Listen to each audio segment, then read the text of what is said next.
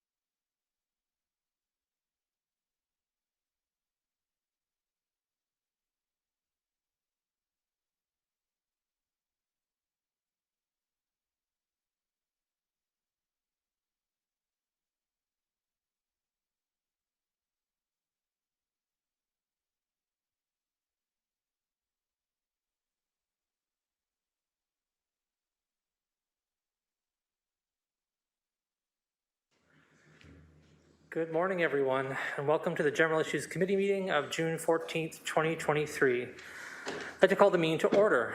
A reminder that all electronic devices are to be switched to a non-audible function during committee meetings. If your phone makes a bunch of weird vibrations, also turn those off. Want to just go around and indicate who's here and who's joining us virtually. Ward 4 Councillor Tammy Huang, Ward 8 Councillor John Paul Danko, Ward 9 Councillor Brad Clark, Ward 12 Councillor Craig Kassar, Ward 13 Councillor Alex Wilson, Ward 11 Councillor Mark Taddison, Ward 14 Councillor Mike Spadafora, Ward 7 Councillor Esther Pauls, Ward 15 Councillor Ted McMeekin, Mayor Horvath, and myself, Deputy Mayor for Ward 2, Cameron Kretsch, are all in the chambers. Joining us virtually, Ward 10 Councillor Jeff Beattie and Ward 5 Councillor Matt Francis. A couple of things before we get going today. Firstly, happy Pride Month and happy National Indigenous History Month to everyone. There's a few other things to note. We'll be breaking today at noon. I'll need a motion then for 45 minutes, so those who want to participate in a walk a mile in their shoes can do so. The mayor will be giving remarks at 12:15, and so need some time to get that to happen. So that's what I'll break will be at noon for 45 minutes. There are a number of things that are going on the agenda I just want to let you know about before we get to changes. Just that under 8.2, apologies, my laptop is in for repair, so we're going to use the paper system.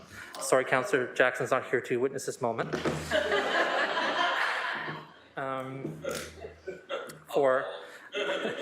We may defer 8.2, the Economic Development Action Plan update, to a future meeting if we don't get to it before noon. So just letting people know that. We're going to try and keep presentations, including questions, to 20 to 30 minutes. We'll do our best. I'll be activating mics here. A lot of folks put their computer in front of their microphone turn on button. Some people's turn on buttons don't work so great, so I'll try and activate and deactivate microphones to assist people throughout the meeting from here.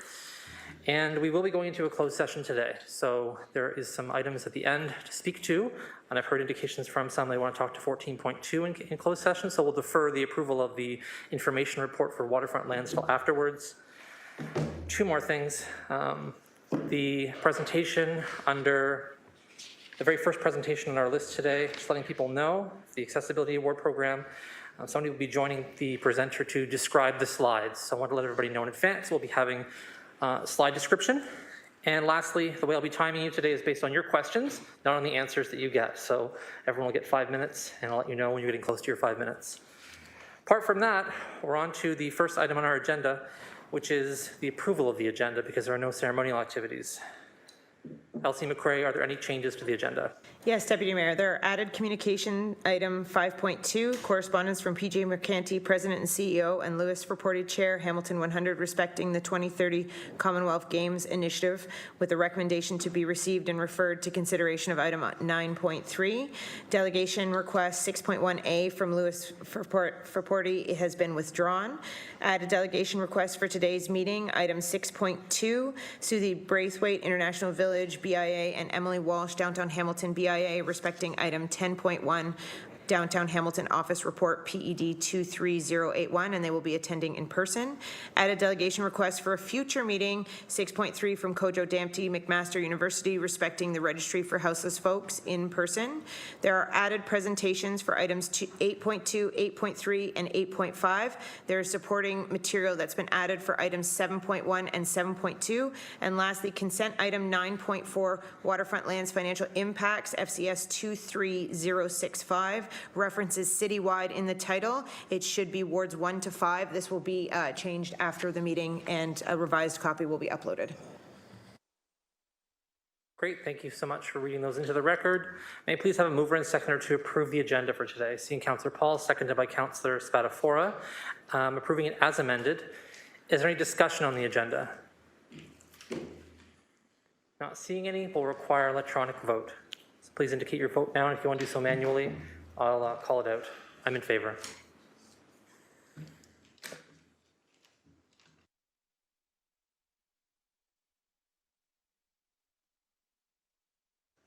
Councillor Beattie is in favor. Councillor Pauls is in favor. Thank you.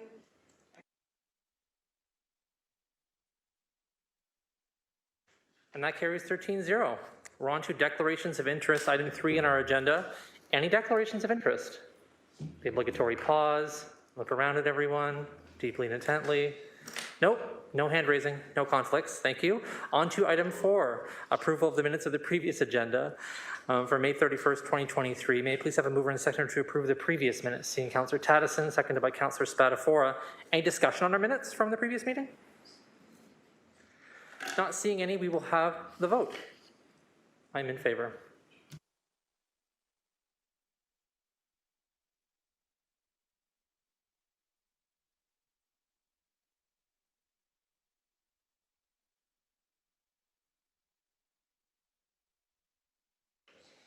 That carries 13-0. We're on to communications. And there are 2 communication items here, 5.1 and 5.2, which you can see on your agenda. May I please have a mover and seconder on the communication items? Moved by Councillor Alex Wilson, seconded by Councillor Spatafora. Any discussion on the communication items 5.1 or 5.2? Not seeing any, we will have the vote to receive these items as indicated. I'm in favor.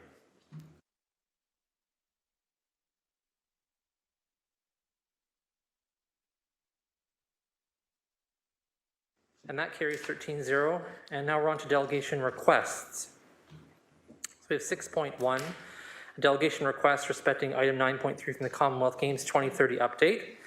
6.2, Susie Braithwaite from the International Village BIA. Kojo Dempsey, McMaster University for a future meeting.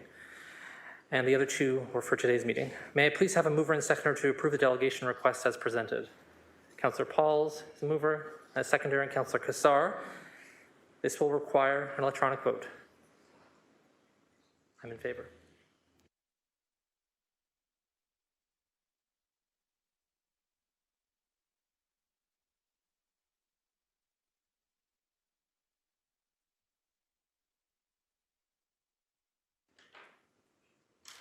That carries 13-0. We're on to 7, which is delegations. We have 7.1 first, David Braden, respecting recommendations for the city to take a number of specific actions to respond to causes of climate change as far as buildings are concerned. And that will be happening now. David, please come to the microphone.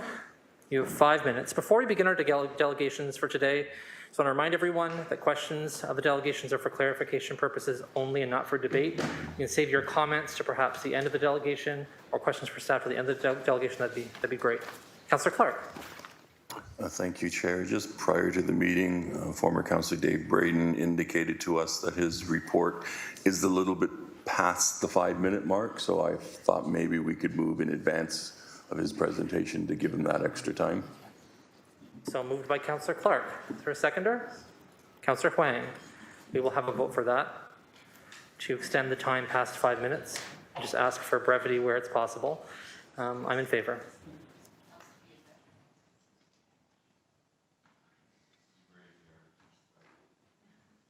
All set? Mr. Chairman? Not yet. And that motion to approve a little bit of extra time carried 13-0. Take it away, Dave. Thank you. Mr. Chairman, Madam Mayor, members of council, thank you again for putting up with me. I did feel I got well received last time, so I'm just hoping that that continues. And I'm not here to waste your time, and I'm sure not here to waste mine. The last time I tried to make a personal and genuine presentation about how you could be more inviting and enticing and welcoming to people that want to bring the beginning of the changes we need. And specifically, I'm interested in affordable housing and building energy efficient housing. And in fact, I don't make a distinction between the two. So let me start. The city needs to declare both affordable housing and energy efficient housing as priorities for your attention, resources, reduction of fees, one-stop service, incentives, and quick turnaround time. All of those things. Members of council may in fact need a refresher in non-technical language about the concepts of energy efficiency, energy conservation, and heat transfer. I'm not trying to use big words. You have to understand the fundamentals of what the problem is. As a starting point, the city should focus on what exists now.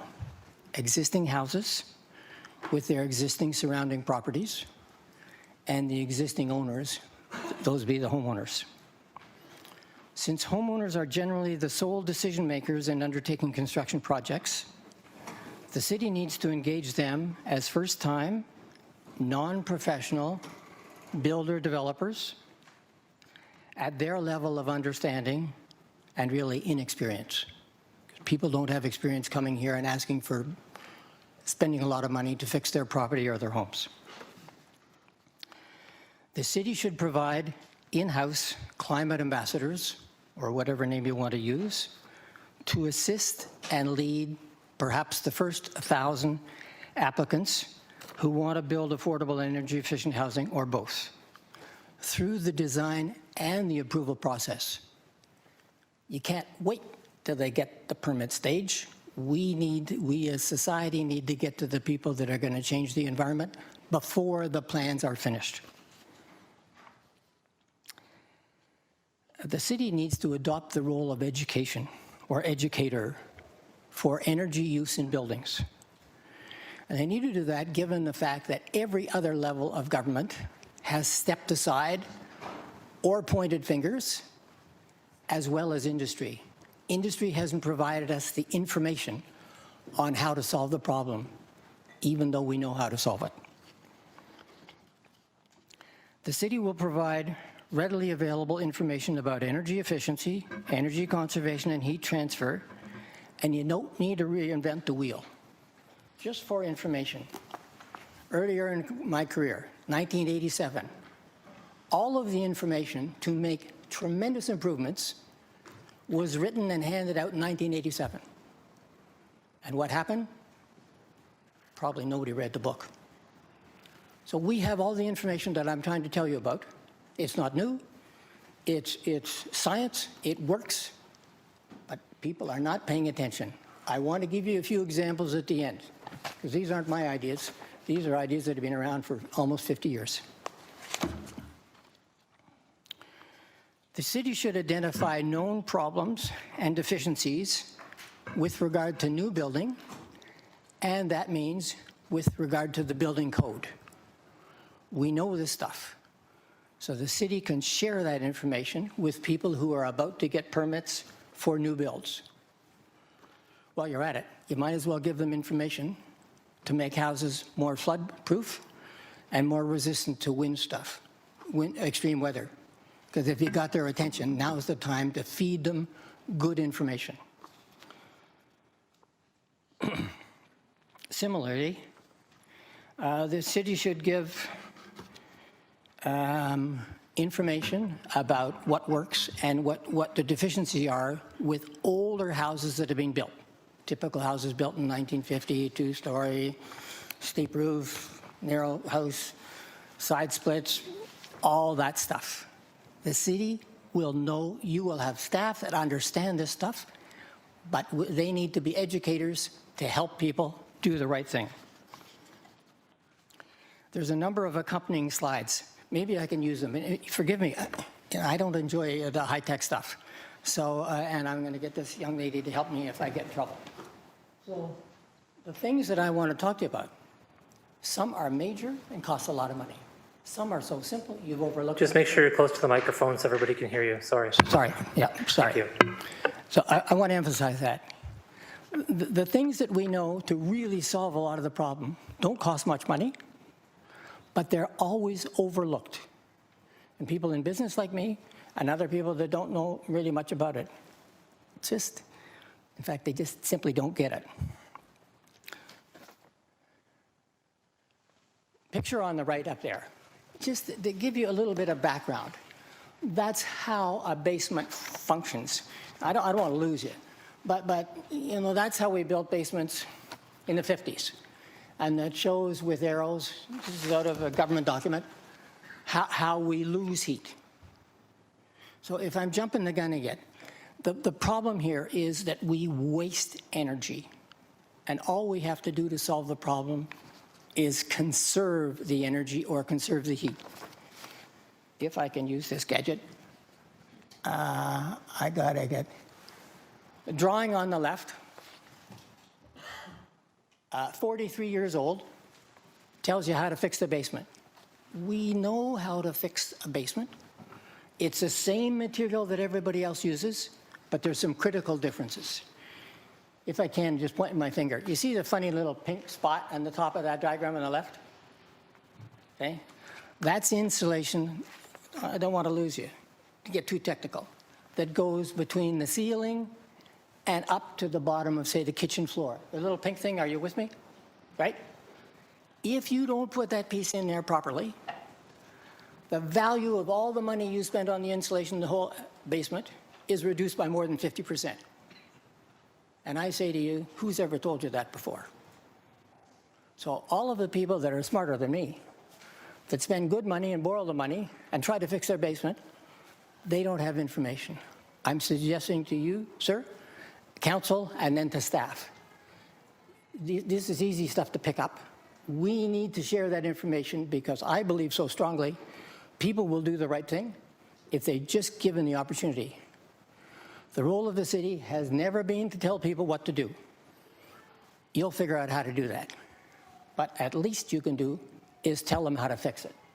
I'm just using these as an examples. Here's a real simple one. This drawing here, I'm sorry to use little examples, but examples help me convey. Just to let you know, sorry, you're about 7 minutes, 45 seconds, so trying to get you to 10 minutes, letting you know, a couple more minutes. Okay. Thanks. I just want to tell you that I'm trying to give you practical, simple solutions. Nobody else has taken the leadership to share this information, so I'm suggesting you step up because nobody else is doing it and they're pointing at other people. That drawing on the right, so you interrupt me whenever you have to, but I just want to tell you something that nobody in this room will know. That shows a pipe going through the basement wall, and it brings the electrical cables in. It's generally a piece of light gray plastic, and it'll go to your meter, or it goes from your meter into your panel. And inside that gray plastic pipe, there are 3 wires. No one in this room, unless there's building inspectors, and they may not know, that you have to put a material inside that pipe, like plasticine. It's called duct seal, and it seals the inside of that pipe. At the most, it would cost you $3. Everybody would do this if they knew. If you go down to your electrical panel in the middle of winter and it's cold, ask yourself why. These are the kind of simple things that we can do to help, but not only that, it will give the city credibility if the city is finally thought to be leading in solving the problem. I can clearly go on, and I don't want to test your patience with me. What I'm trying to say is there's lots of information there that's very practical. If you need a final suggestion from me, let me just give it to you. Get $4,000, hire Peter Ormond or Indwell or Environment Hamilton or Green Venture, people that have shown commitment and understanding. Tell them to run a workshop in a week's time and build on that workshop maybe every month. I want to tell you as plainly, as shortly as I can, we have all the answers. We're simply not getting at it. I thank you for your time and the privilege of you extending me some extra time to try to get those messages across. I got 24 hours worth more if you ever want to hear it. You will know from my presentations that I'm very willing, but I'm only willing to get people that are serious about acting. I thank you for your time. Thank you for your presentation. Are there any questions for folks? Add yourself to the speakers list. I do see that there is one there, just letting people know to add yourself to the speakers list. First on the speakers list for questions is Councillor Huang. Thank you. Former Councillor Dave Braden. Through you, Chair, just a couple of questions. I understand that through this presentation, you have also put a lot of these concepts into actual work. So could you speak about, say, what are the tangible results from your previous life as a builder, and what are some of the different ways in which you've seen the results of these building practices? Through you, Chair. Let me try. Do I have 24 hours to answer that question? No. Simply, and I'm a little bit biased because I'm too close to the action. If you put into practice the two problems in energy, and I'm talking fundamental, and I'm not half as smart as I pretend to be, right? Don't think that I am. The problems are how energy is lost. We have to be basic because people miss the problem. We lose heat by conduction, and we lose it because we heat air and we lose the air. You solve those problems. I live in a house that for sure reduces energy demand by 90%. And that's without gadgets. And gadgets is a little bit of a political word. No heat pumps, no nothing. Simply we reduce the problem so that your energy needs are completely reduced. There's no side effects that I know of. You know, we're not dealing with fancy foams or complicated gadgets made in autocratic countries halfway around the world, right? We're not doing any of that stuff. We're simply solving the problem. If you want these numbers, and you might be too polite to ask, on a new house, brand new single-family house, if there's any future in single-family houses, probably costs $20,000. You got a townhouse, brand new, probably closer to $4,000. Build the house properly using those principles, you don't need air conditioning at all. That means I'm as comfortable as you are living in your air conditioning. I simply don't have to buy those gadgets, and they don't break. You know, I'm too close to answer the question, but is there something I'm hiding? Absolutely not. Is that kind of simple technology proven in the 70s works like a charm? Absolutely. Okay. Thanks for the question. Thank you. Follow-up question through you, Deputy Mayor, to former Councillor Dave Braden. I wonder, do you have all of these principles written in some sort of ebook or some sort of document format that we may be able to share with our building and planning department at all? I didn't set this question up, but I will admit that I have written over the past 10 years a book that I think has every single fact in it that you need, but I'm actually better at speaking to you than I am putting that book together. But I would be willing to share it. I'm proud of this government. I'm proud of where I live. I want you guys to be leaders. You want all that information for free? I'll find a way to give it to you. Thank you.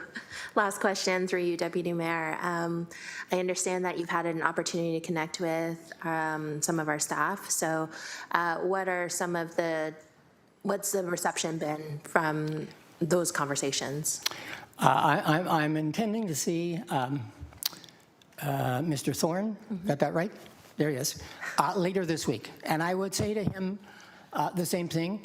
I would take a little more latitude about using a little rougher language, and I don't have to be subtle. Speaking to you, I got to be polite, right?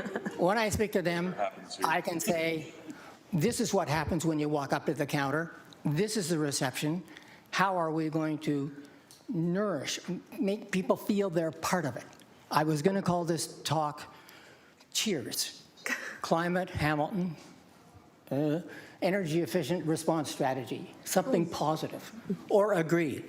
You know, aggressive green response to energy for something. You guys figure out the fancy stuff.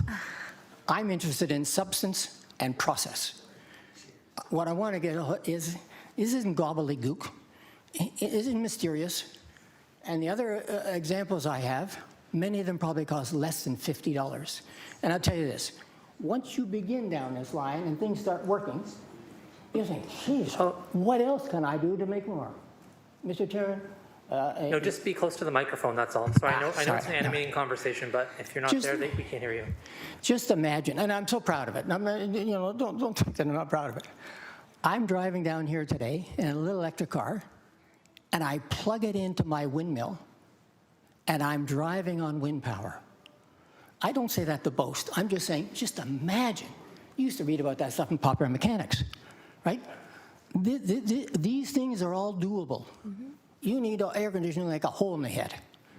And yet people are signing up because they're hearing about free money. I'm not here to tell you about passing out free money. I'm here to talk to you about taking leadership. And because I know some of you and like to meet the others, I would be glad to help you if you get serious. Thank you. Those are all my questions. Thank you, Councillor Huang. We have two more speakers. Councillor Kassar and Councillor Clark are now on the speakers list. Councillor Kassar. Don't touch it. Thank you, former Councillor Braden. Really glad to have you here. I've made some of the changes to my family's home that are probably in your report, and I can attest to the positive financial impact and comfort impact, so I'm totally with you. So my question is really more of a procedural question. I don't know if this is possible or not, but given the fact that the cost of living is up, people are looking ways to save money, we have an Office of Climate Change Incentive, or Climate Change, and this fits in with what we're trying to do with our community energy and emissions plan. Is it procedurally possible to refer this delegation to the Climate Change Office for some of the ideas that Mr. Braden's talking about? And if not, they can pursue an alternative course. I'll ask this, the legislative coordinator, she could confirm what the most appropriate process for referral might be. So through the Deputy Mayor, you can refer the delegation material to staff to report back to climate change. You could request that David Braden submit a delegation request or just be added to the agenda of the next climate change meeting to present at that meeting if you wish. I'm just not sure if you're wanting him to attend or you're just wanting the material to go. Mr. Braden. Yes, so we could request that David attend, and we can just put the delegation on the agenda, and he wouldn't have to submit a delegation request. Okay, I would like to do that at the appropriate time. Sure, we could also just let Mr. Braden know when that committee is going to occur, and then he could just put a delegation request in himself also, instead of us directing a delegation request. So that seems like to be probably the most appropriate thing, is finding out when the next climate change committee occurs and asking the delegate to submit their own request, rather than us submitting a request for a delegate themselves, if that's okay with you. Okay. Great. Thank you. Sorry, through the Deputy Mayor, I'm happy to connect with Mr. Braden after committee and give him that information. Great, so in summary, what's going to happen is we're going to let you know when the climate change committee is meeting, and then the legislative coordinator will inform you in advance so you can submit a delegation request to present there. Any more questions, Councillor Cassar? No. Awesome. On to Councillor Clark. Thank you. Good morning, Deputy Mayor. I wanted to extend my thanks to former Councillor Dave Braden. This fella I've known for far too long, but he was espousing these philosophies 20, 25, even 30 years ago, and ahead of his time in terms of where we are with climate change. What I would like to suggest is that perhaps, if he hasn't already, that Mr. Braden meet with Dr. Lukasik and have a discussion in terms of how we can incorporate some of these solutions. I would use the word solutions to climate and energy efficiency in the home, so that we can start that push to the provincial government in terms of the changes that are required to the Ontario Building Code. We can encourage developers to do a lot of these things, but we can't force them to. But I think it would be important that he meet with Dr. Lukasik and have that conversation. I'll leave it to Mr. Braden, and Dr. Lukasik can always reach out to him directly, but I think that's a conversation that should happen. And again, as always, I thank you for your initiatives. Thank you so much, and I think that was an implied question as to whether you'd like to meet with Dr. Lukasik, and so it's up to you to do so, and I'm sure someone has her contact information. Questions? Councillor McMeekin. There you go.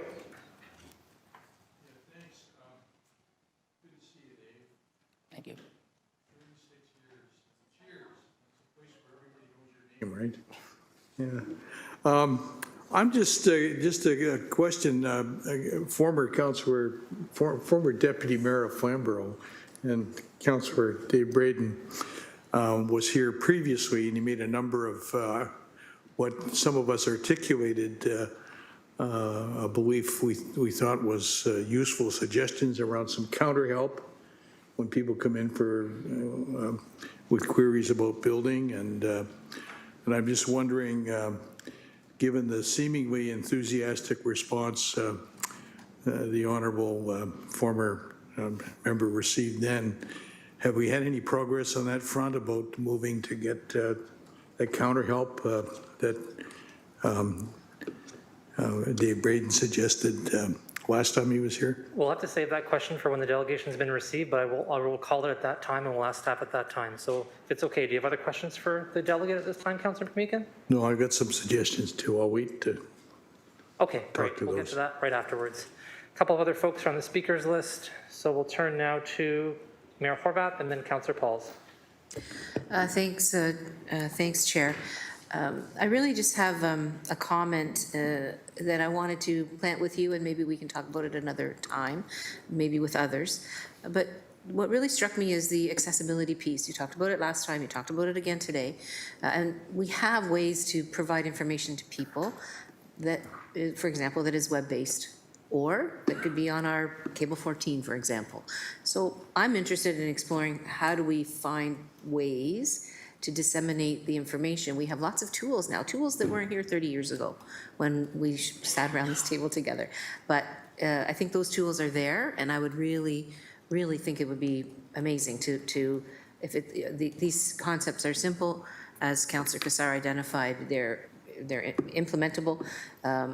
Yes, we need to do better in terms of what Councillor McMeekin was referring to in terms of bringing people to the counter. But the counter's virtual. The counter can be on online. The counter can be on the Cable 14 as well. So just some ideas around how do we make this information more accessible and help people to do the right thing. Madam Mayor, are you looking for a response? Because I agree with you fully, and I'd like to talk to you about this. If I look back, I have failed miserably at getting this information out. It's entertaining to talk about, makes me feel good. We've had 3,600 people through our house on guided free tours. We have no idea about the effect, but we're trying, but we're not trying to effectively. And I think your group, and if I could help find, you could do better when this becomes endorsed by an institution. And you guys start feeling as enthusiastic, as compassionate, as positive as I am.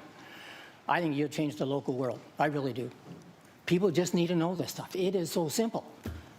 And I don't want to overstay my welcome here. But I could just tell you some things to knock your socks off. They're so simple. Give me one example, if I can. Look at a house.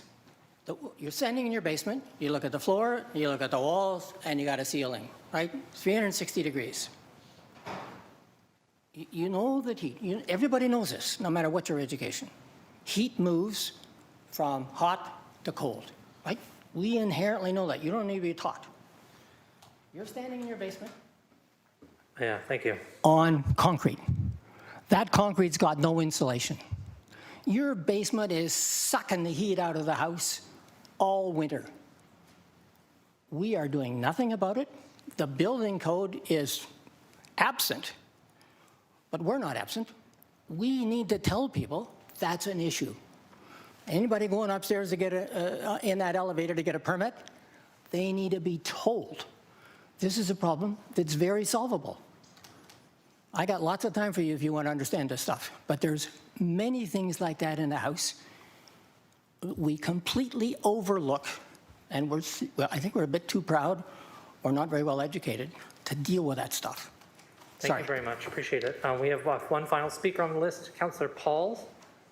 Thank you. You got my attention when you said your electric car, you plugged it in the windmill and you drove here with that. I just want to tell you, I don't have a windmill.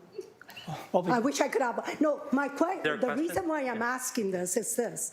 I love your simple steps, what we can do, because this is intensification. We have intensification happening here in Hamilton. We have older homes. So what I love about what you're talking about is the small, simple steps that we could do in our area, in where I live, in a smaller house and intensified. So, and I would love to come and see your tour where you live, because I heard it's amazing. It is.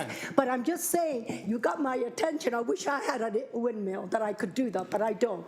But the small step, 100%. We should go forward with it. We should listen, because you mentioned something. It only costs $3 to insulate. And those are the things that Hamiltonian wants wants to hear. The small steps that we can achieve, the bigger steps. So I appreciate you, and I didn't mean to say, insult you in any way that you have a windmill and I don't, but I'm just saying, that's what we need to hear, the small steps. So thank you. Thank you. I'll just summarize. We're not going to have a response if it's okay. Just we're really pushing the time limits. Thanks for the expressing of your desires on the windmill. I think we all would love to have a windmill. So checking the speakers, I don't see anybody else here. So we're going to receive the presentation now. Can somebody move to do that? By Councillor McMeekin, seconded by Mayor Horvath. To receive the presentation, we'll have any questions on receiving it. So this is the time if anyone has any comments they want to make that weren't able to make. This is the moment. Questions for staff?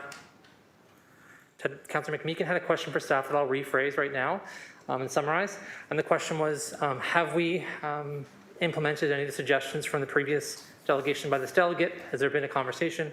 What's happening with that? That was Councillor McMeekin's question. We'll leave it there and then go to the vote. Yes, through the chair, Jason Thorne, General Manager, Planning and Economic Development. That's the meeting that Mr. Braden was referenced that he and I actually have on Friday to go over what some of those suggestions were the last time he was in front of GIC. Thank you very much for that update, and we will now go to the vote. And I'm in favor. Sorry to audibly call my votes out, but I don't have a computer today, so I have to. Thanks.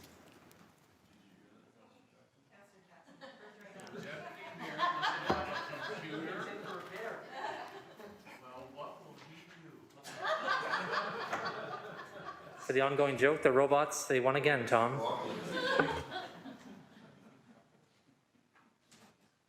And that vote carries 15-0. Thank you for your time today. We'll go on to our next delegation. We're at 7.2. And that is a delegation from Rob McIsaac from the Hamilton Health Sciences, respecting a request for Hamilton Health Sciences and St. Joseph's Healthcare Hamilton to present an update regarding the Hamilton Hospital redevelopment. We're also joined by John Aldis from St. Joseph's Healthcare Hamilton. And they'll be coming down. And Councillor Pauls has a motion that we'll put on the table now to ask for an extension of time from 5 to 10 minutes. Can I have somebody second that motion? Yes, can somebody second? I did, yeah. Yes, We I got it. need all the information we could get, so thank you. Seconded by Councillor Danko. We'll have that vote now. I'm in favor.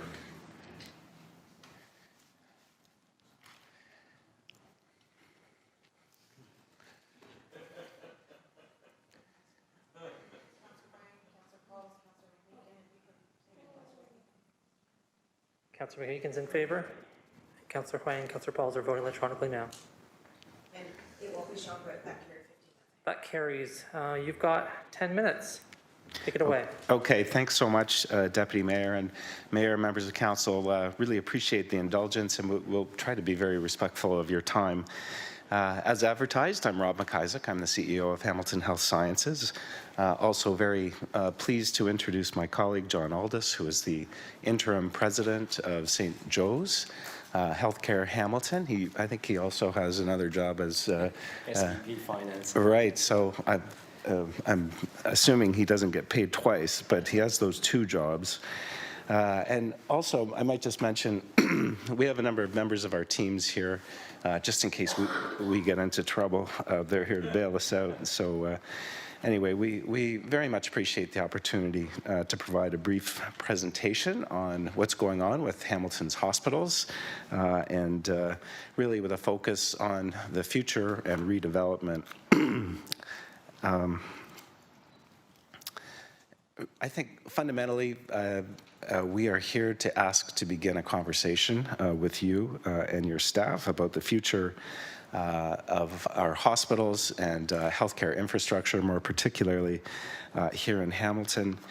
I think it's probably almost trite to say that health science and hospitals have become a huge driver, not just of community health, but also of prosperity here in the city.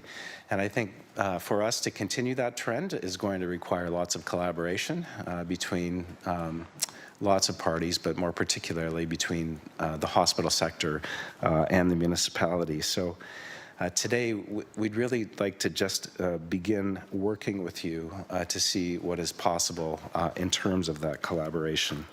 So I'm going to pass it over to John. Thanks, Rob. Good morning, everyone. So why is hospital redevelopment important?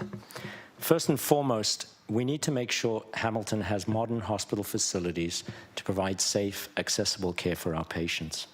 But these projects are more than that. Modern health infrastructure is a hallmark of a modern city.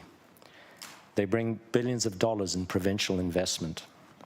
They create well-paid, multi-year jobs for local trades throughout construction. They help us attract and retain the brightest clinical minds and keep them in our city. State-of-the-art facilities enhance academic and research partnerships with Mohawk College, McMaster University, and other institutions, and really entrenches our region as a booming life sciences eco-center. And replacing aging buildings is also important for our environment. Old hospitals are energy and water hogs. There's huge opportunity to improve environmental sustainability. Most importantly, modern facilities enables our hospital staff to provide leading-edge patient care that supports accessibility, privacy, and dignity for our patients and their families. Ultimately, without modern hospitals, it'll be very hard for the City of Hamilton to be the best place to raise a family and age well. Next slide. Thanks, Rob. Tag team here. Hamilton does have several newer facilities, including the Ron Joyce Children's Health Center, Margaret and Charles Uravinsky Center for Integrated Healthcare, also known as the West Fifth Campus, and some newer surgical centers and diagnostic facilities. But some of Hamilton's hospitals were built 100 years ago, 1930s and 1940s. Some of you may have received care in these buildings or supported someone who has. And if so, you've experienced the challenges these spaces present for patients and their families. It is absolutely essential that our hospitals work together with the city to plan and execute on major redevelopment of our facilities and achieve a number of important goals. First, we must accommodate future projected patient care needs associated with population growth and aging. Our city is growing. The needs of our patients continue to evolve. Simple things like personal mobility devices, size of wheelchairs, walkers changed in the past 100 years. It's often difficult, often impossible to accommodate these devices in patient rooms and washrooms designed a century ago. We need to address issues of facility age. Our teams do remarkable work extending the life of our facilities, but eventually, you can't do more. Our facilities must meet modern standards for infection prevention and control, accessibility, and safety. As an example, 100 years ago, patient rooms were designed for multiple patients sharing one washroom. Not only does this affect privacy and dignity, it also presents significant infection control problems, which was especially true at the height of the pandemic, as you can imagine, and continues today. Our hospitals must accommodate leading technology advancements. Hospitals built 100 years ago, simply not designed to accommodate the fleets of equipment and technology that supports modern patient care. And finally, our staff need to work in an environment that they can do their best work. More than ever, we're in a very competitive labor market, and we need to continue to attract and retain the very best and brightest healthcare workers in our city.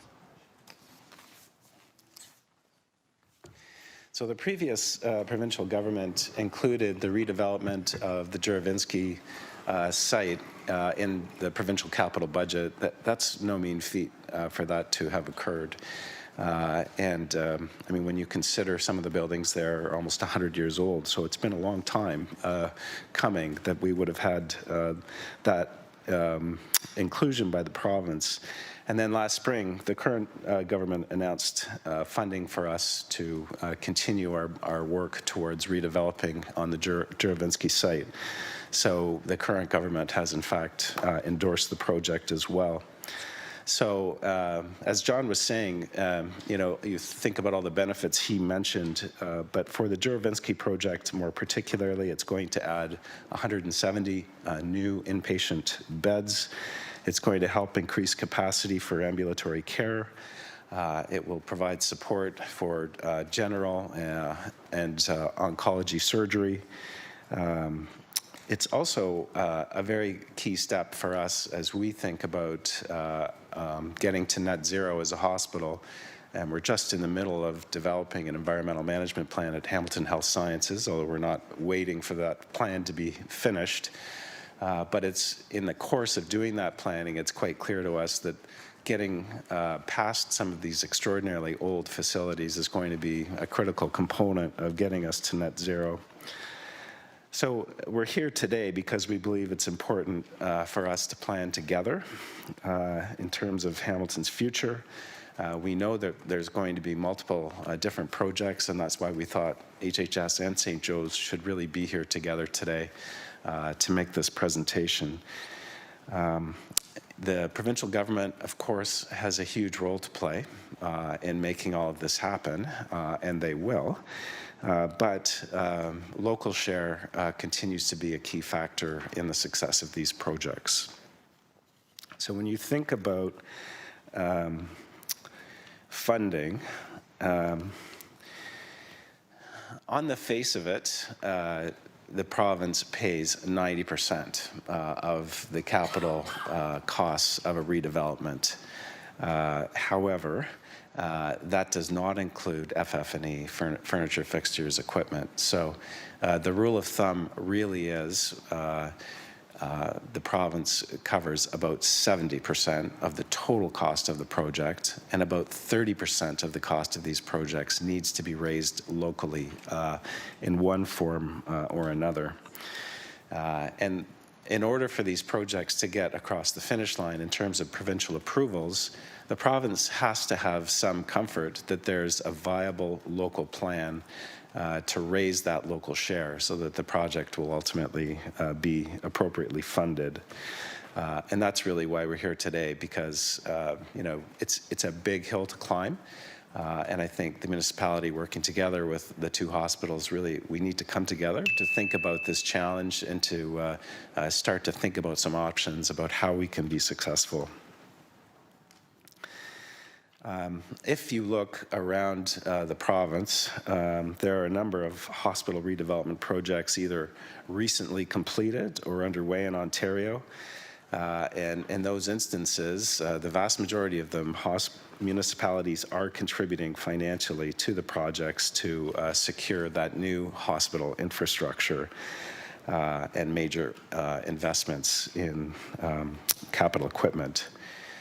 Based on recent projects across the province that are in the $1 to $2 billion range, we've seen municipalities step up to the tune of between $45 million and $230 million in support of those projects.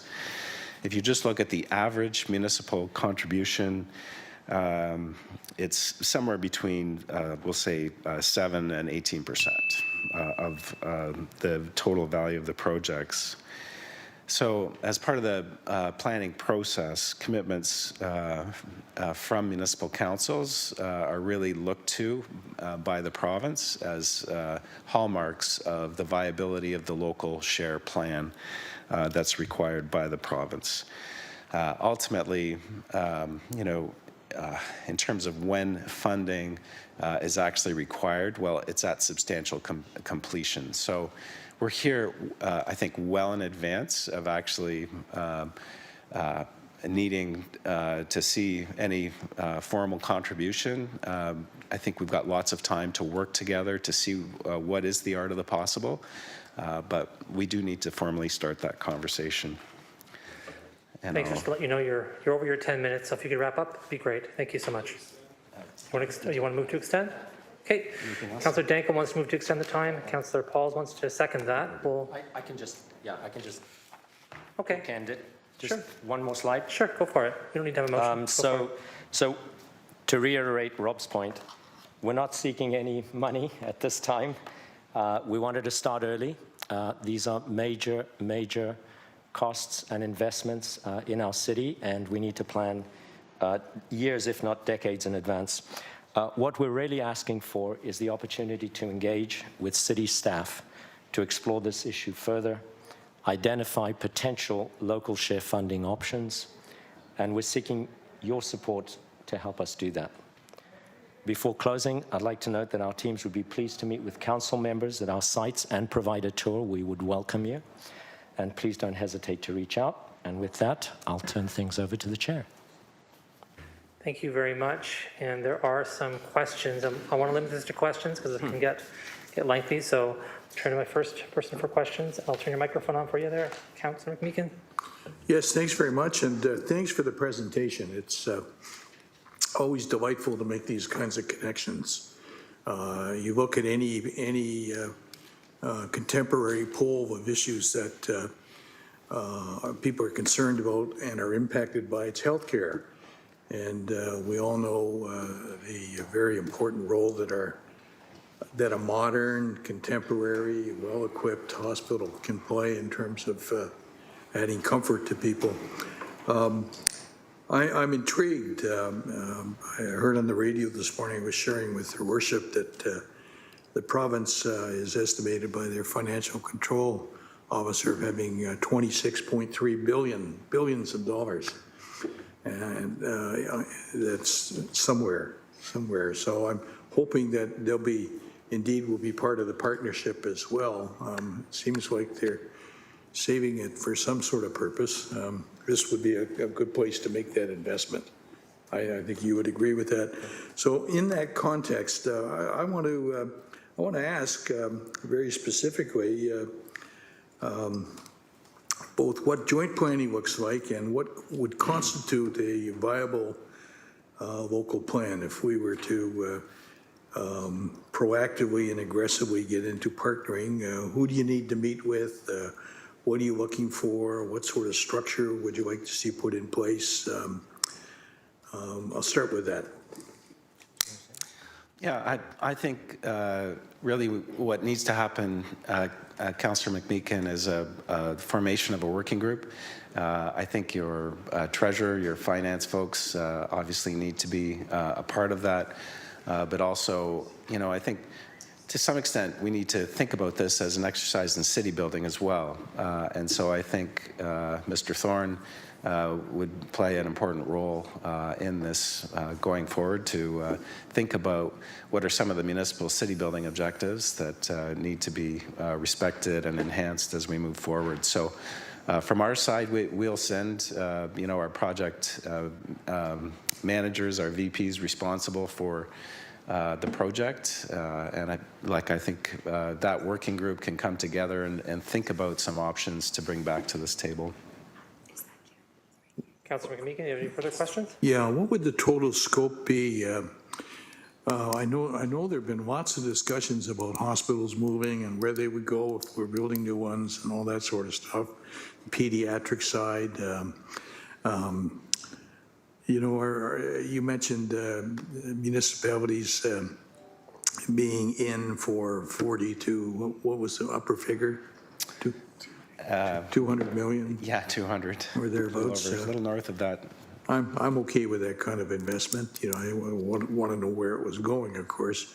So working group idea is terrific. I really love the reference to attracting and maintaining professional staff. We had a discussion in here the other day in public health about there being 156 primary care or family physician vacancies currently, 156 in our immediate neighborhood, and access to primary care even is, which I know you have a good relationship with.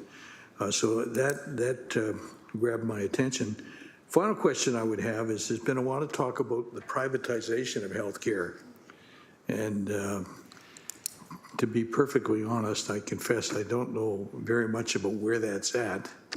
I know we talk a lot about ACL beds and surgery spots and all that sort of thing. What kind of impact is that having? Has it had any impact on hospitals? And how does the whole move, apparent move towards a greater privatization of healthcare impact our hospital sector? Yeah, Councillor, I think you're alluding to some recent developments in terms of provincial policy that would see some day surgeries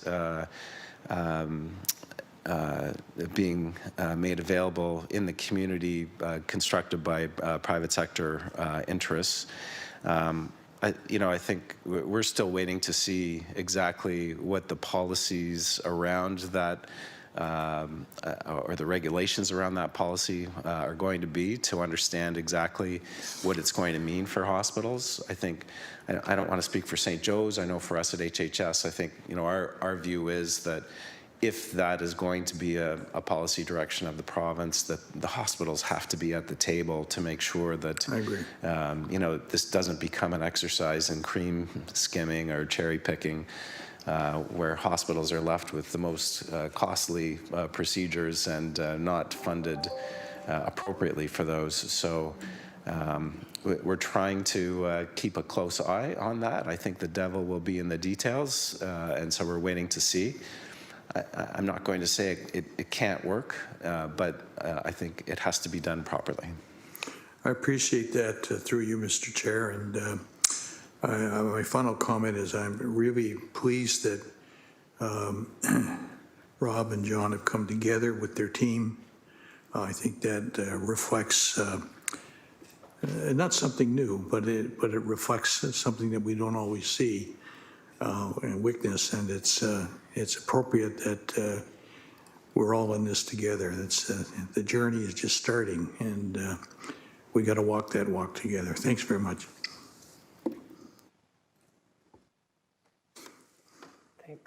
Thanks, Councillor McMeekin. And we have 5 councillors on the speakers list at this time. First up will be Councillor Huang, followed by Councillor Danko, Councillor Pauls, Councillor Jackson, and Councillor Clark. Councillor Huang. Thank you. Through you, Deputy Mayor, to our esteemed delegates, and wonderful to see some of his senior staff up in the gallery too. I have a couple of questions as it relates to the future of what hospital care kind of looks like. Both HHS and St. Joe's have embarked on rather ambitious plans on digitization, modernization, just from a software and sort of internal operational perspective. But I do recall from reading HHS's strategy from several years ago that the standard of care was going to be moving away from major mega hospitals into the community. So how would this level of funding and programming and these future plans factor into how you plan on raising these funds for the modernization of our hospitals? Through you, Deputy Mayor. Thanks, Councillor Huang. I think a really good question, and I'm not sure I have perfect clarity on what the answer to that is, because you're right. HHS's vision, which I think is playing out in many respects and being embraced, is that as we move forward, I think more and more care will be provided in the home as opposed to being in the hospital. And we're actively moving forward with that, with remote monitoring and a number of other technologies that are allowing us to minimize the amount of time that patients stay in the hospital. But there's no doubt that with Hamilton's growth and with its aging population, this redevelopment at Juravinski will continue to be necessary.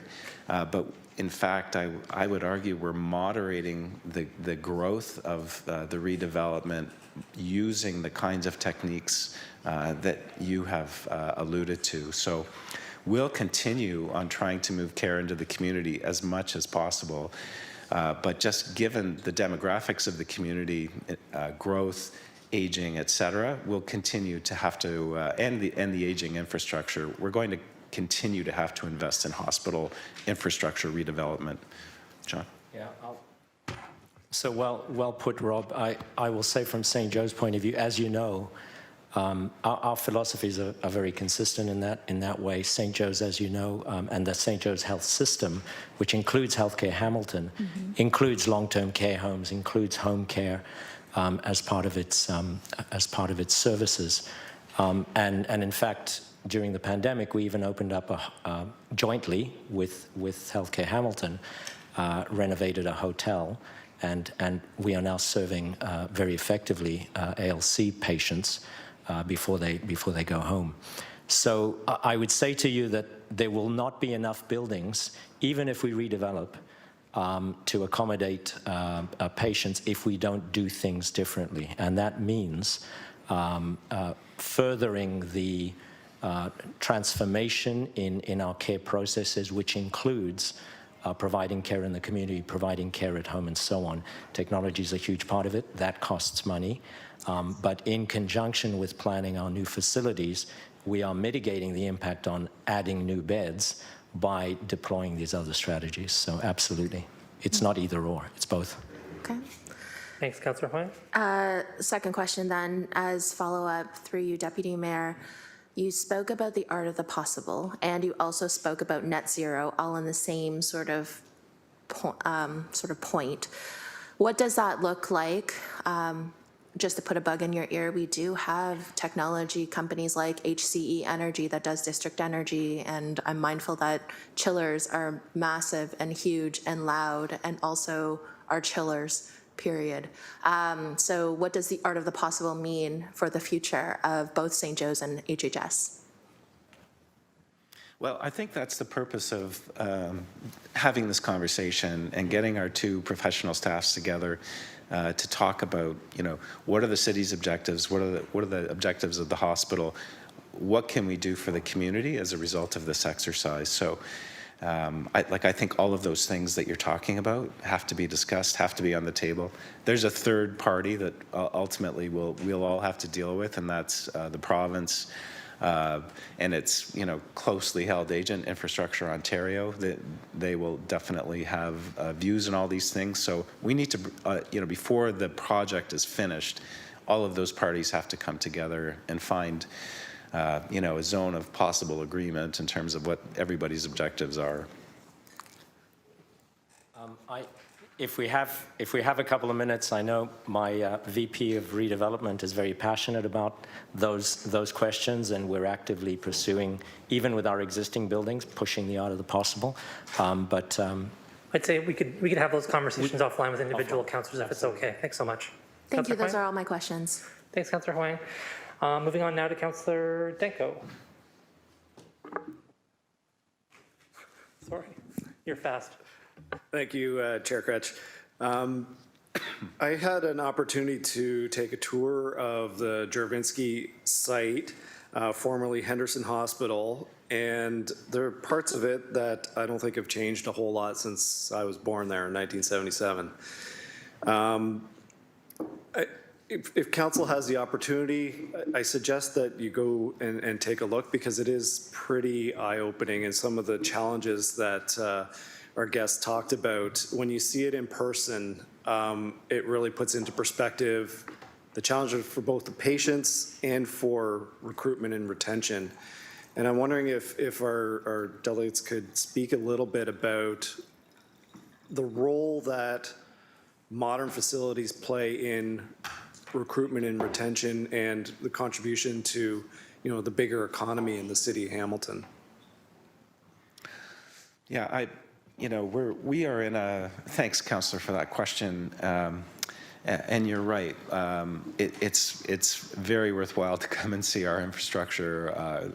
There are parts of it that are world class, but the parts that we're focusing on in terms of this redevelopment are kind of embarrassing in some respects, just because they're so old. And as John was saying, if you can't get your wheelchair into a bathroom in a hospital, it really makes you scratch your head about the state of our infrastructure. So I think the other element that you've raised, which is quite legitimate, is we are in a very competitive environment for trying to attract nurses and physicians and researchers.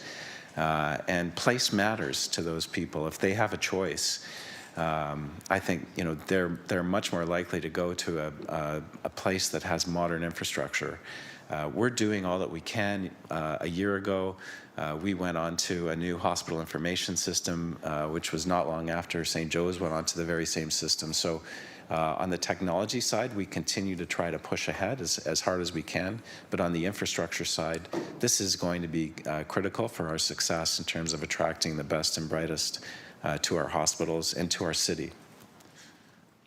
Thank you. Sorry, did you? I was just going to add one more point in terms of, just to put it into perspective, in terms of the competitiveness of the labor market. We are still currently, between our hospital and HHS, somewhere around 2 to 3 times the vacancies that we normally would have in our hospital. That is staggering. It's never in my 25 years have I seen that level of shortage of staff. And I will tell you, staff are asking when we do interviews, and the best staff, the best candidates are asking what kind of technology you have. It's the basic tools of the trade. We just, in many of our buildings, just don't have them, can't offer them. It's a real problem. Thank you. You mentioned multiple projects. So the Juravinski is the one that currently has a commitment from the provincial government. But I think this is really good timing because we're going through our growth planning for the city for the next 30 years, planning for an additional 250,000 people to 2051. And we haven't really had that discussion about healthcare facilities, where they would go, how that would fit in. So I think this is really good timing, but just kind of looking forward, again, the current project being the Juravinski on the North Mountain, are we thinking about, with our growth projections, where other facilities might be? And what level of facilities are required?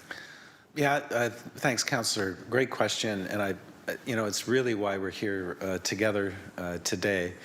I used to be involved in municipal government, and one of the things I have missed ever since I've left is I think municipal government is one of the few, is the only level of government that continues to take long-term approaches to big problems. We suffer from short-termism so much in our society, but for various reasons, municipal governments continue to have an ability to look long-term. And that's what this really requires, because there are multiple projects in the coming decades that we need to be thinking about together. So the Children's Hospital is the fastest growing children's hospital in the province. It's the second largest, and it continues to grow. So there will be a need to think about how we can make sure the Children's Hospital is right-sized for the needs of the community. The Hamilton General, if you drive past it, there are parts that are equally as old as what we're currently working on at the Juravinski. St. Joe's, the Charlton site more particularly, has some very old premises. So I think we have to put it all on the table and think about it in the context of the next 30 years. And think about what our joint approach is going to be to solving these big problems. Thank you. And also from a municipal financing perspective, Chair, if we're talking about multiple facilities with $50 to $200 million contributions over the next 30 years, that definitely has to be part of our long-term financial planning. My last question is on the provincial, municipal, or local contribution split. So the St. Joe's West 5th campus was just completed a few years ago, a fantastic asset in Ward 8, serving regionally. It served a really important role during the pandemic with vaccine clinics and providing healthcare resources. I don't recall that being part of a municipal contribution. So was something different there, and could that be used instead of, a local contribution? So I wasn't around back then, but I will tell you that there was no alternative source of financing then.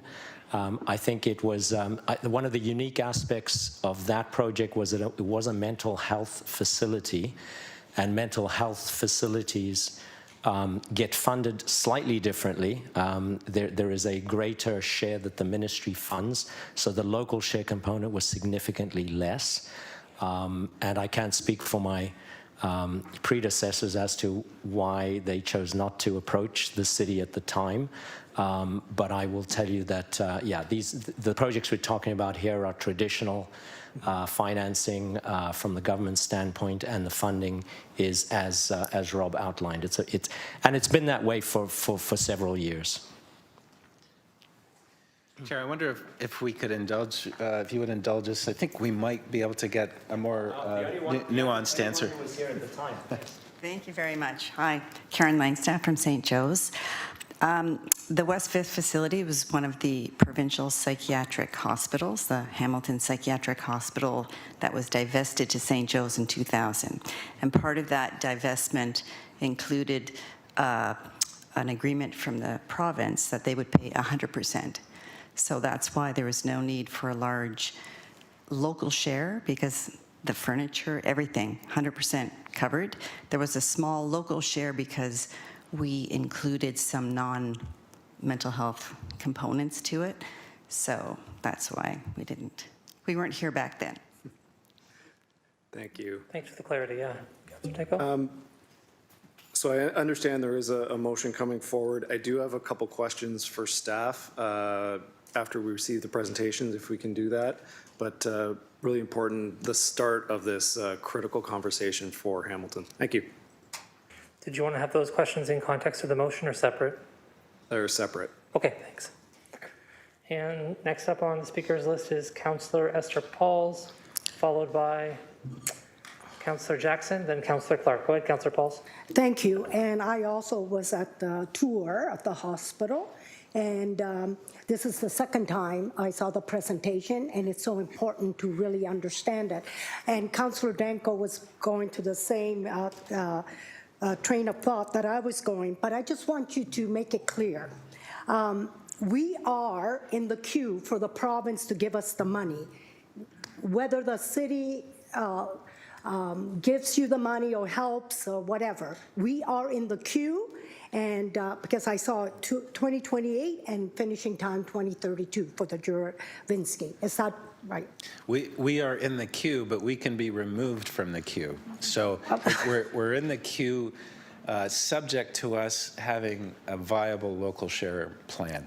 Okay, so my next question was going to be, a commitment must be made during the project planning for the minister to approve it. So we are in the queue, we're going to receive the money, but they would like to have an approval for local share funding, which whether it's the city or anybody else, we're going to work together to make sure we get the funds, right? So that is clear from the province.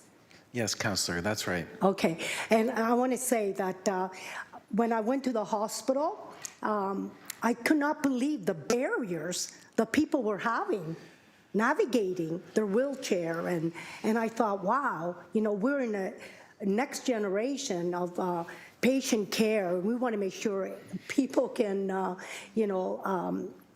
make sure that their care is taken care of, and it's easy for them to lift those barriers.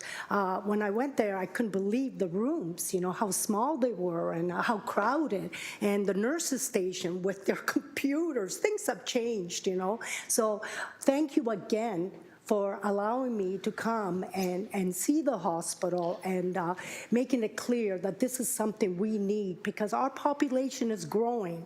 We're going to need, care. So I really appreciate that. And thank you again for coming. Yeah, thank you, Councillor, for coming. Thanks, Councillor Pauls. Next speaker on our list for questions is Councillor Jackson, then Councillor Clark.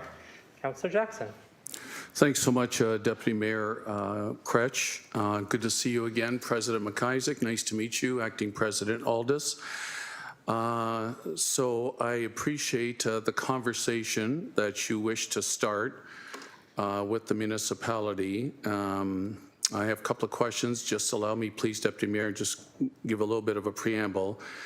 Definitely hospital funding, in my humble opinion, should not be the responsibility of a municipal government, especially when the province has, as Councillor McMeekin said, a $26 billion surplus. So can I get clear, without the municipal contribution, however the municipal contribution may look like, the 30%, It doesn't necessarily have to be from within this building. It could be a municipal contribution outside of this building, but under the municipal umbrella. Without that, presidents, your projects don't go ahead. Through you, Deputy Mayor, please. Through you, Deputy Mayor, yeah, that's correct. The difficulty I have further, Deputy Mayor Kretsch, is that, the municipalities ask from time to time to contribute. We did with David Braley across the road for 20 mil. We hardly got any name recognition on behalf of the city taxpayers. MIP 20 years ago, we gave $5 million. We got no recognition whatsoever. And here we are being asked again, potentially, to start a conversation. We got billions of dollars of infrastructure deficits. So through you, Deputy Mayor Kretsch, to the two presidents, is in starting the conversation, is it your expectation that the municipality may hypothetically, hopefully come forward with some capital dollars through you, Deputy Mayor? Deputy Mayor, yes, that's true. Maybe if I could just make one small clarification to the councillor. Both of the facilities you referenced, councillor, are not hospital facilities. I recognize just that. To be clear. I do. I recognize that. But David Braley's a health center, and McMaster Innovation Park is an innovation park of commercial manufacturing entities. Okay. Yeah. All right, that's all my questions for now. Thank you, Deputy Mayor Kretsch. Thanks, Councillor Jackson. And we have on the speakers list next Councillor Clark and then Councillor Tattison. Thank you, Deputy Mayor. Just a quick comment first. I have been privileged to have been a patient in all of the facilities except the Children's Hospital. I was never a patient there. Somehow that happened after my time as a child, but that's okay. With all levity aside, the service that is provided by all of the staff in all of the facilities in Hamilton is absolutely outstanding. I have never been able to find a fault with any of it. Perhaps we'd like to get to appointments sooner. That's not your issue. That's provincial funding issues and manpower. Can I ask, Deputy Mayor,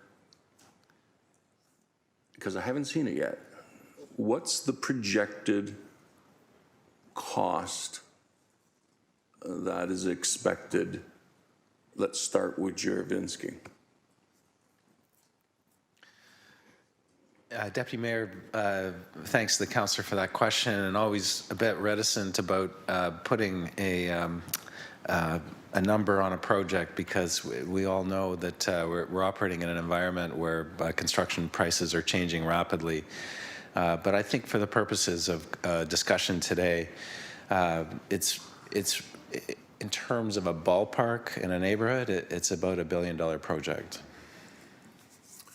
And the other sites outside of Juravinski, so St. Joe's? Yeah. So the most immediate on the horizon for St. Joe's is the replacement of the Marion and Martha wings. Mm-hmm. And that's currently priced in the order of $800 million.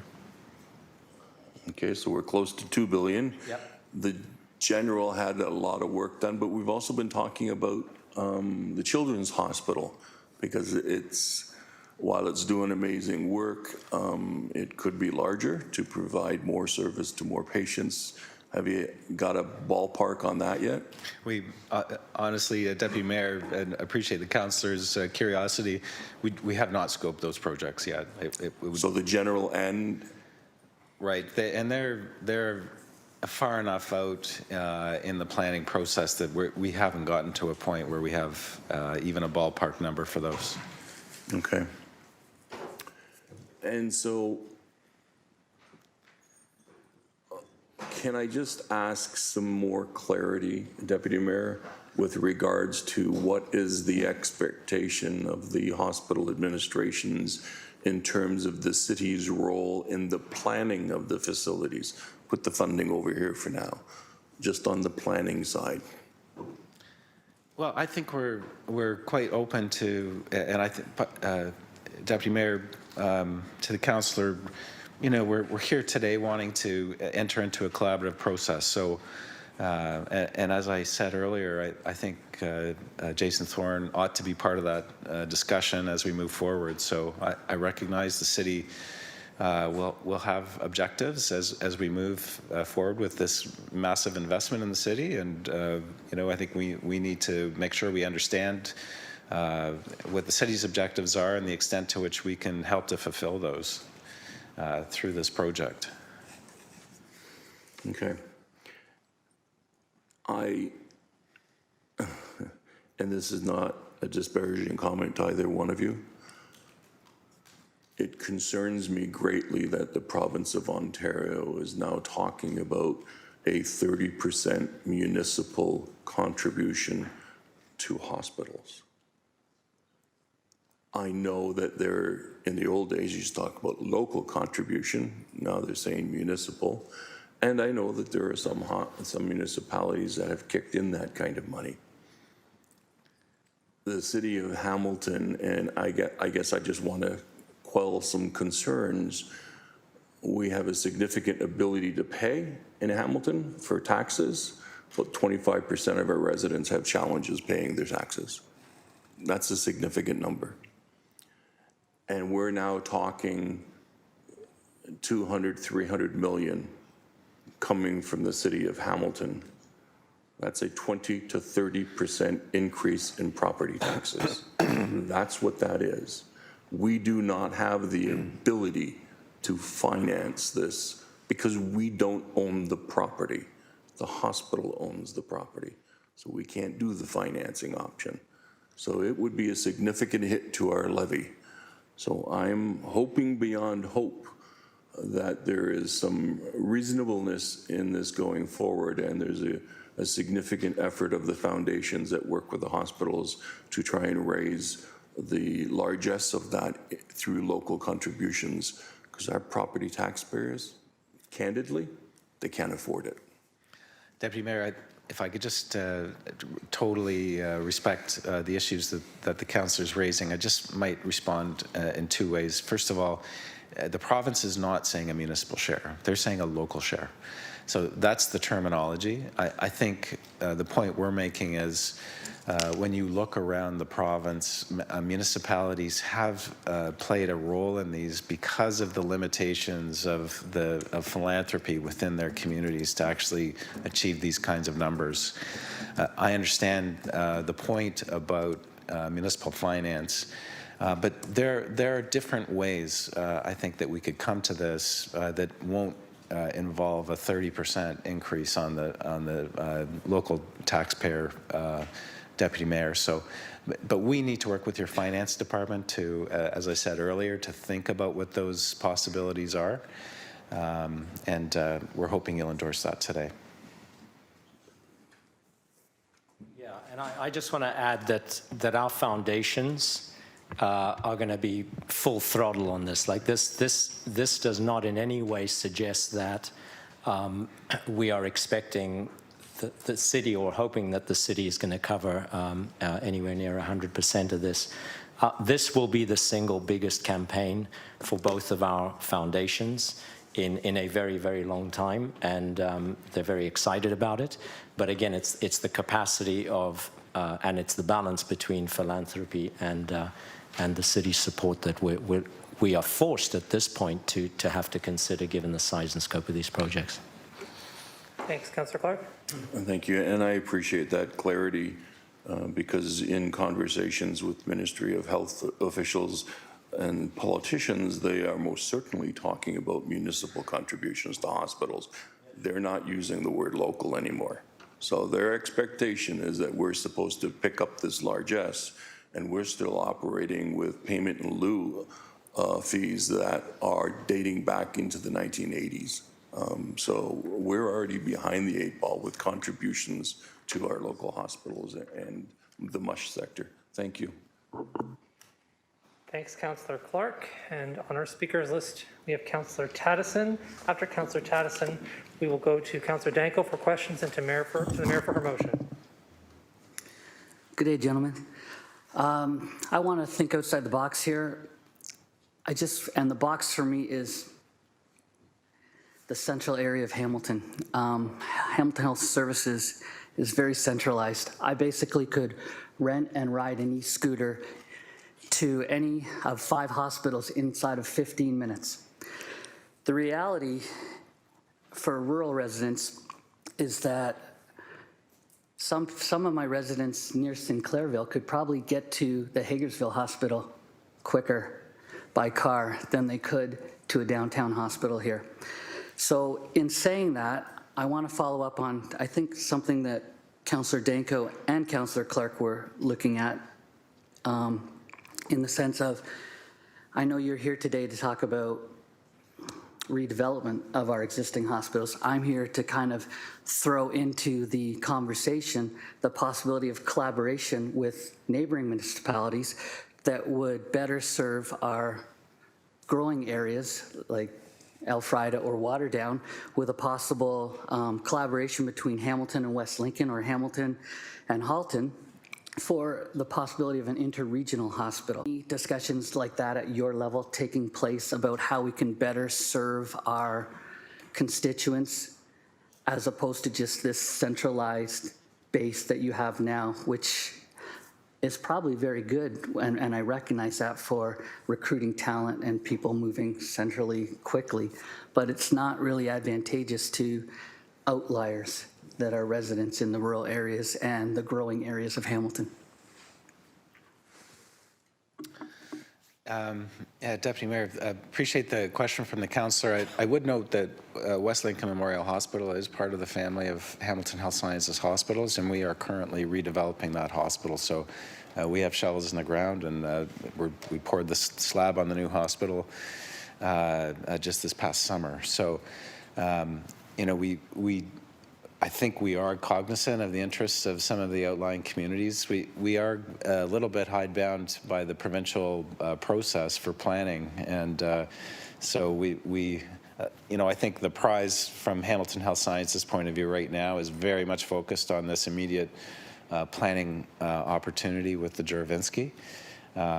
And I know Niagara's definitely entering into its own fundraising and local share campaigns relative to the new hospital in Niagara. So Joseph Brand, of course, just redeveloped. So I guess to answer the question directly, Deputy Mayor, there is not a current discussion about a new interregional hospital going on amongst hospitals in Hamilton and surrounds. But we do very much think and act like a system, so that, you know, our hospitals convene on it has been weekly, sometimes bi-weekly basis. The CEOs come together to talk about joint issues and how we can serve the region together. Okay, then focusing more specifically on just the Elfrida area or the Waterdown area, what exists for people there in services like Hamilton Health Services?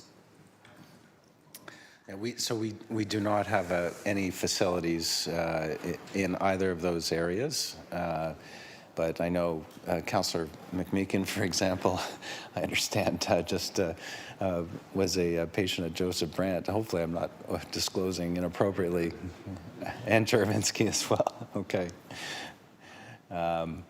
You know, Councillor, I think part of the challenge, and healthcare is so complex, I'm sure everybody around the table recognizes that, but you know, we do offer regional services, and there is a volume-quality relationship, and it's difficult to offer the quality of care and meet the standard of care that's needed in small, tiny facilities that don't attract the kind of volumes that you need to achieve that quality that's expected in modern healthcare.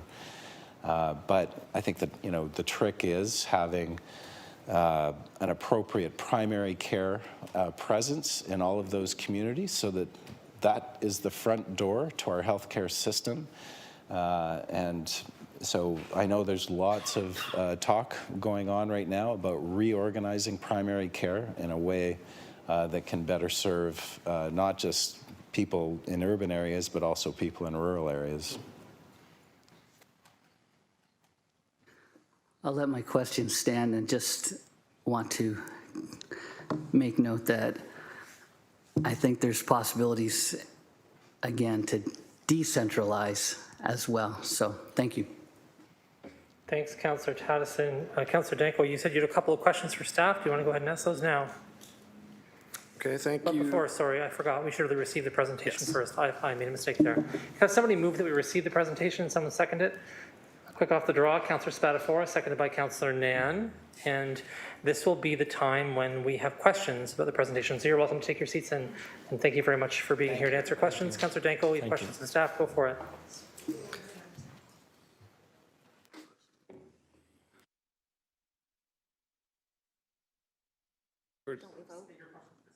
Sorry. Got a vote to receive. Sorry, I apologize. I thought you were calling the vote on, my apologies. Sorry, everyone. Just the mover and seconder, and then this is a chance to ask questions on the presentation. So before we vote, Councillor Danko. Thank you, Chair. I really do genuinely appreciate this discussion this morning, and I think it opens up a lot of opportunities for the City of Hamilton and also a lot of questions. And I know our healthcare partners are also working within the same regulatory constraints that we are, and I know they would probably much rather not have to be here today asking, for money from the municipal government in order to fund a provincial responsibility. And healthcare is clearly a provincial responsibility in the Constitution with some contribution from the federal government.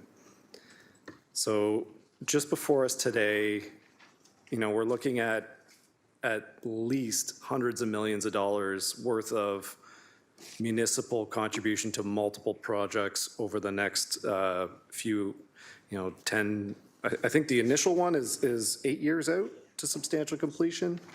And then, up to 2050, say, our growth planning.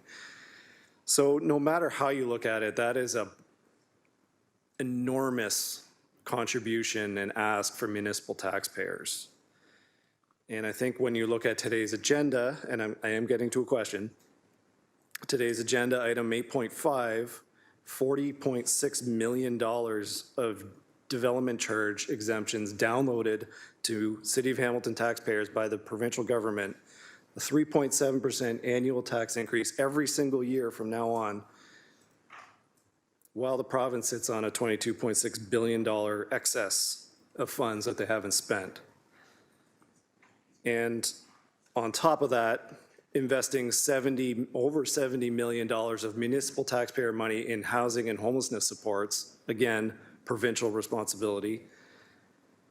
Not to diminish our healthcare partners as being cornerstone community partners and not to diminish the work that they do, but my question to staff is, do hospitals pay development charges on development?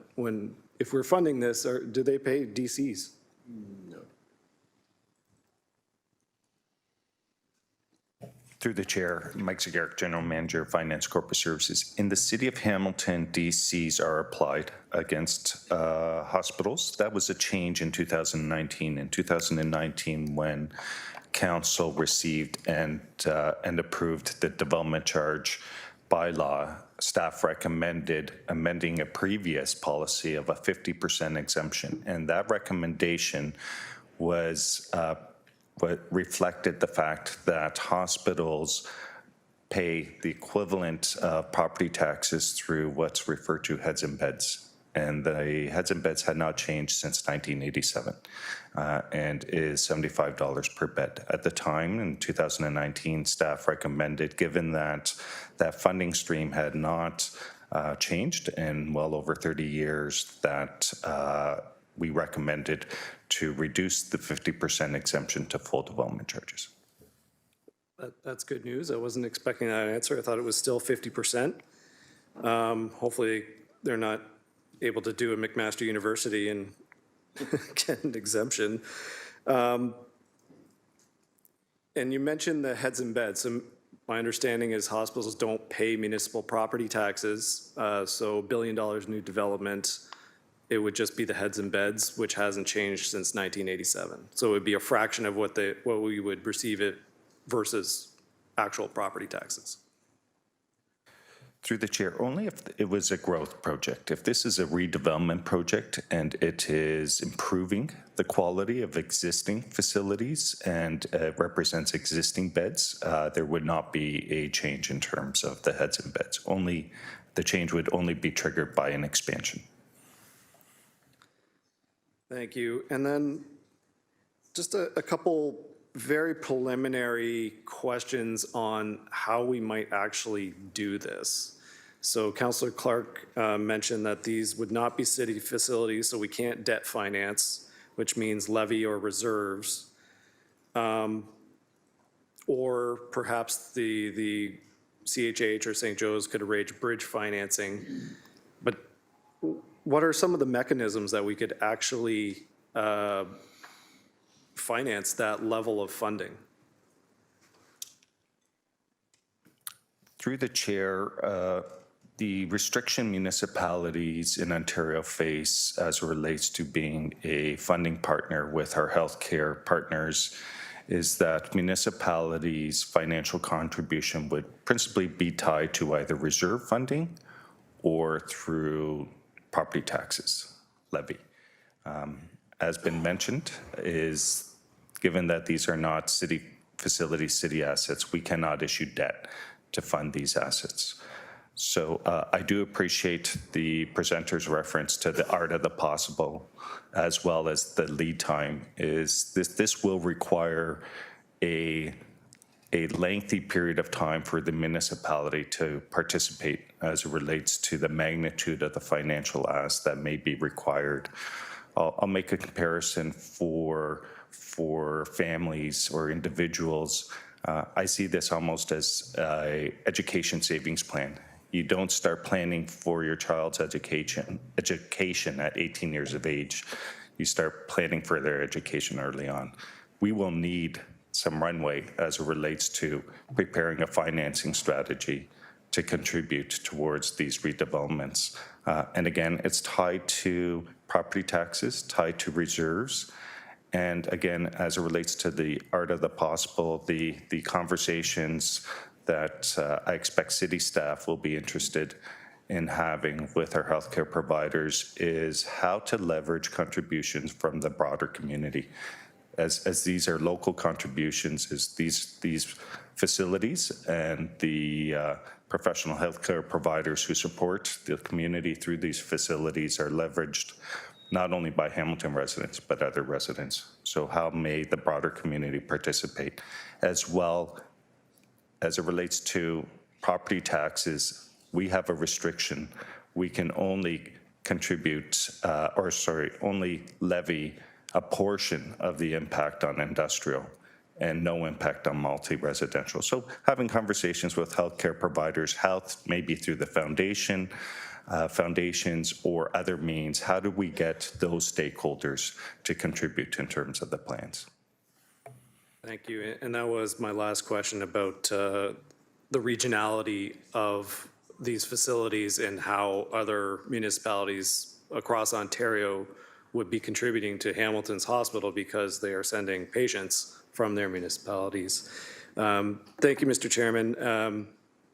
I think, the ongoing theme for this council is continuously backstopping provincial responsibilities. And while this is a critical conversation for us to have, the Hamilton taxpayers cannot continually afford to backstop downloading from the province of Ontario. Thank you. Thanks, Councillor. Sorry, can't interrupt this. We're in the middle of a delegation, and I'll come to you in a moment. Thank you. I'll walk over and speak to you. So, Councillor Danko, thanks so much for your questions. Anybody else have questions on the motion to receive this delegation? Okay, so we're going to now vote on that, okay, electronically.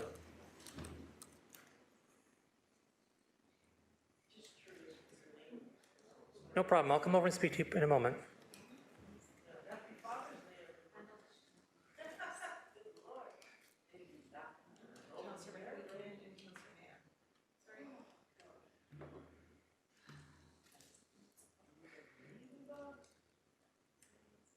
Is that you? Okay, that motion carries. We're on now to the motion from Mayor Horwath. I'll turn the microphone over to you. I'll go and do something else while you introduce your motion. Thanks.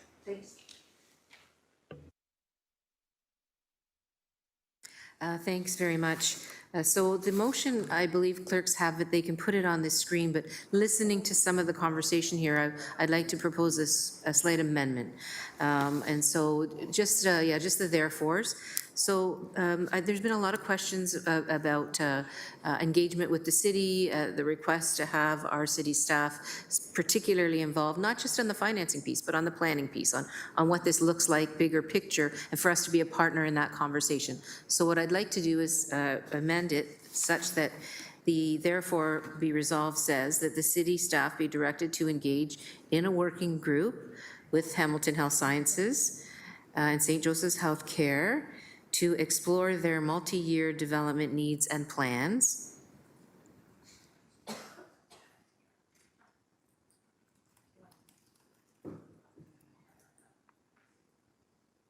And, no, leave that, and local share funding options, leave that in. That's it. That's that amendment. And I think what that does is reflect the broader kind of conversation that we were having today. And if I could speak to it, Mr. Chair, or Deputy Mayor, please. You sure can. Thank you so much. I have Councillor Jackson also as a speaker after you. Thank you. So I was listening carefully and I really appreciate the I'm so conversation. sorry to interrupt. I just wanted to remark that We need a Councillor second. Beattie is the seconder. That's right. Councillor Beattie has offered to second. Thank you, Councillor Beattie. This is definitely a city building kind of issue. And it's definitely an issue that touches on the healthcare needs of our community, not just right now, but well into the future. And as has been mentioned by a number of councillors, there's definitely a number of moving parts. So whether that's provincial responsibility in terms of funding, whether that's the necessity and the commitment that this council's made around climate action and sustainable buildings and those pieces. We know that the facilities in question are definitely aging. We know that there is a need for making them more accessible, to make sure that there's a quality of care that Hamiltonians need and deserve, that there is a quality of work life that exists in those facilities, not only because people deserve to work in the appropriate environment to maintain their well-being and health and safety, but also to attract and retain people to do those kinds of jobs in the system that we have. So there are, and then of course there's population growth and those issues layered on top. So I think that this is something that we need to spend some time being very thoughtful about. And I know that I want to thank both of the presenters for coming here today. And I really do appreciate that we don't look at this in a silo. We don't take a siloed approach, that in fact we take a partnership approach or a collective responsibility approach to making sure that we're going to be meeting the healthcare needs of Hamiltonians going forward. And let's not forget, some of these centers are regional centers, whether it's trauma, whether it's heart, whether it's children, whether it's, I mean, there's all kinds of, whether it's mental health, we have some regional centers. And one last piece around this, in terms of the funding particularly, I've obviously watched as as municipalities have been relied upon more and more to pick up more and more of the financial responsibility. And depending on the capacity of the local community, that can be, you know, a large amount of that can be philanthropically driven, a lot or less. And so there's I think a lot of options there and a lot of possibilities around what that might look like. I don't know that this is the forum to have that granular teasing out of those issues, and that's why the motion's in front of you, so that we can have our professional staff who are capable and qualified to start teasing out some of those concerns and some of those opportunities with the professional staff of the hospital leads on the file, and and get to something that will give us more of a sense of what and where and how our city can be a part of the building of our healthcare system going forward. So that's why the motion's in front of you, and I'm hoping for your support. Really grateful for the conversation and again for the presentation. Thanks very much for those comments. We have a speakers list. It's first up going to be Councillor Jackson, and then Councillor Clark, Councillor Beattie, and Councillor McMeekin. Councillor Jackson, and we're in the debate portion. Go for it. Thank you very much, Deputy Mayor Kretsch. And I just want to say to President McIsaac and President Aldis, first of all, your leadership and your management team are second to none in the province of Ontario. I say that very sincerely. And your frontline staff of maintenance, PSWs, nurses, technicians, technologists, outstanding. I'm just so proud of all the locations that fall under the umbrellas of St. Joe's and Hamilton Health Sciences. My family and close friends have used them, and just stellar service and getting us through the horrible worldwide plague the last 2+ years. And I salute the frontline staff of both of your corporations sincerely. Please don't take anything I'm going to say and not being able to support the mayor's motion in any personal affront whatsoever. Just following on the theme I started with my questions, Deputy Mayor Kretsch, and following along the lines of comments from a couple of my colleagues as well, this is just fundamentally wrong. We have a $1 billion infrastructure deficit in our city. I've got roads, sidewalks, rec centers, arenas, playgrounds that need replacement and modernization as soon as possible. We have seniors housing that needs to be upgraded and expanded. We've got a Sackville Senior Center that's been waiting for years to be expanded for the growing demographic of seniors, not only on the mountain, but across the city. That's where the municipal tax levy should be going. I referenced the other facilities from the University College's standpoint to say that it seems the other entities in our city that are wonderful, but beyond the municipal corporation of the City of Hamilton, tend to come to us for hopeful capital dollars and support and contribution. And I have supported in the past those entities, the universities, the colleges that have come forward saying that, you know, City of Hamilton, we need help, otherwise this facility cannot be built, otherwise this business park may not be opened up. And here we have today the hospitals coming forward. I get that they're hamstrung. I get the conundrum they're in with the 70-30. I didn't do that. The province of Ontario implemented the 70-30. Ford is sitting on a $26 billion surplus. We can make this all go away. But potentially this motion, and I can see where this ultimately will go, even though I appreciate where the mayor's coming from in collaboration and just to start a conversation with partners across the city, including us. I so respect my mayor, where she's coming from. I guess I've been around a few years to know, Deputy Mayor Kretsch, where this ultimately is going to land. And once the conversation comes back with a potential proposal, I can almost envision and anticipate and predict there will be some aspect of a municipal local levy contribution, and that will take away from what I, as one member of this board of directors of 16, is responsible for doing and providing the best tangible results using municipal dollars for what they're supposed to be used for. Police services, paramedics, firefighters, waste, parks and playgrounds, trails, upgrading our many facilities across the city, our long-term care homes. My goodness, we need to upgrade both Macassa and Wentworth Lodge as well, and we're hoping Macassa Lodge soon will be underway in the next 12 months with a $40 million retrofit of D-Wing. Deputy Mayor Kretsch, to conclude, this is noble. I get why the representatives are here today. I simply cannot in good faith, when my taxpayers are reaching a point where they're tapped out, and just wait now, they're starting to receive the local tax bill, and with all the other fees of increase, this is a burden that we should not be taking on respectfully. I won't be able to support the mayor's motion. Thank you, Deputy Mayor Kretsch. Thanks for your comments, Councillor Jackson. Next on our speakers list is Councillor Clark. Councillor Clark will be followed by Councillor Beattie, Councillor McMeekin, Councillor Kassar, and I'll add myself to the list at the end. Thank you.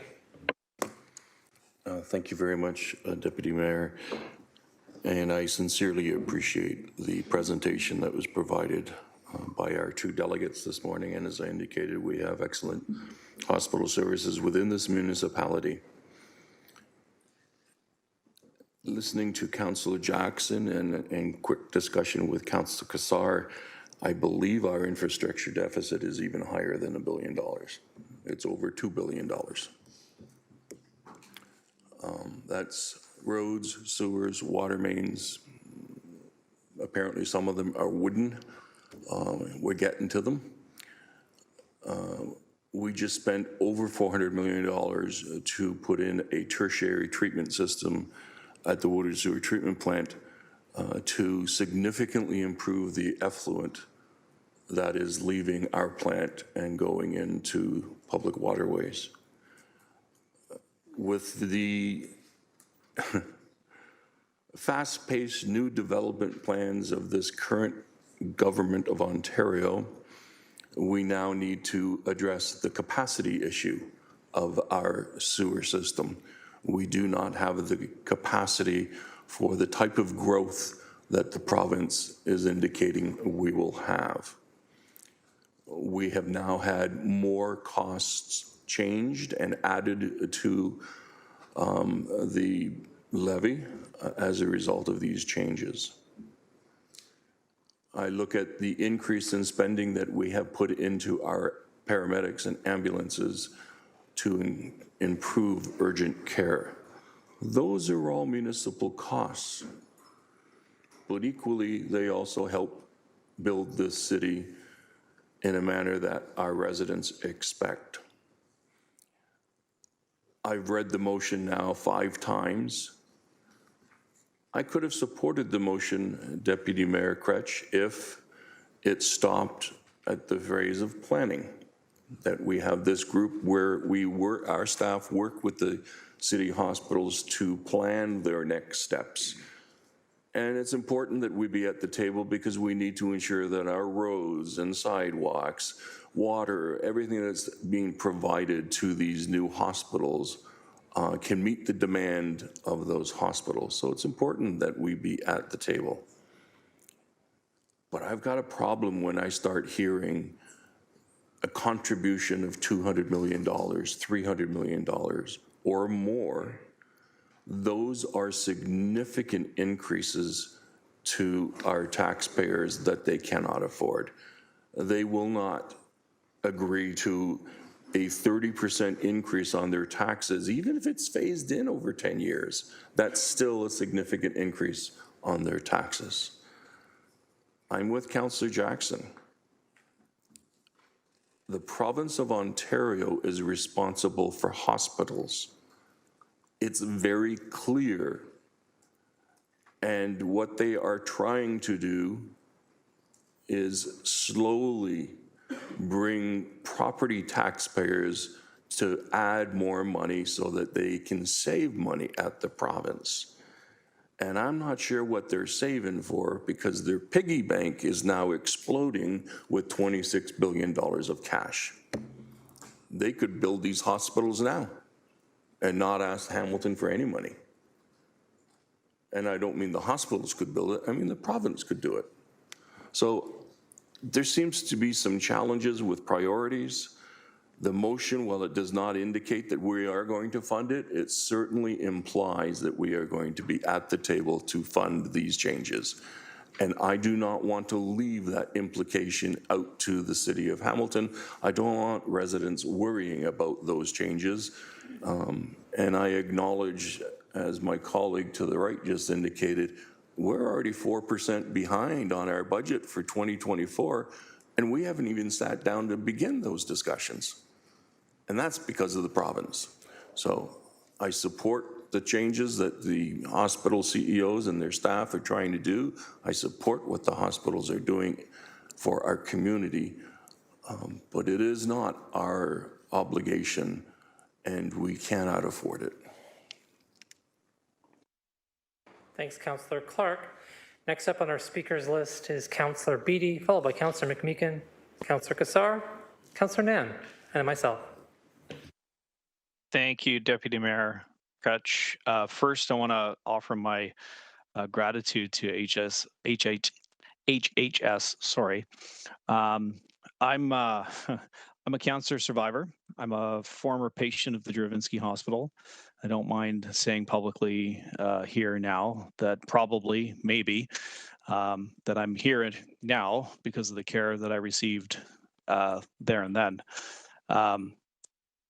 So first, I want to make that public acknowledgement and my thanks again to all the terrific staff at the Dravinsky Hospital. I want to thank Mayor Horvath for bringing this motion forward, and I'm happy to second it. I actually believe that this is long overdue, and I'm going to have a different perspective to offer my colleagues. And I respect and I understand the shock and outrage around the table that I think I'm sensing. We're being asked to contribute to something, and there's some shock at that ask. But I want to offer that I'm actually not surprised. I'm actually shocked that we haven't been asked sooner. This is kind of how these processes work, and I can offer that in the context that the area that I live in, the Winona area, is serviced by the West Lincoln Memorial Hospital in Grimsby. And I was born in that hospital. My mom was born in that hospital. My kids were born in that hospital. It's an old hospital, and as President McIsaac pointed out, it's just now being rebuilt. And this has come after a very lengthy process that the community has undertaken, and well over 20 years. And at every step of that process, the local municipalities, the town of Grimsby, town of Lincoln, township of West Lincoln, have been participants. I'm not saying that they're funders, but they're participating, and there has been financial contribution made. This is something that is par for the course, unfortunately. And I understand the concerns raised by my colleagues. I respect their position, and I respect their decisions in terms of how they're going to vote on this. But this is how the system works right now. This is par for the course. It sucks that we're being asked to participate in this way. But I think if we're placing a priority on having a modern medical system in the city of Hamilton, that we need to be participants in that. We need to support in the way that we can. And I'm hoping that this motion will set at least a framework for understanding what those needs may be and how we might be able to participate. And so I'm happy to second and be voting, of course, in full support. Thank you. Thank you for your comments, Councillor Beattie. Next up on the list is Councillor McMeekin, followed by Councillor Kassar, Councillor Nin, and myself. Councillor McMeekin. Thanks, Mr. Deputy Mayor, and I too want to express appreciation for the presentation and for the comments, thoughtful comments that have been made around the horseshoe. I think the mayor's motion is not only timely, but it's prudent and necessary. I've often heard it said that there's a big difference between a great idea and an implementable great idea. And the simple reality is we've got to deal with the cards we've been dealt, not just the cards we wish we had. Times are changing, things are changing. I can tell you personally, I was born in St. Joe's, I've had surgery there, I've had surgery up at Dravinsky, I've had a couple of surgeries at Joe Brandt. When they tell you, and Councillor Beattie, I really appreciate your comments, when they tell you you've got a cancer or you need a knee replaced, you sure fall down and give thanks for a great care hospital. And I think if the choice for our citizens was between making a contribution or seeing the kind of projected response to changing circumstances in our community falter, I think they understand that there's only one taxpayer. I've heard that argument used around this horseshoe in previous iterations of councils many times. I don't like a lot of what's happening provincially, and, that will be up to me and us and a lot of people around the community as to how that may or may not change. I don't like the fact that some money, I think Hazel McCallion said it well, there are 3 levels of government. The Fed's got all the money, the province has got all the power, and municipality's going to end up with all the problems. And I think she was right. So I want to just say, look, I'm going to support this motion. I don't think it commits us at this point in time to anything other than a deep dive, thoughtful discussion about the future. And I say this intentionally, the future, and hopefully the bright future of our community. This is a new council. It's a new council with new challenges and new opportunities. And I remember my mom once saying to me, God bless her soul, she's gone now, she said, Teddy, what's a giant obstacle except a brilliant opportunity cleverly disguised? It took me a long time to understand some of the challenges there, but this is a challenge, and it's something that if we fail to respond to and suffer the consequences of, we'll be paying for down the road big time. So, Madam Mayor, I want to applaud your leadership on this and the motion, which I think is prudent and timely. We need to engage in the discussion. It doesn't commit us at this point to anything except that discussion, and I don't think anyone's ever died of a question. They may not like the answer, they may be frustrated, but I think we need to have that discussion. Thank you. Thanks, Mr. Chairman. Interesting theory, Councillor McMeekin, about the death by questions. I'll now turn it over to Councillor Cassar is next on our list, followed by Councillor Nan, followed by Councillor Huang, and then myself. Councillor Cassar. Thanks, Deputy Mayor. I'll be real brief. I'll echo the comments and the thanks and the importance of our hospital system, absolutely. I have many personal connections to the hospitals, which I'll spare you the details. It's not about that. I will support the motion because I think it's imprudent to explore the city building that needs to happen here. I would hope that we can find options that do not touch the levy because, I'll go on the record now, knowing everything I know now and what's before us, I would not support levy dollars for this. Councillor Danko, Councillor Clark outlined issues with the province. I share those views, so I'll support the motion today. Thank you. Thanks, Councillor Cassar. Up now, Councillor Nan, Councillor Huang, and myself. Thank you, Deputy Mayor, and actually there's not much more left to say. I'm also supporting the Mayor's motion because I do believe in engaging in a working group in this way is of value for us as a municipality. I think it's prudent to explore the multi-year developmental needs and plans of our local hospitals, but also to have a comprehensive report back to GIC so we can continue an informed discussion and deliberation moving forward. So happy to support the motion. Thank you. Thank you, Councillor Nan. Councillor Huang. I echo what Councillor Nan has just said, but I do want to think about this in a proactive sense because as we speak about how the future of City of Hamilton is changing, we are also talking about the future of healthcare changing. And as a municipality, we are the direct beneficiaries of investments made into our healthcare and our hospital system. And having a seat at that working group table is going to be paramount to how we determine how we service our community in the future. I also want to put a bit of a finer point too, is that the hospital system is our second or maybe third largest employer in the city of Hamilton, which means that the people we are also serving are part of the hospital system. They are our bosses. And we need to invest in them as they have invested in us.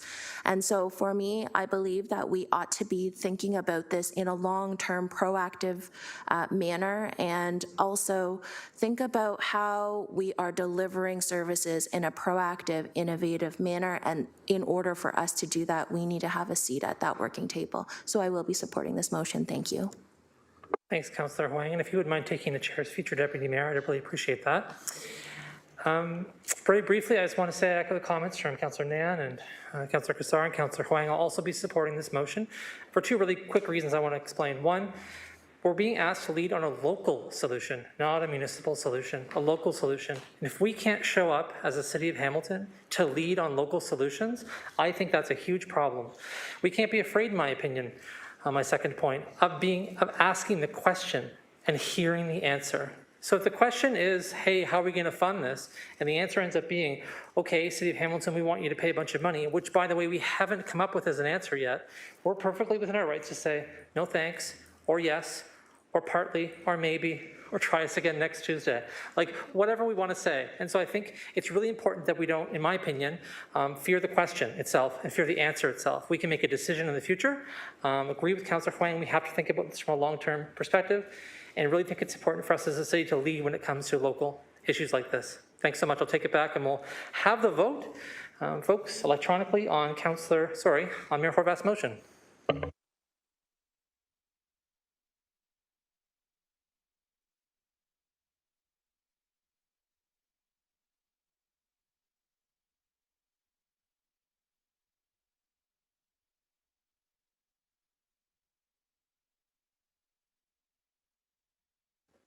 And that carries 12-3.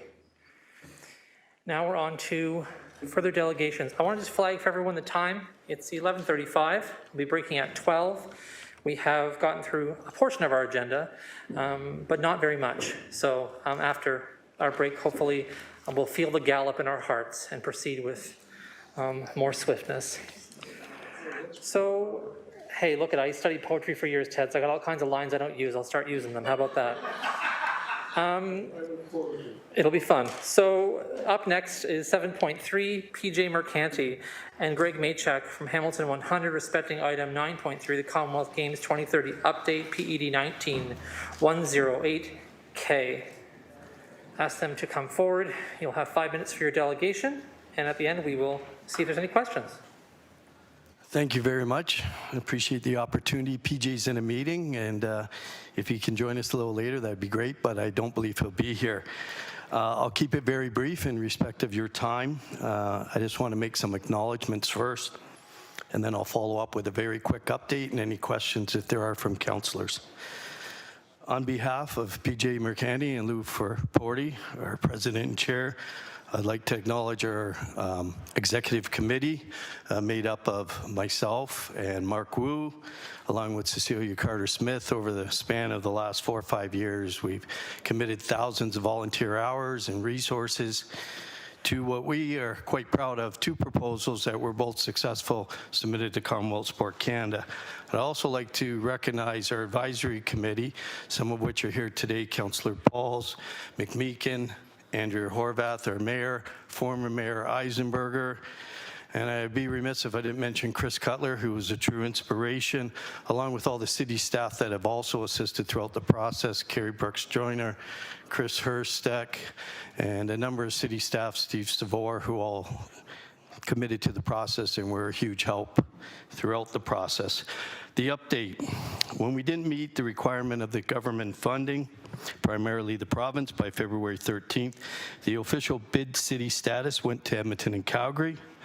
Within about a week or a short period, both municipalities approved $1 million, and then the province shortly matched it with $2 million, giving them a total of $4 million for their bid.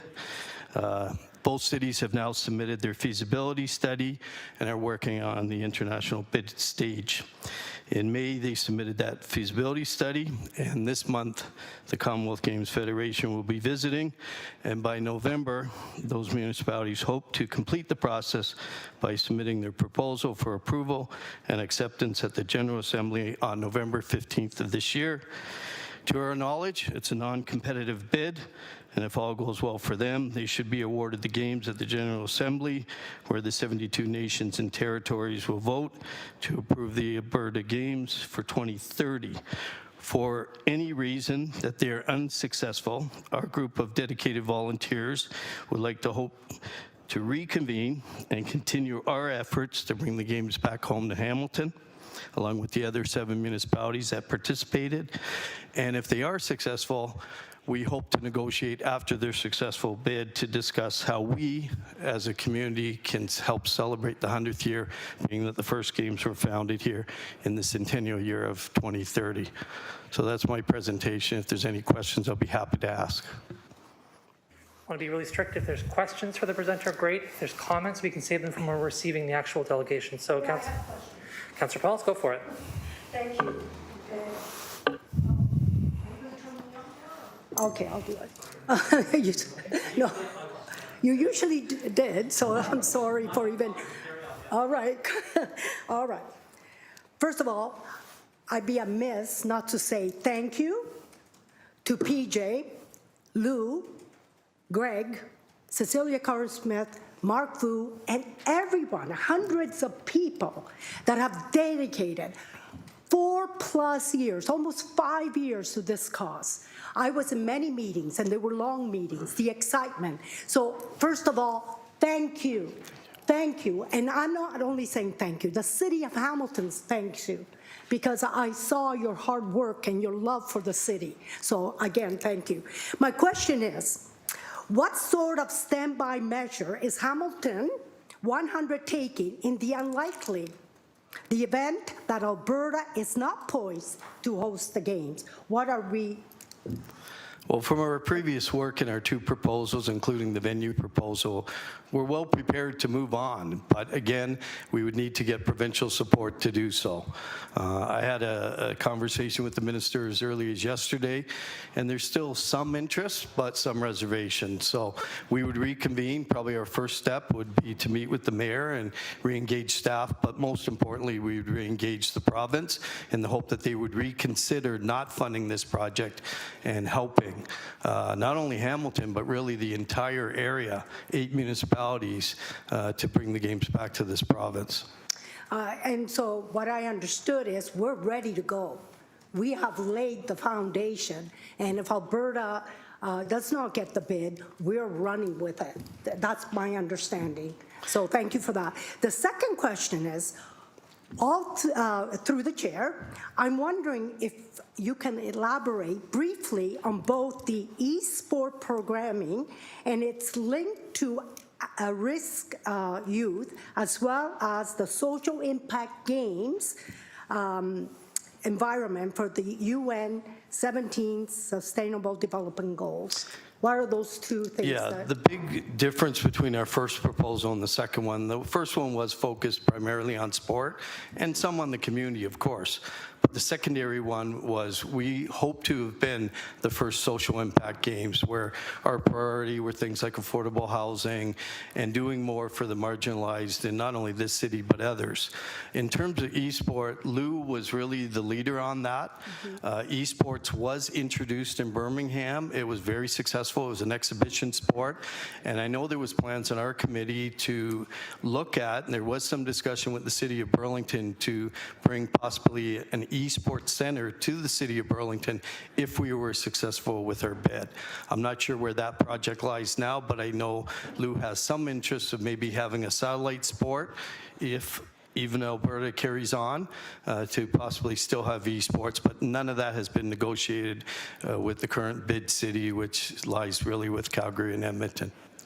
And thank you for that. So if Alberta does get the Commonwealth, which I wish we were 20, 30, 100 years, but anyways, that's beside the point.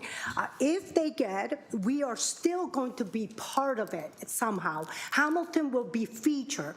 It's our games, 100 years. So will we be social impact games and the e-sport? Are we ready to go for it, even if Alberta gets the games? I would like to say yes, but it'd be premature. If they were awarded the games, they are the host city. The responsibility would fall back on us to come up with a concrete plan to discuss with their 2 cities how we could play a role. I do think, knowing their chair, Roger Jackson, they would be receptive to Hamilton's involvement. There's a huge appreciation, not only from Alberta, but across the Commonwealth, that Hamilton is the founding city and that we should be celebrating the Centennial Games. And being that we might not be the host, there is opportunity for us to re-engage in that conversation. Yes, and it would be a shame if we were not featured, even though it's not here, because how important. And I want council to know, for the last 4 years, I went to all the meetings and the excitement of hundreds of people joining in. And so that's why I have a passion to, even though we might not have the games, we should be featured. We're the host that we were 100 years ago. Think about it. We hosted the first one. So the social impact was huge. So I just want to thank you for coming, and again, say thank you to everyone that was in meetings after meetings, dedicating their time. Think about it, their time and their finances, frankly, finances as well. So thank you again. Thank you, Councillor Pauls. We're now turning to Councillor Clark. Councillor Clark. Thank you, Deputy Mayor. Can I ask, when the province did not submit their letter to the Games endorsing this bid, did that come as a bit of a surprise to the bid team? I think we were hopeful, we were optimistic. There was some discussions with the highest levels of the province. At that time, there seemed to be some relative support, but nothing concrete. So we were hopeful. I wouldn't say we were shocked. We were anticipating that they would come through, but unfortunately it didn't happen. So yeah, it was a surprise, a surprise. We were hoping they would come on board. Yeah, that's kind of how I felt it, because right up to that point in time, I was under the impression that they were supportive of the bid. Well, as you know, we diverted to 2026, and then we were asked by the province not to go for 26 because of the FIFA World Cup. So we went back to 2030 with the support of this council. And yeah, we were anticipating their support. I think there was some conflicting interests with the province funding the FIFA World Cup, but I'm not quite sure exactly why they couldn't commit at that time. Thank you for your candor. I appreciate that. And Deputy Mayor, can I ask, is there a way perhaps of your team and our communications team developing some kind of video presentation to celebrate the 100th anniversary that perhaps could be shared with the world during the opening ceremonies? It's funny you mentioned that. I fondly remember Bob Wade and his wife in Manchester, and the opening video showed Hamilton and its proud history. I think all those options are open. We did have some discussions with the Commonwealth Games Federation, and they exactly want to make sure that Hamilton has some involvement, in particular in the opening ceremony. So, hey, we would be thrilled to re-engage with staff to talk about a strategy or video or any opportunities that might showcase our city during the Centennial Games. I'll leave that to my colleagues here today, but let's be very clear. That type of message, while it's great to celebrate, it also sends a very clear message about what Hamilton's all about and where we are for potential future investors. So I think it's a golden opportunity. Thank you. Thanks very much, Councillor Clark. And now, Mayor Horvath. Thanks so much, Deputy Mayor. I wanted to just say thank you. It was a labor of love for many, many years, many people, and as Councillor Pauls identified, that there was a lot of engagement, and people were excited. These kinds of games, as we all know, can provide significant economic opportunity, but also we talk a lot about the best place to raise a child, and one of the things that really makes children healthy is participation in activity and sports and those kinds of things. And having that kind of that scale of an event in our city would also, I think, be really encouraging for young people to be able to get a sense close up of what athletes are are doing and what kinds of sports are available. And I do want to mention that the team also put together a Indigenous participation with some of our local Indigenous community members and First Nations, and that was extremely important as well. So my gratitude personally and on behalf of the city for everything that everyone has done. Well, just in closing, we just want to thank all of council and especially those individuals that took time out of their busy schedule to help us, and city staff who put in time as well. It's greatly appreciated. You know, we're disappointed, but we are proud of our efforts, and we do think it's going to come with some positive results. Maybe not what we hope for, but there's still a chance. And again, our gratitude and thanks to everyone here. Thank you very much. And we will now go to the vote to receive the presentation. Can I have a mover and seconder for that? Councillor Spatafor and then Councillor Pauls.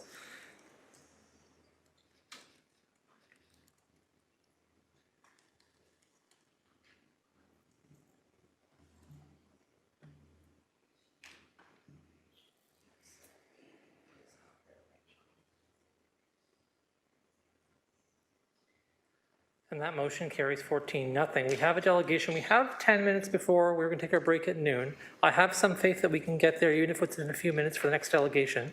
So I'm going to call that delegation to come forward now. It's Susie Braithwaite from the International Village, and this is item number 7.4. I'm just saying, in case folks are wondering, the mayor does have to leave to make comments for 12:15. So if that goes a little longer, we'll stay here, and we'll join the mayor out there if we can. I just wanted to let you know. Take it away when you're ready. Susie and Emily. Perfect. Welcome. Thank you.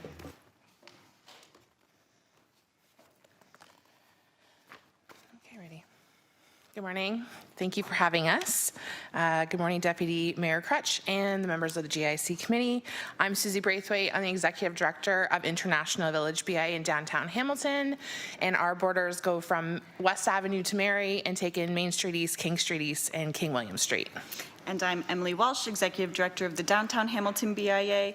Our boundaries encompass the area between McNabb Street to Catherine Street and Hunter Street to Rebecca Street. So later today, you will be presented with a downtown office tower report created by the Planning and Economic Development Department, which includes recommendations on various initiatives to support the recovery of the office market in downtown Hamilton. We are here to lend our support to these recommendations and to bring your attention to areas where further interventions are needed.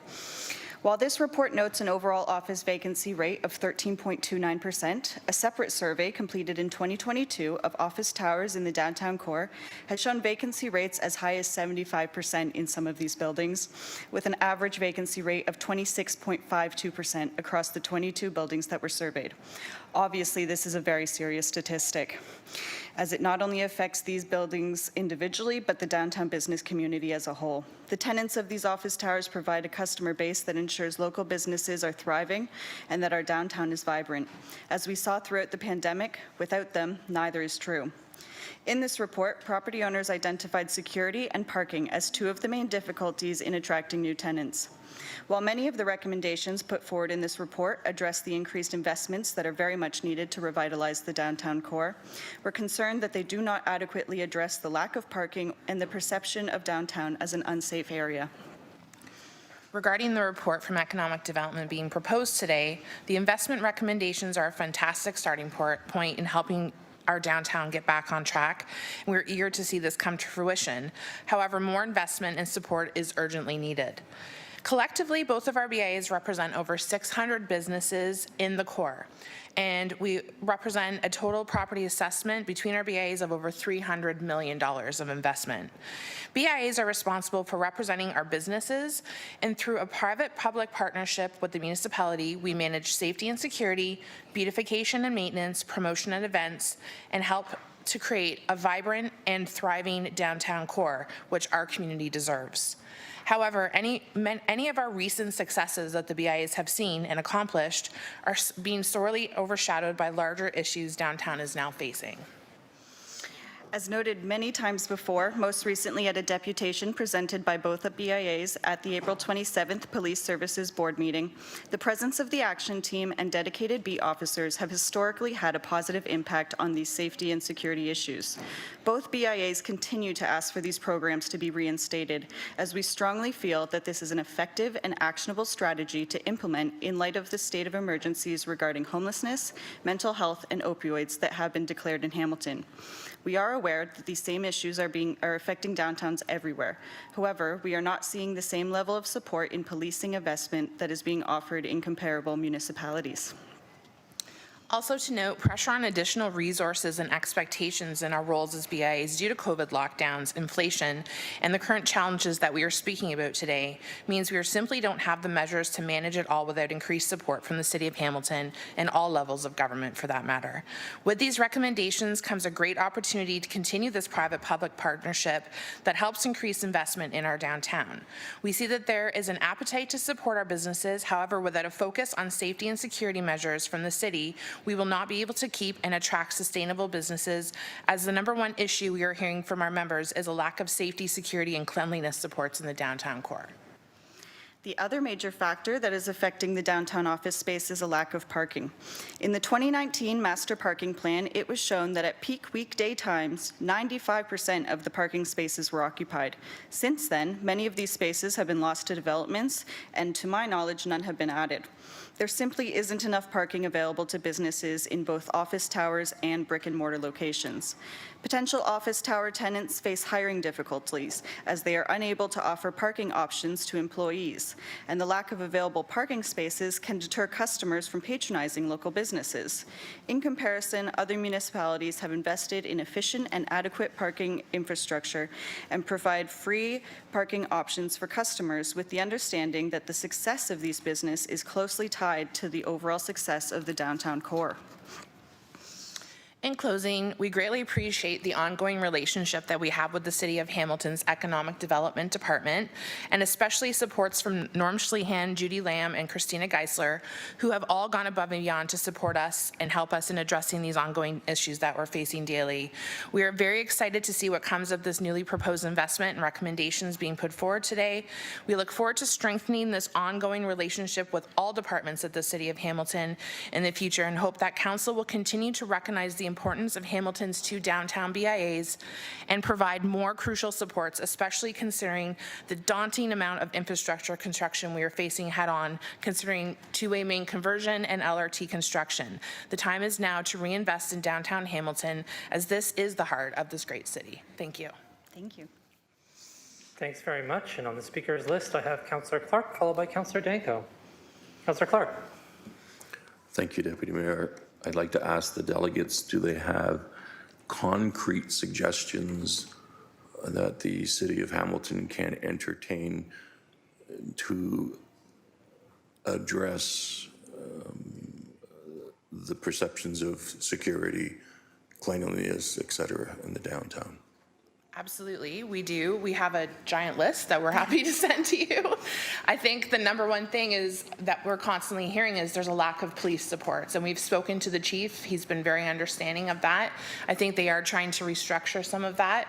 I think the second thing is just more supports for basic things like public washrooms, garbage receptacles, basic community needs that for some reason we've gotten away from, replacing some of the infrastructure that's already there that needs looking at, such as our event spaces and things that we're not able to use anymore. My event space, Ferguson Station, is now an encampment, and there's not a lot I can do there.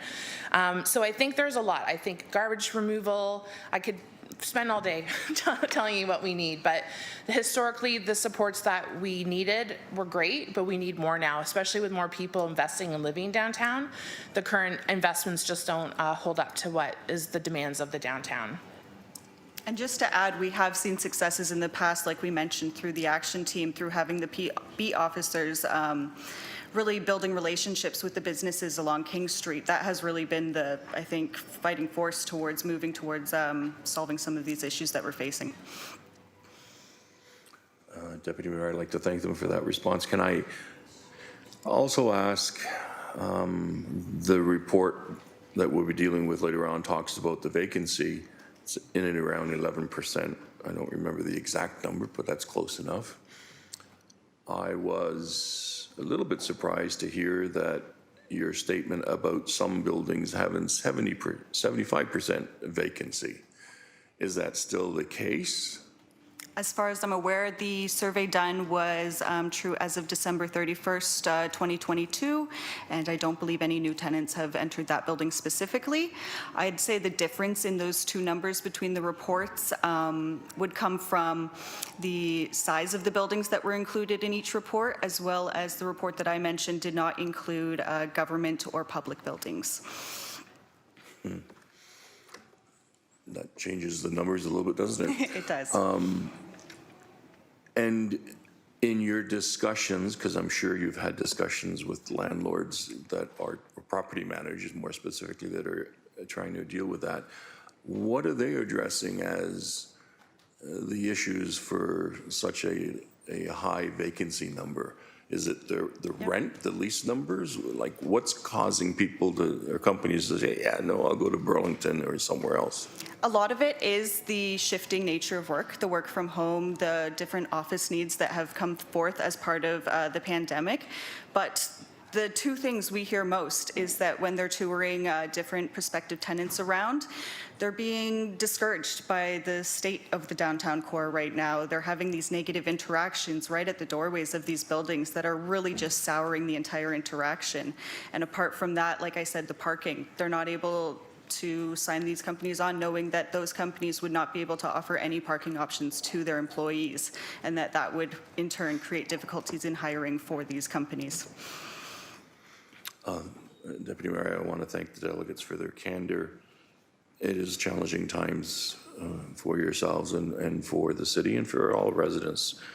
But having folks who can provide that kind of thoughtful candor is really important for us to make decisions down the road. So I want to thank you personally. Can I just mention one thing, am I allowed? I mean, it's really not in our benefit to get up here and say downtown is unsafe. Like, that's not what the BIAs are trying to do. That's actually the opposite of what we're trying to accomplish by attracting people to our businesses. So I really do hope that everybody takes this seriously, the two of us getting up here. It's not what we both wanted to do, but with this report from economic development and these ideas, it's a starting point, and quite frankly, it's the first starting point we've felt in a very long time of support to help fix some of these problems. Thank you so much. Councillor Danko? Thank you, Chair. Surprising and very concerning to have representatives of our two downtown BIAs and your members identifying safety and security and cleanliness as their top issue. And I think you're being quite polite and diplomatic on what those issues are, but what I'm hearing from residents is that's primarily because of the prevalence of individuals suffering from mental health problems, addictions, homelessness, and then the associated encampments and activities that are associated with encampments. So just so I'm clear, we're talking about the same thing. I'd say so, yes. I mean, it's definitely not helping. I think with the pandemic, we saw things shift. But I think given the state of things right now, it's very detrimental to the businesses right now, and it's in the community as a whole. And I know myself being a woman, having worked in that BI for 13 years, it's definitely shifted. I don't feel safe. My business owners don't feel safe. And it's really pressing on the BIAs because everybody's looking to us to fix these problems. I mean, Cameron's fully aware of what I've gone through and what Emily's gone through. We don't have the answers, and without the supports of the city shifting some of these things and making some solid decisions and moving forward from this, it's really difficult for us to manage all of this right now. Thank you. And what I've heard from some in our communities is that your feeling of safety doesn't matter, that it's the actual safety that's the only thing that matters. So I think from a business perspective, how do you differentiate between what your perception is versus, the actual incidents of that impact safety. It's hard for us because when we do deal with the police, it's all about stats. But then those stats to me have never been properly represented because a lot of the times my business owners are not reporting things in because they don't want to become targets and they don't want to bring attention to what's happening at their doorsteps. So that's a very difficult question to ask right now. I just think the large majority of our businesses, which is who we represent, we don't speak on behalf of the residents, however we take that into account, is that especially women in the community right now are being subjected to things that we should never have to be subjected to walking through our house or through our town. And we may not be assaulted necessarily, but it's the words that are getting thrown at us and the things that we're visually seeing that nobody should ever have to be subjected to in their own city. So it's a hard question to answer, but that's sort of what we're dealing with right now. And let's face it, our job is to drive business through those doors. And people are not coming downtown like they used to. When I started this job, it was let's reinvest in downtown, and it's the ambitious city, and downtown's everything. And I've been fighting, and everyone here knows I've been fighting to sort of reignite those discussions because we've gotten away from it. Now we've got all of these investments from condos invested in the area. We have 3 condos in our neighborhood opening up. How are we going to protect these people? So that's really why I'm here today, is to bring attention that things are not what we think they are downtown right now. I'd also add too that I think the distinction is partly in raising the bar. Yes, we should aim for a safe community that is safe for everyone in it, but we as BIA executive directors want to go above and beyond that and create a vibrant and welcoming community that is more than just safe, but attractive, inviting, and a great place to do business in. And we're doing great things. Emily and I both have done great projects this year, but that's not getting the attention it deserves because we're so busy dealing with the day-to-day management of these issues.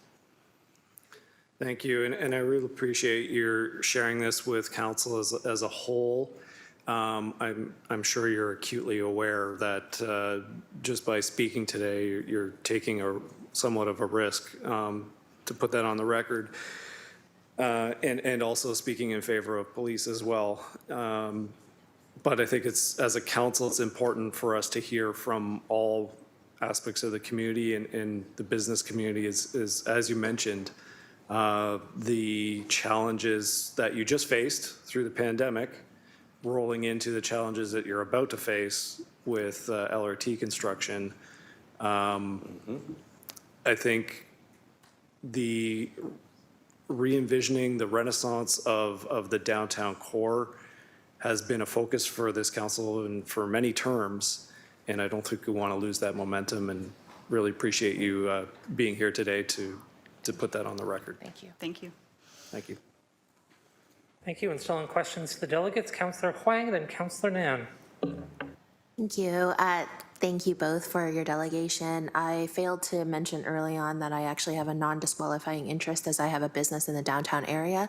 But my question to the delegates is, what is the sense from businesses in both of your BIAs on the contributing to that revitalization or that like messaging, that sort of campaign to get more businesses downtown? Because I know with my business and with several other businesses in the neighborhood, they're also just as invested as you are about seeing much more of that vibrancy come back. So what are some of the potential inputs from the different businesses based on just that one point through you, Deputy Mayor? I think right now we're at this really interesting position where there's just a lot of apathy, quite frankly. Our businesses are exhausted. Like the pressure that they've felt from trying to survive lockdowns, especially our restaurants, losing staff, trying to sustain staff. It's really hard for them right now to go out and be a cheerleader when they're facing all of this right now. And I think that obviously is affecting the bigger picture of retaining businesses and attracting businesses down there, because if they're hearing negative things from businesses that are currently there, it's deterring people from investing in downtown. I know we try really hard to be communicative with our memberships through newsletters and social media and everything that we do, but we have noticed since the pandemic the amount of apathy has just grown to the point where it's even hard to get anybody involved in anything. So I don't know if Emily feels the same, but. Yeah, and I think it's important to note in the context of the office towers as well, because a lot of the shift hasn't even been seen yet, because we have these 5-10-year leases that haven't come to term. And those people and businesses are, like she said, being burnt out and being discouraged by the state. So I think a lot of the changes downtown are still to come if it continues how it is. Thank you for that. Those are all my questions. Thanks, Councillor Huang. Councillor Nan, you're up. Thank you, Deputy Mayor, and thank you both for coming to delegate today. It's great to see you again. And I do have to admit that listening to the list of issues, not too dissimilar from any of the other BIAs in Ward 3 in terms of interest around cleanliness, interest in direct support from the municipality around bringing vibrancy back to the streetscape of the corridors, business and commercial corridors, but distinctly unique for the downtown core as we are seeing the report today. So thanks so much for coming in to speak in favor of some of the recommendations there. In Action 1, it spoke a lot to cleanliness. It spoke a lot to some of the points that you're making. Are you saying that there's not enough in the action plan right now? If you could just clarify for me one more time, what's missing in the report for you? I think the action plan is a great starting point. And I think economic development, taking that stance and helping with that is a great starting point. I'd like to see Public Works involved and other departments involved in that are bringing some investment to revitalizing the areas again. I can only go on my time here, and I know when I started, and it was around 2010, we had the action team investment. We had new garbage receptacles put in. There was all this talk about all of this stuff happening in town. We saw some of it, and then it just kind of started to like filter away. So I think what we're trying to say today is like, this is a great start, and I'm really happy to see this conversation starting, but there definitely needs to be more. I myself am a big believer in going out to other neighboring municipalities, speaking to their BIAs and talking to them about what's going on, and it's clear to me that their municipalities are supporting their downtown initiatives far much more than Hamilton is, through like the 2 to 3 hour free on-street parking all day long. You know, the policing, they've hired people at the city to actually run their events. It's really hard for us to do events right now, really difficult given the state of things, and also like our resources are so drained because we're doing things like this. But it's just, there just needs to be more attention. And I think, you know, it's great that there's cranes up everywhere, and it's great that there's people living there, but what are you giving them now that they're here? You know, there has to be a community that we're building for them as well, so. Thank you. That's clarifying. So you're through you, Deputy Mayor, sustained support, and let's measure it together in terms of seeing whether or not that's having a beneficial impact, so that we're clear as a municipality that we're measuring together, and we are not in a scenario where those supports are teetering off without any explanation why. Thank you. Thanks, Councillor Nan. I'm going to save my remarks for comments. I've had the chance to talk to the two of you at length at the Police Services Board, so I don't have any questions and I don't want to take up more of your time, but I will certainly make some comments during the receiving portion. So thanks so much. We'll get to that now. Can I have a mover and seconder to receive the delegation? Moved by Councillor Spatafor, seconded by Councillor Alex Wilson. And myself, the speakers, listen, hand the chair to Councillor Huang. I'm the only person I see there now. And you guys can have a seat. Thank you so much. Thank you. Yeah, I just want to thank them both for that delegation. I've been speaking to them since I got elected, showing up to their BIA meetings. I'm the one that suggested they delegate to the Hamilton Police Services Board to keep this conversation going, to make sure their perspective is out there. I don't think they're taking a risk by being here. I want to say that. I think this is their job, is to have these conversations in public. I don't see the risk. And as someone who was quoted as actually saying what Councillor Danko referred to earlier is the perceived safety issues versus the actual safety issues, I just want to clarify that there's a difference between them, right? I'm not qualifying either of them. They're both legitimate, but perception is not the same as a safety issue itself. So there's a difference between those two things. Perceived safety and safety are different. And that was all my comment was ever meant to say. And I really want to also talk about, while we're also seeing some of the things you talked about, we're also seeing thousands and thousands of people showing up at James Street North for an art crawl. I go to visit our parks all the time. I'm in every one of our parks regularly. Hundreds of people are playing in the parks, thousands at the Bayfront every week. And there are encampments in the parks and people are playing in them. I'm just saying, like, both things can be true at the same time. We can be facing a really big crisis, and we can also have people participating in their neighborhoods. So there's a lot of thriving happening downtown right now, and hundreds and thousands of people are moving downtown, and they're just getting out there and participating. So we're seeing a lot of that happening, tons of it. Also want to say that there are some short-term things this council can do. I've already met with public works staff and planning staff, as they both already know, to talk about cleanliness. So that committee is starting. Councillor Wilson and I Maureen Wilson and I put a motion forward to get that accelerated and add more resources to it, because we're seeing there's a lot of debris and garbage and litter in the downtown core, and clean that up. So that's already happening. I've already had a meeting with garbage cans, and I've asked staff, hey, can I install 50 more? And they're like, we don't necessarily have 50 hanging around, and there's some supply chain issues, so that conversation's ongoing. We're getting there as quickly as we can. Public washrooms, that's already starting through Parks. So Parks had a meeting with us recently and talked about temporary public washrooms. When I broached the conversation of a permanent public washroom operating 24/7 in the downtown core, I was met with, that's a job. That's a real job you're going to have to do. It's going to take a couple of years for us to scope that, find a location for it, and build it. In the meantime, what are we doing? So all these things are happening, all these conversations are happening, and you both know most of that already. But I want to let you know, like, it's going to take a while for us to get those things here, for us to have conversations in advance of the budget cycle, to fund them as priorities. So I deeply look forward to everyone here saying, we are going to support this where the density is in our city. We're going to make sure that people have the basic services they need here. We're going to make sure everyone, residents and businesses, have the support they need. I've been fighting for it since day one, and would love everyone's support on the subject. So lots of stuff coming on that. Talk about it later, but thanks so much for being here today. On that, I see other speakers on the list, so we will vote on the delegation.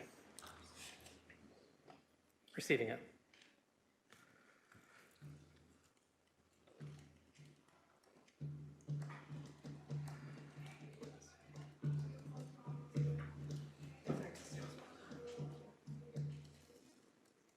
And that carries. And we'll take a break now if someone will move that. I see Councillor Alex Wilson's going to move it, seconded by Councillor Spatafor. If we do 30 minutes now, since it's 12:15, is that okay with everyone? Does it give us a chance to dip outside, or is that okay? Just having a 12:45 we return. Sorry, GM Thorne, did you have something to add to that excitement? So through the chair, just confirming that committee will be okay if we defer the ECDEV action plan item coming up after lunch? Yep. Thank you. Yeah, it didn't make it in time for noon, so it's going to be deferred. Not surprisingly, everyone, this was anticipated, which is why I mentioned at the beginning of the meeting. On that note, we're going to get out of here, and if you want to go listen to the mayor's remarks, they're currently happening outside. Just vote on it. Voting on it. Yep, that's what we're doing. Yep, voting on the recess. See you back here at 12:46.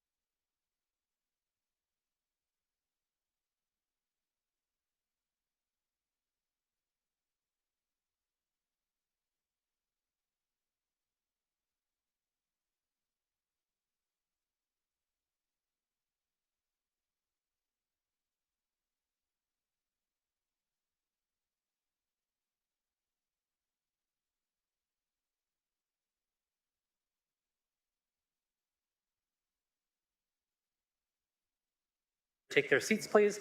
We'll get back to the meeting. Sorry. Thank you so much. Sorry.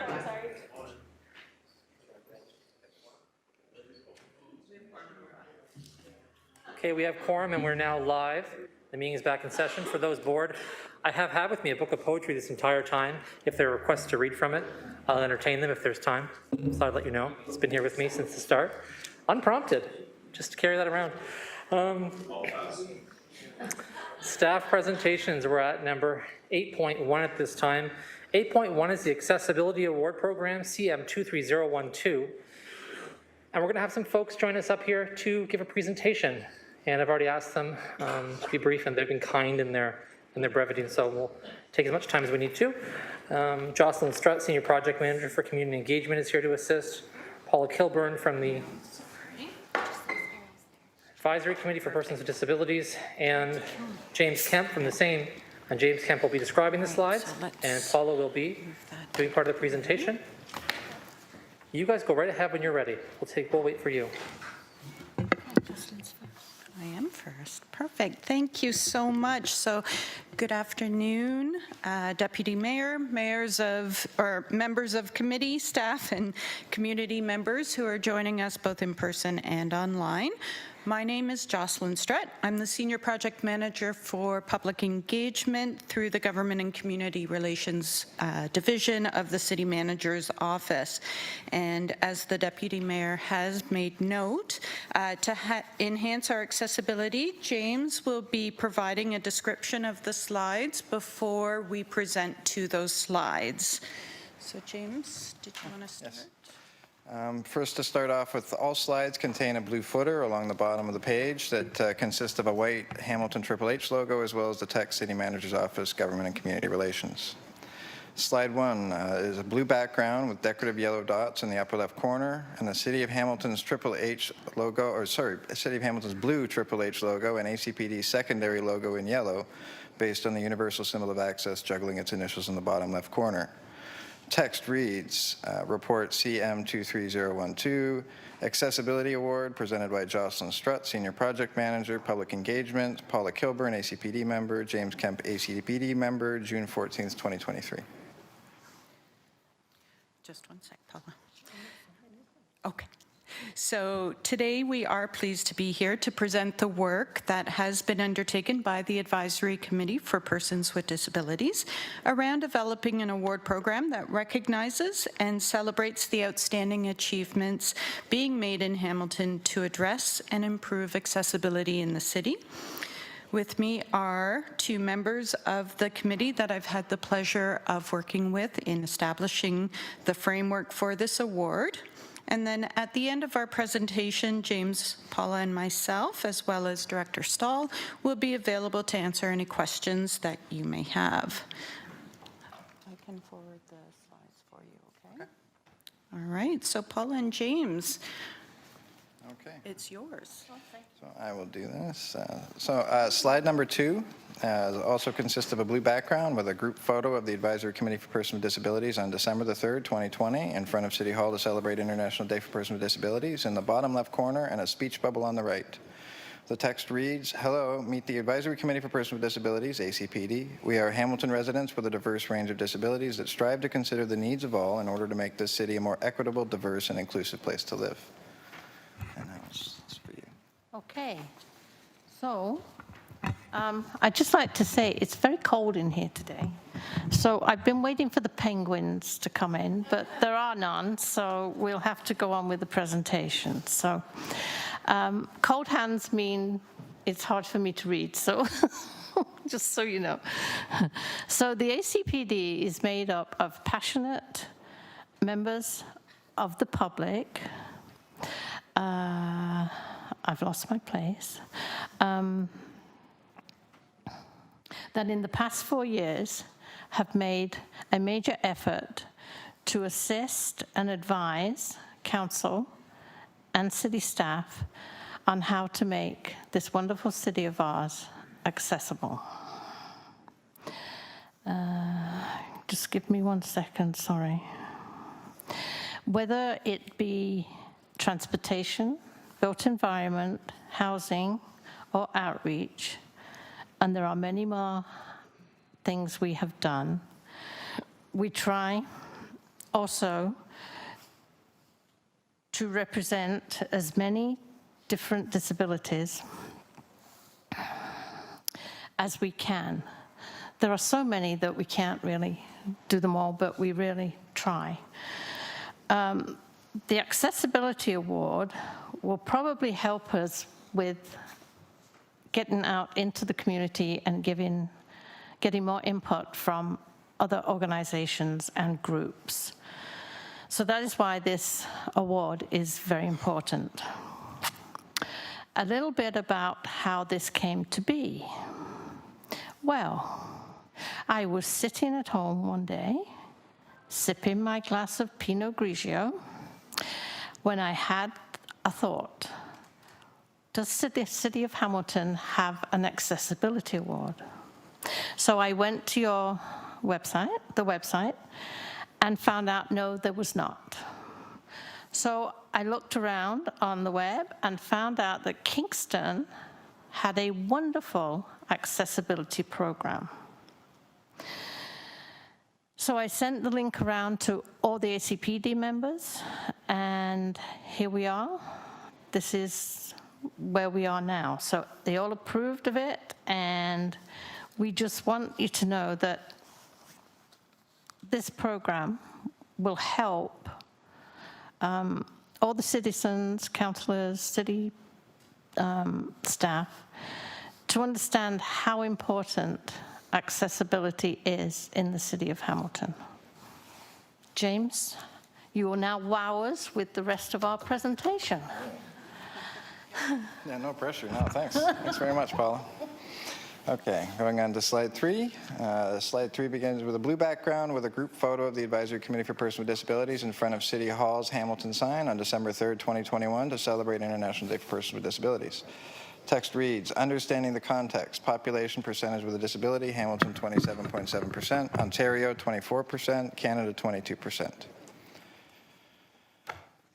A large portion of Canada's population, 22%, identify as having at least one disability. While this number seems to be growing with each census, it is more likely that people are recognizing and defining disability better as opposed to there actually being an increase in number of people with a disability. Ontario, having the largest population, shows a slight increase over the national average at 24% and should therefore expend an equivalent effort to make the province more accessible for its population. However, it is not. Hamilton has the highest population of people with disabilities than any other city in Canada, a whopping 27.7%. You may wonder why Hamilton has so many more people with disabilities, and I wish I had an answer for you. Regardless of why, we have to strive to meet the needs of the populace and improve accessibility for all. The city has recently taken a big step towards improving accessibility by adopting the policy of inclusion, diversity, equity, and accessibility, IDEA, and should be congratulated on its efforts. As this policy is adopted and all departments are referred to in reports, it asks people to stop and wonder, is this accessible to everyone? Can I make it more accessible? What does accessible mean in this context? More importantly, it requires people to ask crucial questions like, is this creating a barrier to people with disabilities? How do I remove what barriers exist and make it accessible? What type of barriers exist with a wide spectrum of different needs? Slide number 4. Slide number 4 is a blue background with a group photo of the Advisory Committee for Persons with Disabilities in front of City Hall on December 3rd, 2022 to celebrate International Day for Persons with Disabilities on the bottom right corner. The text reads, New Accessibility Awards. Why are awards important? What will the award do for our community? Who else is celebrating accessibility? What is Hamilton's approach? Why an award? Awards present an opportunity for us to highlight achievements and recognize extraordinary efforts in the community by individuals, organizations, and businesses. It's also a chance to educate the people of this great city about the need for improved accessibility, the efforts being made to improve access, and how everyone can make a difference in their own way. Finally, awards provide us with a vehicle to show our appreciation to those that have made extra efforts to improve things for everyone and set an example for others to emulate. The Ontarians with Disabilities Act and the Accessibility for Ontarians with Disabilities Act were passed quite some time ago, and it seems that most people assume we have achieved accessibility because they see some buildings with automatic door openers, the occasional ramp, low-floor buses, some braille signage, and audible crosswalks, to name a few examples. All of these improvements are great, but they are by no means complete or necessarily adequate for the task. Until legislation catches up and fills in the gap, we will rely on individuals, community groups, organizations, and businesses to recognize those needs and actively seek ways of addressing them. This award is a small but significant token to recognize, highlight, and thank them for their contributions. Accessibility awards are being promoted in other municipalities in Ontario like Kingston, Burlington, Oakville, Brantford, Toronto, Guelph, and Brampton, as well as cities in other provinces like Calgary and Edmonton, Alberta. There's even a small town, Port Moody in British Columbia, that has a population of less than 35,000, and they offer an accessibility award. If we have the highest percentage of people with disabilities, wouldn't it only make sense that we would celebrate any improvements to accessibility? While we have looked at other municipalities to get an idea of what others are doing, we have no wish to emulate them. We are focusing on a more made in Hamilton approach and hope the award reflects that. Slide number 5. Blue background with 7 blue symbols along the bottom. The first symbol represents hearing impairment, the second is a person with a cane, the third is a dynamic symbol of access, the fourth is mental intellectual developmental disability, the fifth is vision loss, the sixth is invisible disabilities, and the seventh is web accessibility, universal accessibility. The text reads, Accessibility Award. This award celebrates the outstanding achievements by businesses, set by individuals, businesses, community organizations, and groups to improve awareness and understanding of accessibility and inclusion throughout the City of Hamilton. We highlight and recognize the significant contributions in making Hamilton the best place to live, work, and play together, and encourage others to try new ideas. We spent more time debating the value statement than any other component of this program. It explains the purpose of the award in a clear, concise fashion, but encapsulates all that we want the award to represent and connects with Hamilton's vision statement. Slide number 6. Blue background and 4 decorative images on the left side depicting the 4 categories. The first is 2 people reaching out. The second is an image of a person. The third is a business inside of a map locator icon. The fourth is 3 torsos in conversation. There is a yellow box surrounding text on the right side with a single quotation mark at the top and 3 small check mark boxes inside. The text reads, our award strategy, 4 categories, community member, youth community member, local business, local community organization, or group. Eligibility, must live or operate in Hamilton. Achievement reflects the nominee's positive impact on accessibility in the City of Hamilton. Selection is based on the information submitted through the nomination process. I want to thank you for taking the time for this. It's important. We have divided the award up into 4 categories that will be decided annually. There will be awards for community members, youth community members, local businesses, and community organizations or groups. We thought it was especially important to include a youth category, as children should be encouraged to take an active part in helping make this city the best place to live, work, and play. Nominees need to live or operate in the City of Hamilton to be eligible. Achievements need to reflect the nominee's positive impact on accessibility in the City of Hamilton. And selection of the award recipients are solely based on information submitted through the nomination process.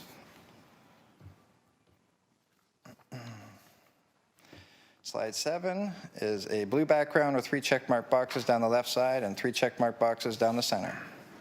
Text reads, award criteria demonstrates innovation and creativity in preventing, identifying, and/or removing barriers to accessibility. Develops or delivers effective awareness about disability and accessibility barriers. Enhances and improves the quality of life for persons with disabilities. Demonstrates a commitment to ensuring an inclusive and accessible environment for persons with disabilities. Provides exemplary accessible customer or client service or support. Demonstrates a commitment to supporting, accommodating, and retaining persons with disabilities in employment and volunteer opportunities. I think I've slipped ahead. Oh, there we go. The committee refined the selection criteria down to 6 points of focus. The criteria are designed this way to take into account that people have different ideas about accessibility. It has been made as broad as possible to provide the judges with ample opportunity to explore each nominee's contributions and merits and weigh them against each other despite their different methods, directions, or goals. We also wanted to ensure that all forms of improvement were considered, whether it be individuals, community groups, organizations, or businesses. Wait, I apologize. It's glitch in my paperwork here. I don't know. My papers are all mixed up now. I got to pause. There we go. Through informing the public and raising awareness, preventing, identifying, and/or removing barriers, hiring and retaining more people with disabilities, and so on. Sorry about that. Slide 8. Blue background with 2 round images on the left side and 1 on the right side. The first image consists of 6 disjointed arms in rainbow hues arrayed in a circle reaching outwards. The second image contains 6 basic representations of disabilities in rainbow hues on a black circular background. The third image is a money bag with 3 curlicues in rainbow hues arrayed in a circle. Says it all right there. Text says, Accessibility Award, award format, community designed award, award delivery, conferred annually at the Accessibility Award. Award budget focused on administration, marketing, and promotion. The award will be presented in a certificate that will be designed by a local artist. As for the design, we ask for people to create an image or theme that embodies the idea of accessibility for everyone. What that entails is completely up to the artist's vision. We will put out a call for submission of designs for the award, and the winner will receive an honorarium for their efforts.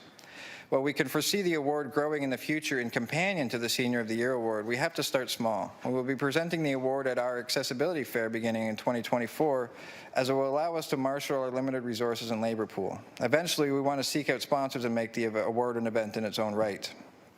Our budget request is $9,000. This will ensure we have sufficient funds to administrate and present an awards program commensurate with its importance. A portion of the money will also be spent making the event as accessible as we can for as many people as possible. This is also something we will work hard to improve upon, as barriers are sure to be discovered in the early years. We will be required to put in a major effort to market and promote the event so people learn of its existence and have enough time to nominate candidates.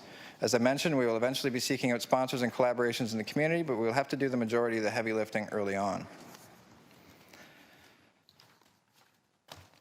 Slide 9. Blue background with a yellow box on the left side and 4 checkmark boxes on the right. Inside the yellow box is a word cloud in the shape of a star. I won't read them all out, but I will read out some. Accessibility, awareness, celebration, community, independence, inclusivity, educate, respect, dignity, civic-minded, progress, and thrive. The text reads, why this award matters. Improve access for persons with disabilities. ACPD involved in selection and adjudication. Advance progress in accessibility. Highlight community championship. While you may think that we've come a long way over the years, you would be surprised at just how far away from an accessible society we are. You can't predict when you're going to come across a barrier of one form or another until you actually hit it. If that sounds violent, then I'm accurately portraying the emotions that we feel when we do. It's like a slap in the face that says, you are not welcome. I have a number of invisible disabilities and have been struggling with them all my life. When you have no outward signs that you are in any way different from those around you, the barriers you face are mostly attitudinal in nature, as you have to apparently prove to everyone why you need accommodation. These experiences made me think I was prepared for the barriers I would face when using a mobility device. Boy, was I wrong. The first day I took out my power chair was an eye-opening experience. Up until then, I had a similar idea that the world had been made accessible enough for a person on a mobility device to navigate the world. Firstly, most places do not have level entries. I am thankful that I am somewhat ambulatory because I often have to leave my wheelchair outside. In grocery stores, no one can see you over deli counters, and you're often overlooked. Everything you want is usually on the top shelf and unreachable. The one accessible cashier is usually not in service, and then there is the self-checkouts that we are seeing take over more and more. They are completely inaccessible as all the screens and interfaces are at the back, and you have to strain to merely load your groceries onto the weigh scale. And if you should ever find yourself with the opportunity to try a mobility device, take it out on the sidewalk, and you will quickly understand why so many of us prefer to drive on the road, despite the vehicular danger. Yes. Oh, am I doing my story? Yes, yeah. Okay. The part here. So, he's so eloquent, and I'm not, so just bear with me. So. You're doing great, Paula. Thank you. Thank you. So, in 1960, I was diagnosed with vision loss and was told by the age I am now, I would be totally blind. That is not something you want to know.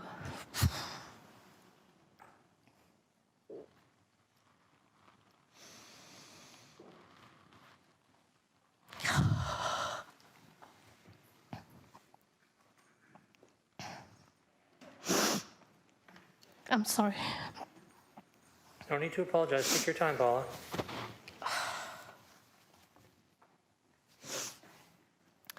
That is not something you want to be told at the age of 11. I should be over this by now. Okay. So at the age of 11, when they told me I would go totally blind, I never knew what I was going to do with my life. They sent me away to a boarding school for people who are blind or partially sighted. There was no accessibility back then.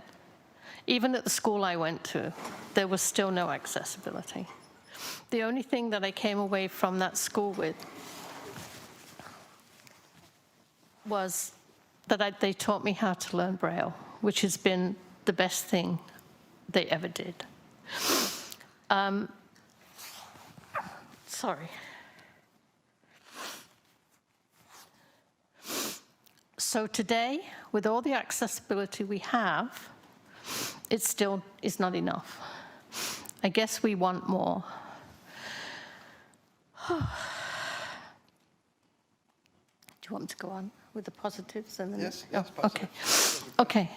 So we do have some positives in the city of Hamilton. Well, we have lots, actually. And I'll just give you a couple. Down on the beach strip, there have been mats put down for people with wheelchairs to enjoy the beach and take their whole families there and be inclusive. So that's a good one.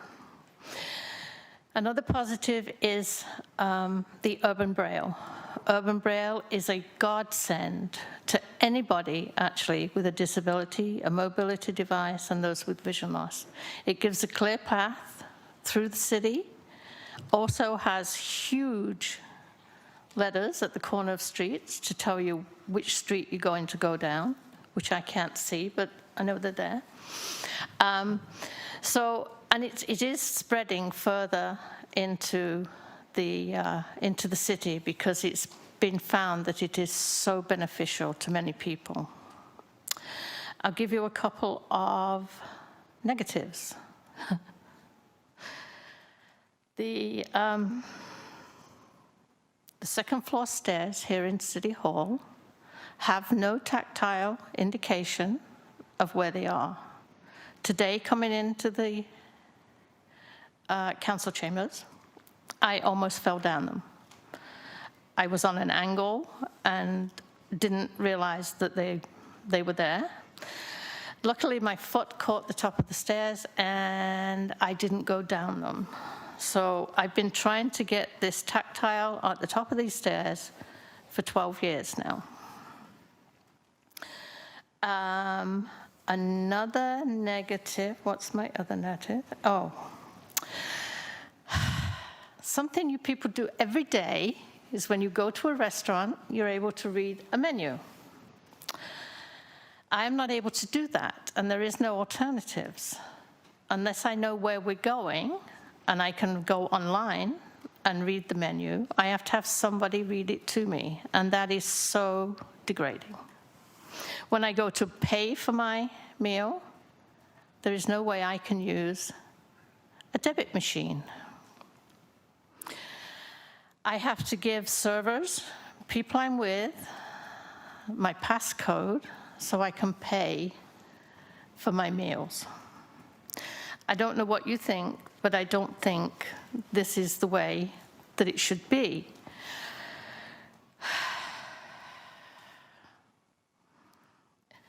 Everybody thinks that a touch screen is the be-all and end-all, but for somebody with vision loss, it's one of the greatest barriers there is around the world.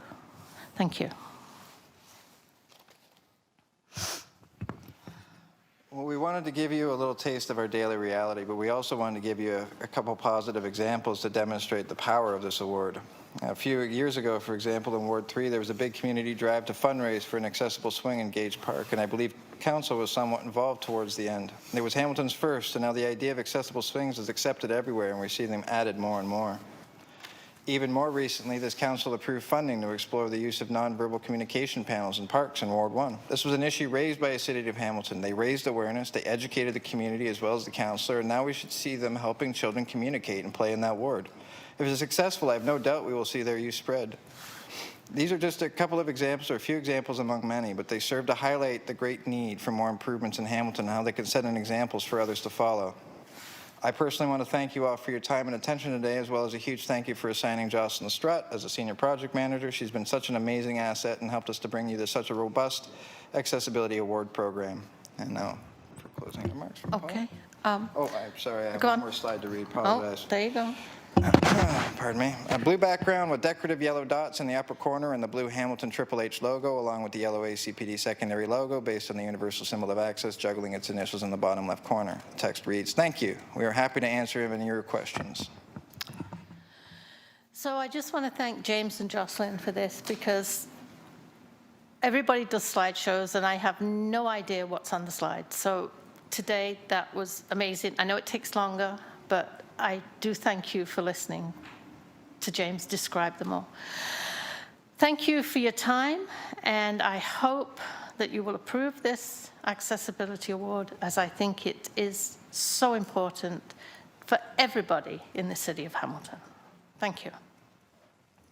Thank you very much for your presentation. We're going to do something here. Questions first, and then Questions and comment? Then comments or anything. Together? There's motions at the end.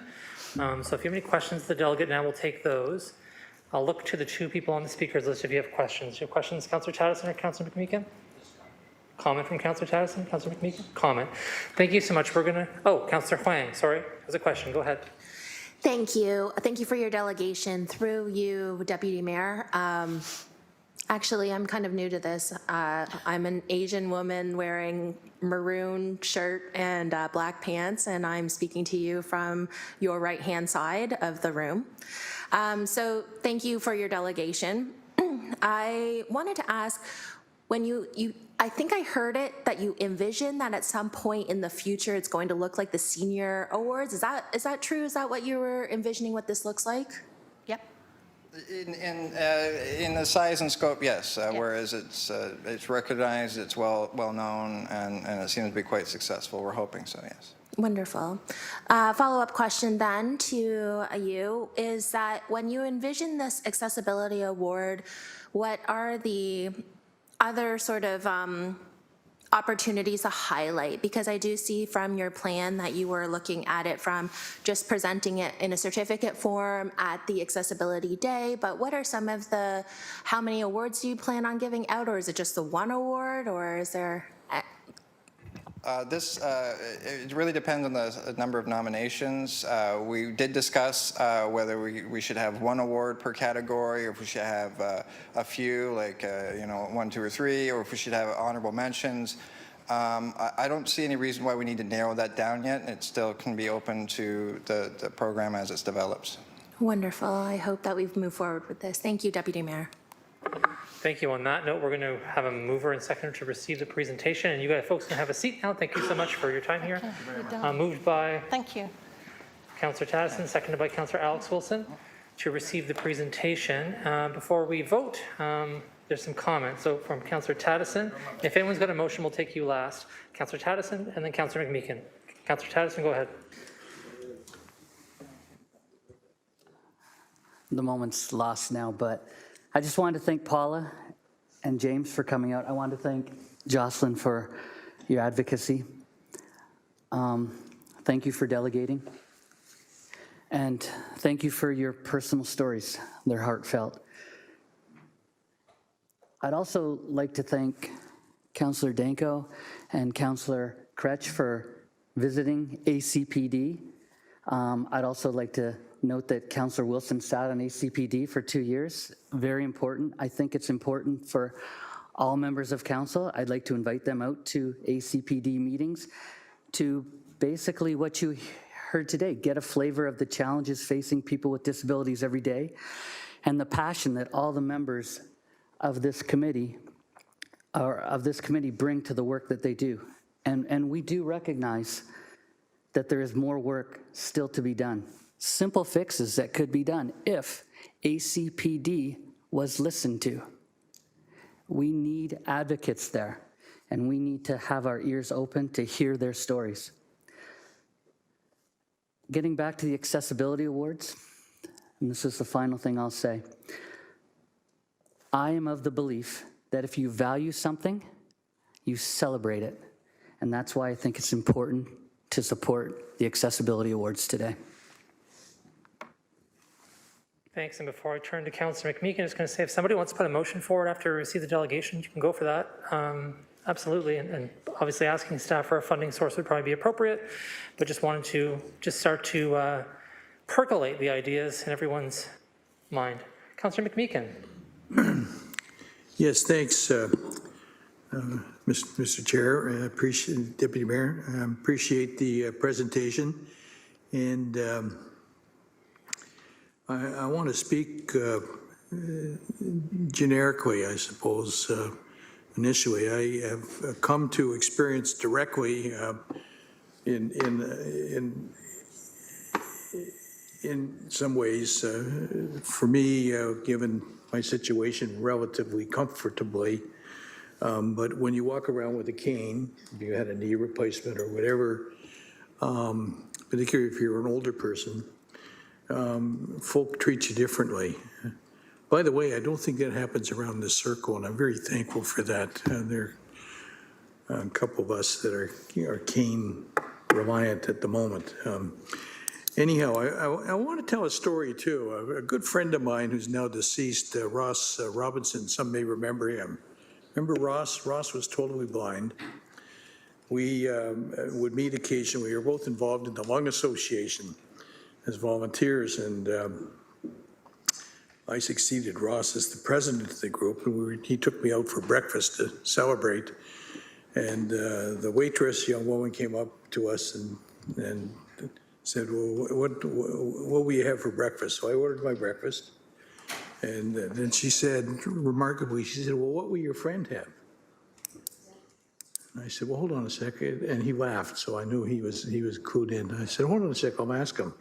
He said, I'd like 2 eggs over easy with female bacon and coffee black. Does he not want sugar in his coffee? Well, hold on a sec, I'll ask him. And this went on back and forth. And she finally got the order all written out. She said, thanks. And Ross said, young lady, can I just say something to you? And yeah, what's that? I said, I'm blind, but I'm not deaf, and I can speak. And believe it or not, I actually know what I want for breakfast. If you'd asked me, I would have told you, right? And it was just so instructive for me to see firsthand, experience firsthand, how some people can be treated so differently. Anyhow, I'm with Councillor Tattison on this one. If you can't recognize and affirm contributions and the impact that contributions, individual contributors can make around innovation, creativity, enhancing the quality of life, inclusivity, even things as important as retaining employment. If you can't recognize that kind of good and helpful presence in the community, if you can't recognize it, you're less likely to replicate it. You're less likely to be an example that others want to follow. You're less likely, perhaps, in the extreme, to maybe not be as keen about doing that as you might otherwise be. So I'm of the opinion, Mr. Deputy Mayor, that this is a really good idea, and I have had the privilege of working with a couple of folk in my community who sit on the advisory committee for people with disabilities, and they have been so very, very helpful to this rookie councillor in terms of understanding some of the challenges that are there. Everything from lights on a pole and crosswalks, but you can't get your wheelchair close enough because of the stones around the pole, little things like that. So anyhow, I'm with you. I really appreciate the presentation, and I look forward down the road to attending the affirmation ceremony that you hold to recognize people who make important and exciting contributions to not just the community of people with disabilities, but to the broader community in helping us recognize some of the challenges and the need for all of us to respond. Thanks very much. Thanks. And before I turn back to our speakers list, just a mild correction. Sorry, there's a conflation here. The presentation, there's an actual recommendation report that goes along with it with 4 recommendations in it. That's what we'll be voting on when we come to the report. And there's a funding source already in there. I just overlooked that. Apologies. So when we get there, we'll have someone to move to put that on the floor. So I just wanted to clarify that. And next on the speakers we have Councillor Nan, followed by Councillor Pauls.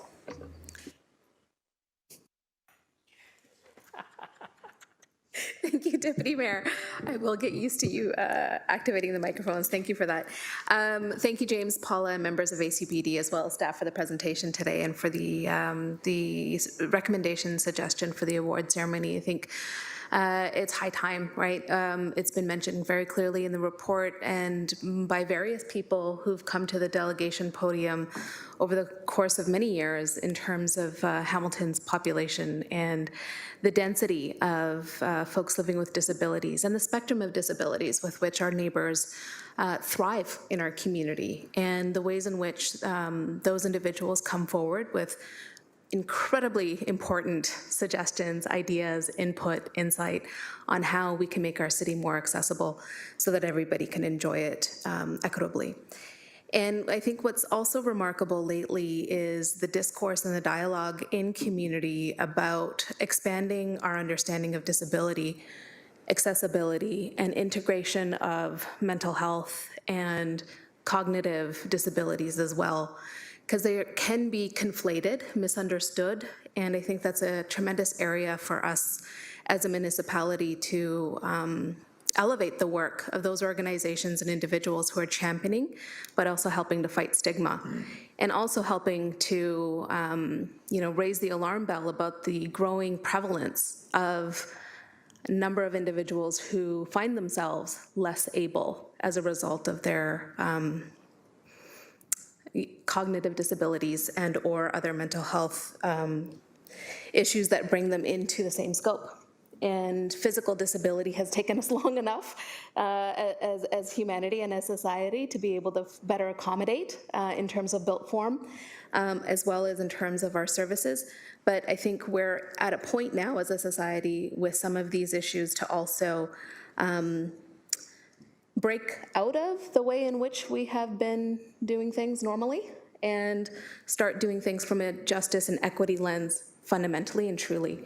When we see individuals experiencing distress in our community and make assumptions or walk away and not extend a heart and a hand, that is no different than the work that many of the people in ACPD have been championing for a long time.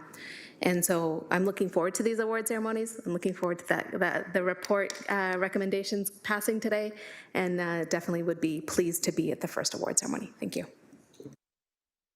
Thank you very much. That ends our speakers list. And so we will now turn to the report itself. No, that's a lie. We're now going to actually, vote on the presentation. We had a mover and seconder already. We're going to vote on receiving the presentation.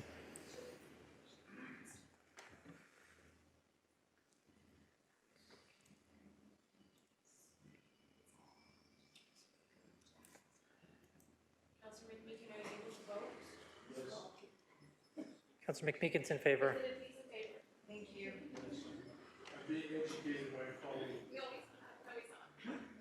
That carries 13-0. We'll now go on to the report moved by Councillor Taddison, seconded by Councillor Alex Wilson. Okay, and is there any discussion on the report itself or the recommendations therein? Okay, see Councillor Cassar. Yeah, sorry, Deputy Mayor, just real briefly, totally supportive. Just in the recommendation, I just want to be sure that the way B and C are written are setting this up for ongoing funding annually. B is taking funding from a reserve for 2023, and then it says for 2024, the budget be increased by 9,000. So I think the answer is yes. I just want to be clear on that, please. Through the chair, yes. Okay, thank you. Okay, seeing no further speakers, we will go to Councillor Huang. Sorry. Is there any type of communication support on this? Like, I do see the $9,000 administration, marketing, and promotions. I suspect that it'll come from ACPD, but do we have any corporate comms that are in support of this through you, Deputy Mayor, to someone? Someone? Is Director Grant here? I didn't. Oh, there he is. Okay. Director Grant? Through the chair to the councillor. I do know that my team participates and supports the Seniors Awards, and my anticipation was if council were to adopt and support this kind of award in the city's name, that my team stands ready to support it. Deputy Mayor, do we need to add an additional point just so that we're crystal clear that it will be corporate comms will also be in support of this?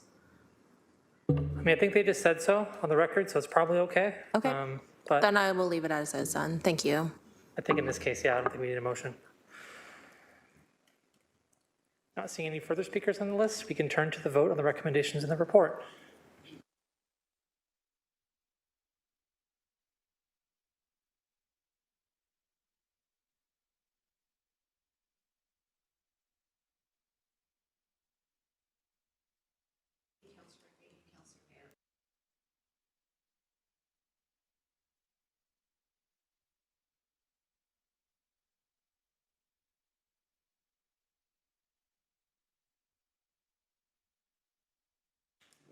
Thank you very much. That is carried 13-0.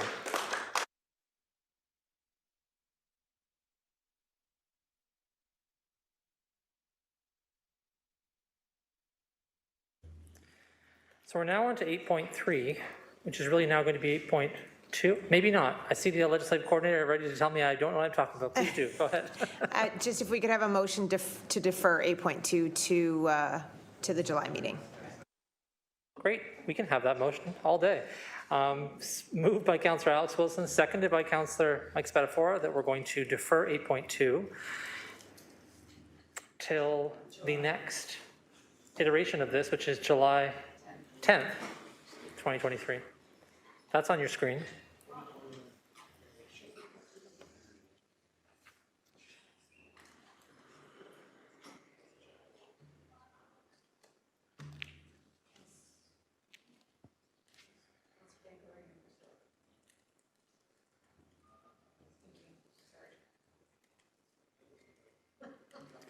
And that carries 13-0.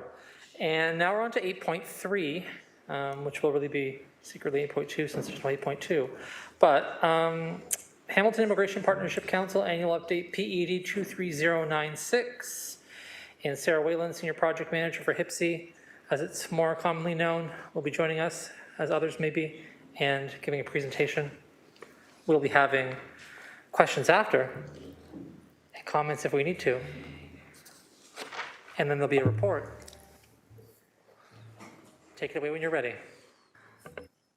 Good afternoon, everybody. My director, Norm Schlehan, has had to step away. I'm Sarah Wayland, the Senior Project Manager for the Hamilton Immigration Partnership Council. And today I'm happy to introduce our new chair, Claudio Ruiz Pilarte, who will be presenting on behalf of HIPSI. Claudio is the Executive Director of Immigrants Working Center, which is Hamilton's largest settlement-focused organization, a role he has held since 2021. An immigrant himself, Claudio has had several decades of experience as a leader in Toronto's not-for-profit sector, and he's speaking today in his capacity as chair of HIPSI. Thanks.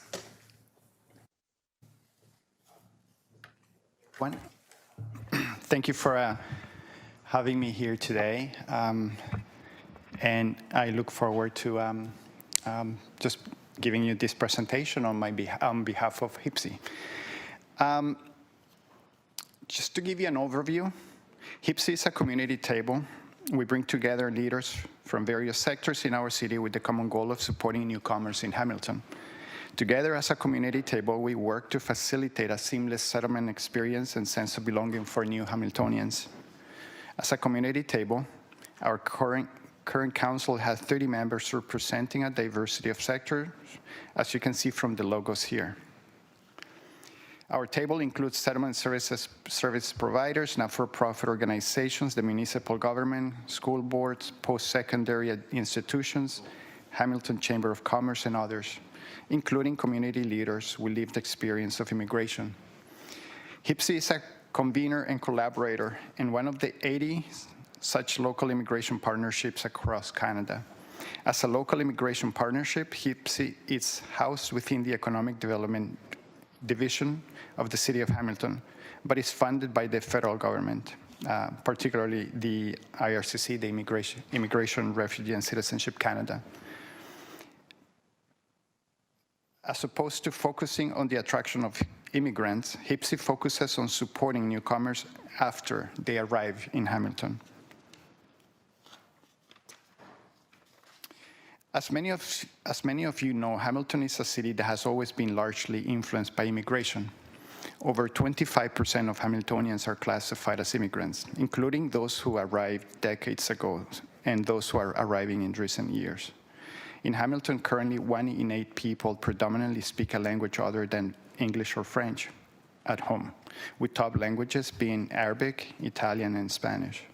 The top source countries for those recently arriving in Hamilton are India, Syria, the Philippines, and Iraq. In the most recent 5-year census period, over 20,000 immigrants arrived in Hamilton, and with historic immigration records expected to continue, we know that immigration will continue to be of utmost importance to the city of Hamilton. HPSI follows a 5-year collective impact strategic plan which can be accessed on our website. We have 3 strategic pillars. 1, economic stability. 2, social inclusion. 3, community engagement. Working through an anti-racism and anti-oppression lens, these 3 pillars help us to focus our work as we advocate for the basic needs of newcomers. You can find more details in the information report you have received, as well as in the HPSI annual report. An important piece that HPSI tackles is educating the public on the importance of immigration. HPSI is known for its research method reports on local immigration, but also shares and publishes infographic versions of research for general audiences. HPSI also curates and disseminates timely resources related to the intersections between immigration and a wide range of the following topics: truth and reconciliation, Black history, gender-based violence, undocumented migrants, and more. We provide accessible information and communication for Hamiltonians, showing how they can get involved in learning or supporting local immigration. As part of the strategic plan, many HPSI projects focus on elevating the voices of newcomers, immigrants, refugees, and other marginalized groups. One recent project is Stories of Migration and Belonging, a newcomer-focused immigrant exhibition done in partnership with Hamilton Civic Museums, which came out a few months ago. This online video exhibition showcases the inspirational stories of several immigrants in Hamilton who arrived from the 1940s to 2022. It also includes curated learning guides for people to learn more about historic immigration, economic immigration, immigrant youth and children, and more. Another key project for HPSI is the Hamilton for All campaign. This is an anti-hate campaign to support not only immigrants, but other marginalized groups experiencing discrimination in Hamilton. It is a community-driven campaign that is being co-led with multiple other organizations in the city and will raise awareness and build capacity against exclusion and hate through widespread advertisement, events, and a dedicated resource hub and website. With HPSI's focus on supporting the basic needs of immigrants, much of the work that has been done in recent years has included supporting Ukrainians and Afghan immigrants in Hamilton. HPSI has convened tables to discuss the emerging needs of these groups. As a result, in the past year, HPSI has created an updated housing guide for newcomers and has attended and supported several community welcome events to welcome new arrivals in Hamilton.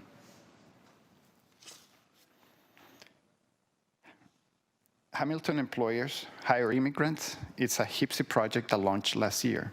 This campaign targets local industry, employers, and provides them with the connections, resources, and information they need to hire and retain diverse immigrant talent in Hamilton. This campaign has spotlighted local employers and their diversity practices, and has also included how-to webinars. It is part of HPSI's economic stability priority. Over the past year, HPSI has had many projects to help newcomers connect to the local community. Hamilton Newcomer Day, which took place just a few weeks ago, was one of HPSI's largest scale events. In just a few hours, HPSI welcomed hundreds of newcomers to Hamilton City Hall, where they were connected to local service providers and supported small and diverse business, food, and entertainment. Dozens also became Canadian citizens that day in council chambers as part of the celebration. Beyond events, the HIPSI website is seen as a hub for newcomers and immigrants to know where to go for services, for the services they need. Over the past year, we have created a dedicated directory for newcomer services as well. Evaluation is also a key piece of the work done at HIPSI. We measure our results and impact regularly, and we are proud to have the support of our members on these. A few projects that are coming soon include Hamilton Immigrant Survey, which launched just recently, social demographic research report on immigration, and the Hamilton For All campaign launch on June 29th at 9:30 here at City Hall. HIPSI Biweekly Impress newsletter contains updates, immigration trends, and other announcements by our community partners. HIPSI is also on social media, namely Instagram and Twitter. Its website is hamiltonimmigration.ca. Thank you for the opportunity to present about HIPSI and its important work here in Hamilton. Thank you so much for your presentation, Claudio. We have Councillor Huang who has questions. Thank you, Claudio. Through you, Deputy Mayor, to the new chair. Oh, sorry. I need my glasses, sorry. No worries, all good. Congratulations on the new chair of HIPSI. For some of the, perhaps you can give a little more information to some of our new councillors, because this is housed within the city and housed inside of economic development. And as you said, it is funded by the IRCC, so the federal government. Perhaps you can dig a little bit deeper as to how we work collaboratively together. And also, perhaps you can also speak about what are some of the opportunities, and I think I do want you to speak about how this is a little bit different than other municipalities and the way that we work together. I think HIPSI, unlike other similar projects, I have seen, I mean, I have only been here for 2 years in this role as chair of HIPSI for the last maybe 6 months, but in the city of Hamilton at IWC for the last 2 years. And I have seen this symbiotic, to put it that way, relationship between the municipality and the federal government through HIPSI. I think HIPSI plays a very, very vital role, as I mentioned here, as a convener of all the resources and agencies that exist in Hamilton, which is a very important role because in my capacity as an ED for a nonprofit organization, I have seen in my life a lot of efforts that go by the wayside when there isn't an entity that is able to bring people together and to create the spaces necessary to have discussions on how to coordinate efforts more efficiently. Because often you find that if you don't do that, you create a lot of duplication of services. So I think HIPSI in the city of Hamilton have been very pivotal in creating that coordination among the services that organizations such as IWC, YWCA, Wellesley, and others offer to the community. Wonderful, thank you. I wonder if I can also ask Dr. Sarah Whalen to also weigh in through you, Deputy Mayor, on how this is a unique relationship between HIPSI and the city. Thank you for the question, and through you, Deputy Mayor. I think that the councillor is perhaps asking more about HIPSI's position within the city in economic development, I'm guessing. It is unusual for a local immigration partnership to be located within economic development. I believe that HIPSI is the only one across the country that I know of that's not located more in a community services or a city manager's office, so it's unusual that way. There's a variety of circumstances that led to that, but the reason, one reason that it's helpful is that we are in contact with a lot of employers lately who are looking for employees and looking to connect to the labor market, and we're able to address those because we have connections with the business development consultants within economic development. It's unfortunate that the Economic Development Action Plan report was deferred because there might have been a better sense of how HPSI fits into economic development through that report, which will be coming in July. Thank you. Thank you. As follow-up then is, could you dig a little bit deeper and talk about how HPSI and the employer employment sort of work is being done? I know you talked about the Hamilton Hires Immigrants program, but what are some of the other initiatives around HPSI and employers and employment and that sort of thing that perhaps you can highlight for us? I actually will defer that to, I think, to Sarah. Thank you for the question, and through you, Deputy Mayor. HPSI has convened employment service providers from the different settlement organizations to meet with employers who are looking to make changes within their workforces. For example, Hamilton Wentworth District School Board, we have convened a meeting for them to meet the employment service providers and to share opportunities within the board and develop some new pathways for hiring newcomers. So through meeting directly with employers is one way. Another way that HPSI is contributing is through participating in the development of a workforce strategy that's being handled through Deloitte. But we have had a lot of input into the discussions with service providers and employers who is around that table providing input into the workforce strategy. Thank you. My last question through you, Deputy Mayor, is how can this council support HPSI more so as we see that there is a talent shortage? Immigration is one potential opportunity, but also how do we as a council support in some of the anti-racism, anti-hate sort of language, and that's kind of being hit at all levels of our society. So through you, Deputy Mayor, to either Claudio or to Dr. Wayland, whoever would like to answer that. Well, I would say that the city of Hamilton, as I mentioned, it plays a very key role in the future of HPSI, but also in the future of all these initiatives. I think there are opportunities for everyone to get involved with the work that HPSI does. It could be as actively as, let's say, assisting with some of the projects that are being planned. And it could be as sort of passively just by participating in the activities that HPSI organizes. Because I think, as it is often said,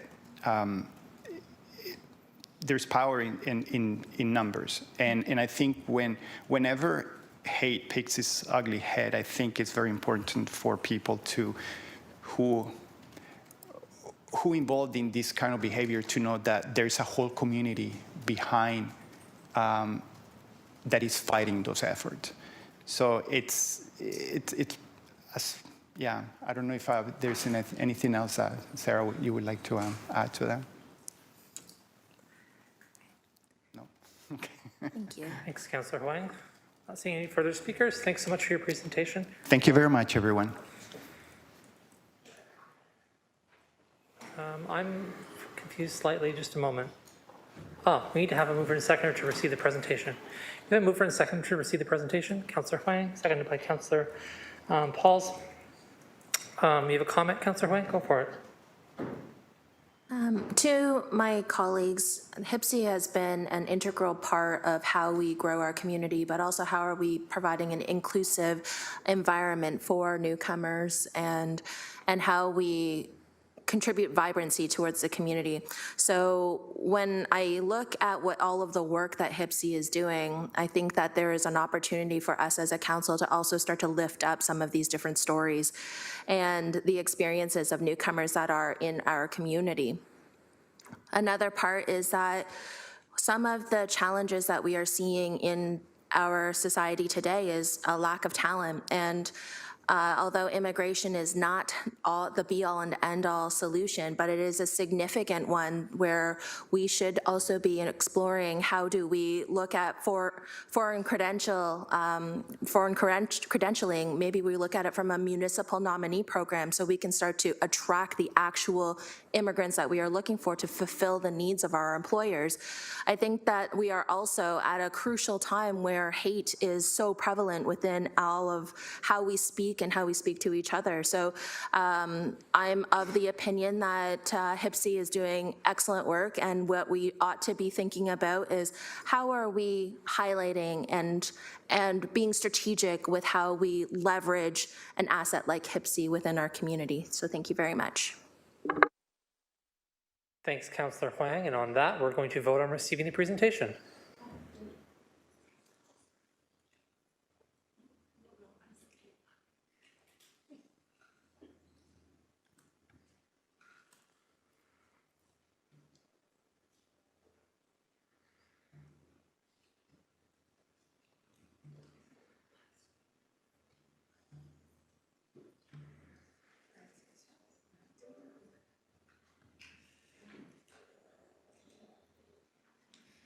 That carries 11-0. And we're now on to the report, everyone. It's an information report. There are no recommendations in it. Can I have a mover and seconder on the information report, seeing Councillor Alex Wilson, seconded by Councillor Tammy Huang. And we will have the electronic vote if there's no discussion. Okay, voting time.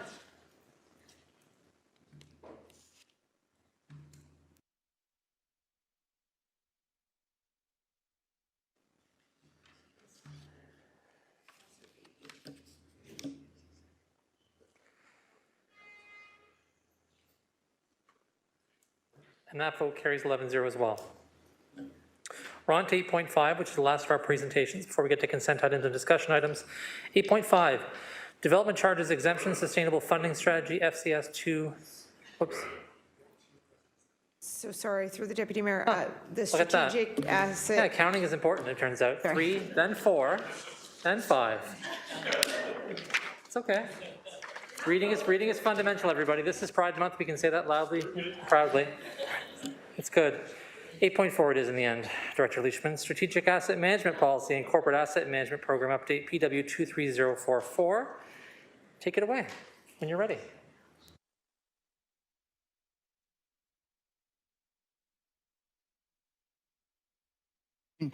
Deputy Mayor, councillors, it's a pleasure to be here this afternoon to once again talk about asset management. And every time I have the opportunity to come, there's two continued themes I want to put in front of you. The first one is asset management is a journey. We never want to forget that. It took us years to get where we are today with our infrastructure, and it's going to take us time to take next steps and move forward. So we're taking lots of positive steps in the right direction, but just let's not lose sight of asset management is that journey. Secondly, it's a team sport. And it starts right here around this horseshoe, and it also continues through our leadership and right down to our boots on the ground staff out in the field. So with that, I stand here this afternoon to present an updated policy for your approval, as well as a bit of a high-level program update. But that program update is the result of literally hundreds of staff across the city contributing and putting their input and being a part of asset management. So I want to recognize them this afternoon and say a huge thank you for their collaboration, their partnership, and all of the hard work that's been done by the CAM office as well as our colleagues. So as I mentioned, we are here today to talk about an updated policy as well as a high-level program update. And just as a quick reminder, asset management starts with levels of service. What service are we providing to the community? And doing so in the most cost-effective manner through the management of assets for not only our present customers and residents, but the future, having that intergenerational equity so that we're ensuring that decisions we're making today, we're not leaving problems for our future generations. There's all kinds of benefits to asset management. You can see the list there. I won't take your time to read it. But just know that as we build this program and continue to weave it into how we do business here at the city, it becomes so easy to link in with our operating and capital budgets, to link in with how we do master plans, to link in with so many other elements of what we do. So we don't really need this regulation behind us because it's going to become part of how we live, eat, and breathe here in the city. But the other piece is we do have a regulation that's driving our actions and our milestones. And those key milestones are on this bit of a busy slide here. I want to focus your attention, first of all, in the bottom left-hand corner. That was the last milestone that we brought to council a year ago. The previous council approved our core asset management plans. What do I mean by core? Those are the essential services. Transportation, broken out into roads and engineered structures like bridges. It also spoke to our water, wastewater, and stormwater assets. So we met that milestone, the second milestone there for the regulation. At that time, the funding gap that was identified was close to $200 million a year for those 5 core asset groups. But you'll notice that there's a big star beside it, and underneath it says the data confidence was low to medium. Remember I said asset management's a journey, and we have a lot of work to do to improve our data, to improve our confidence. So what does that low to medium mean? Plus or minus 25 to 40%. And as we build our program and build out our data, we'll get greater confidence in what that looks like. Now, what's our next major milestone?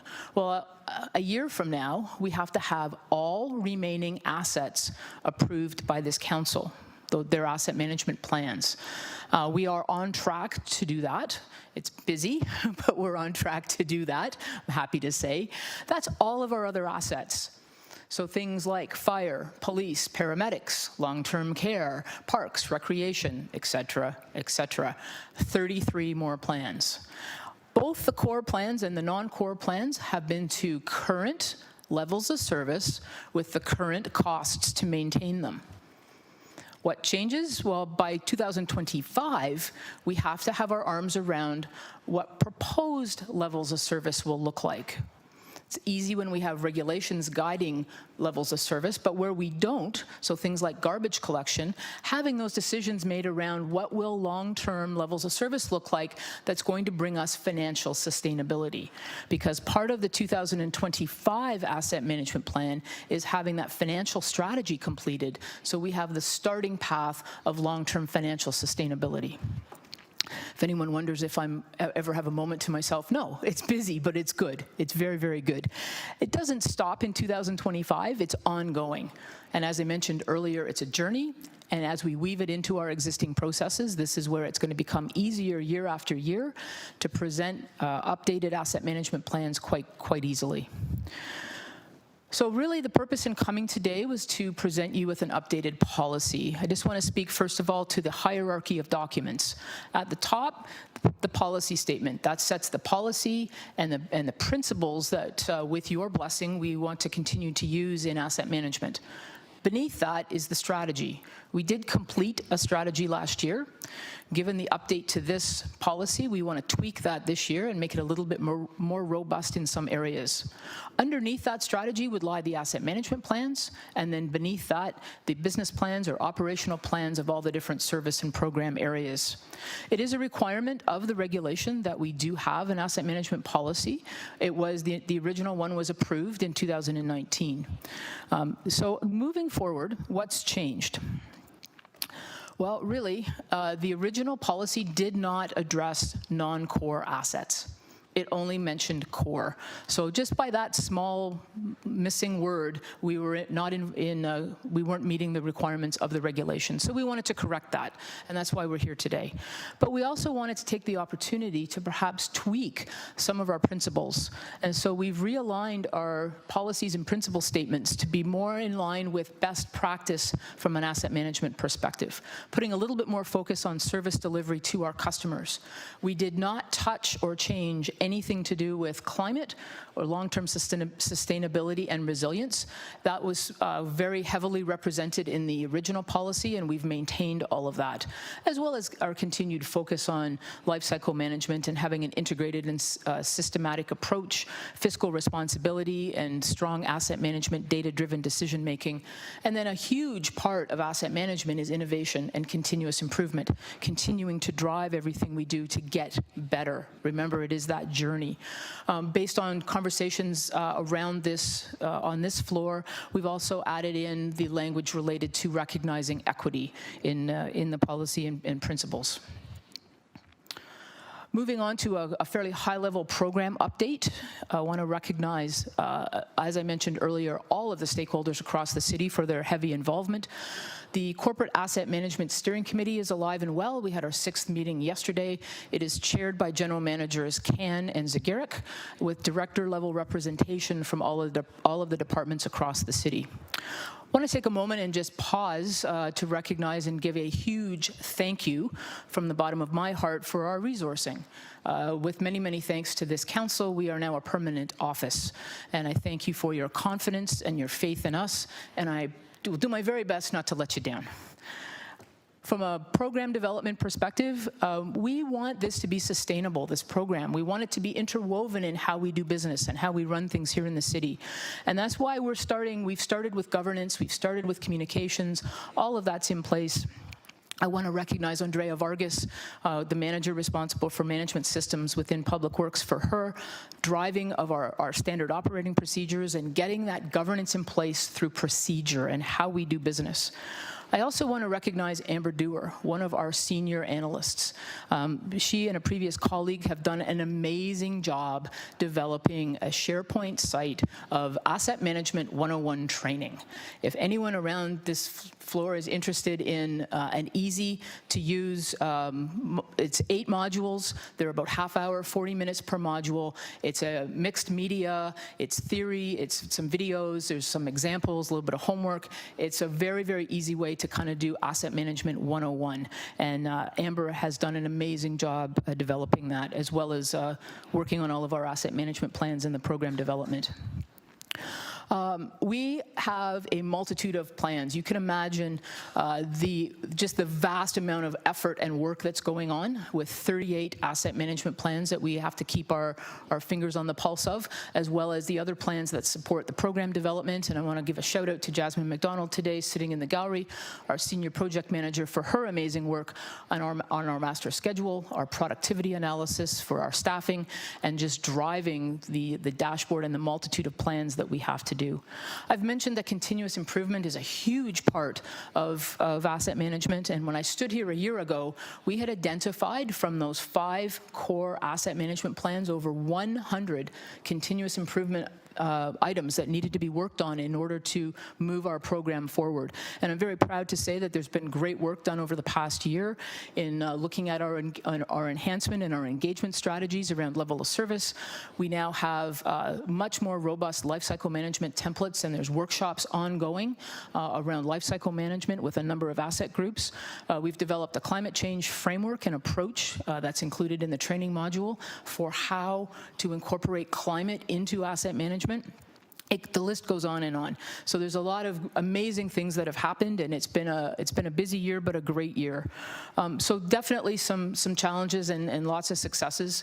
Mostly successes around the methodologies that we've established, the continued collaboration and partnership, the training and education material, and just the amazing asset owner engagement across the city.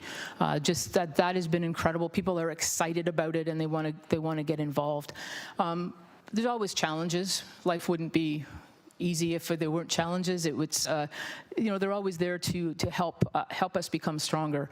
Just working with our asset owners, being flexible and having the ability to meet their needs and availability and capacity has proven to be a bit of a challenge, but we're working through that with them.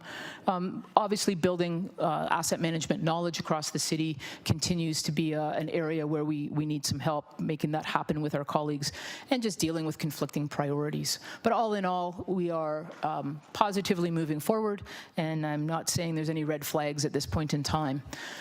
My last slide, just before I step away, is to say by 2025, we do have to find that balance between cost, performance of our services and our assets, and risk in order to come out with that preferred level of service.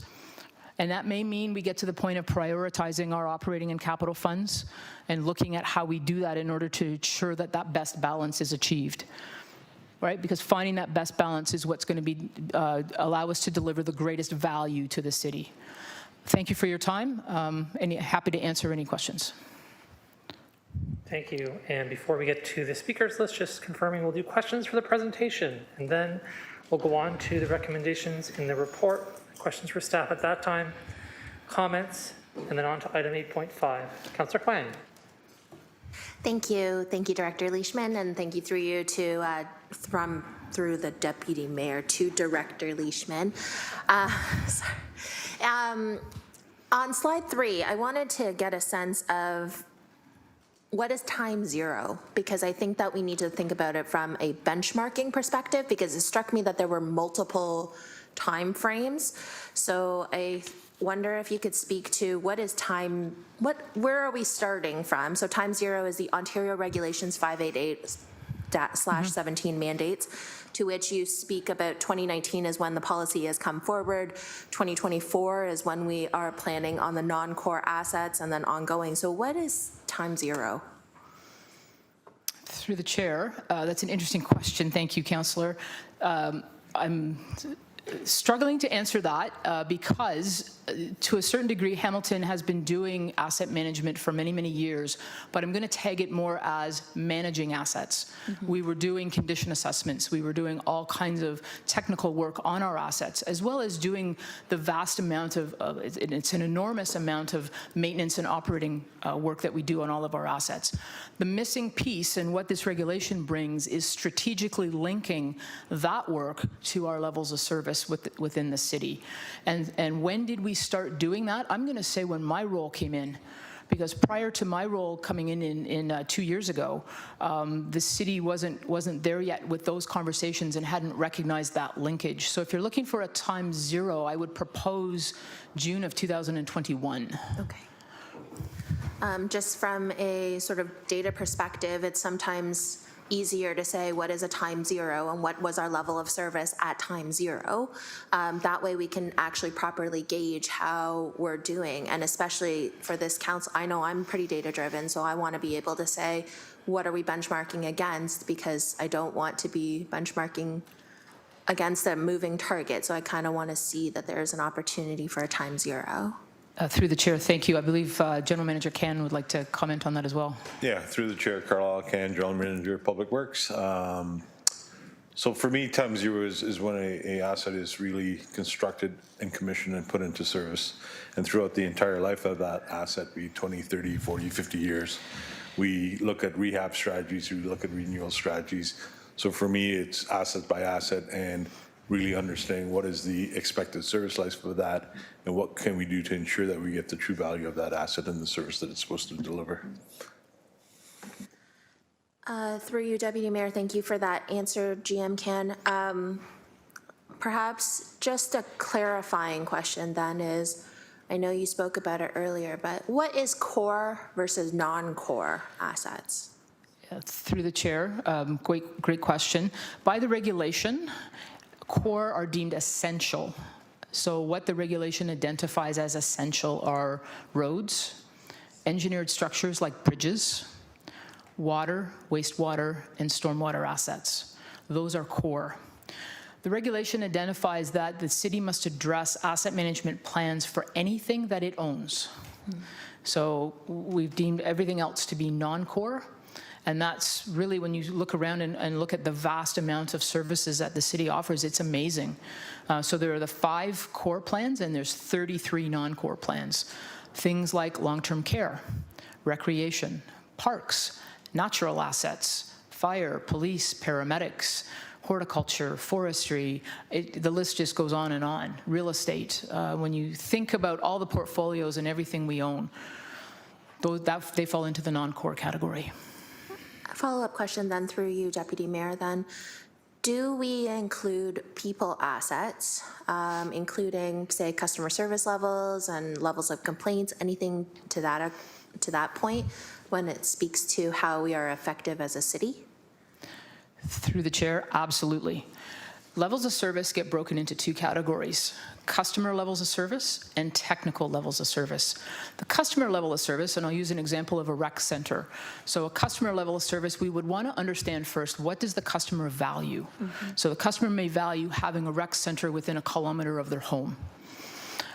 You then look at customer levels of service, and that's where you really look at how satisfied is that customer with what's being offered in that rec center.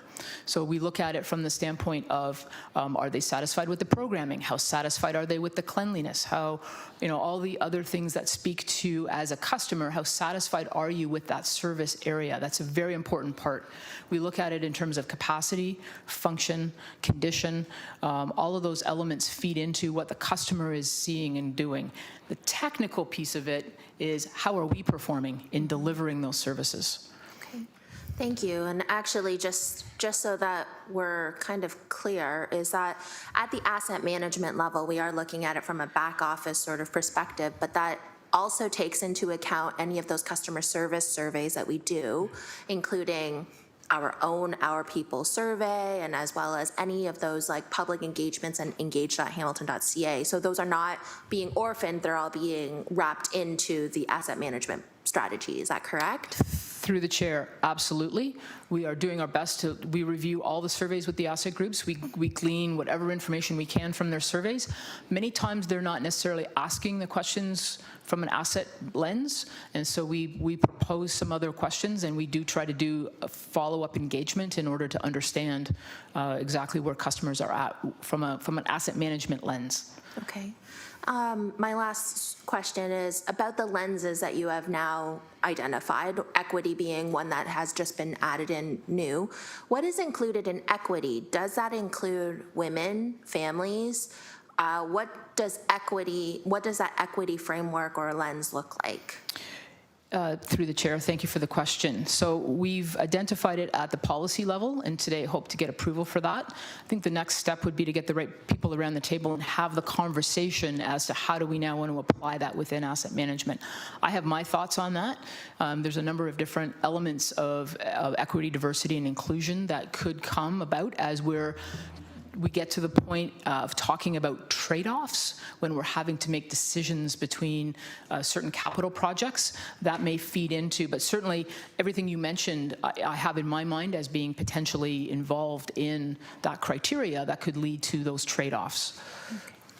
Last question then is that when we're talking about the lenses as well, how are you working with, say, Dr. Lukaszek on potentially carbon, climate, and that sort of thing? Because I understand that work is still happening, but may not have that same integration into our asset management plans. How is that working relationship looking like?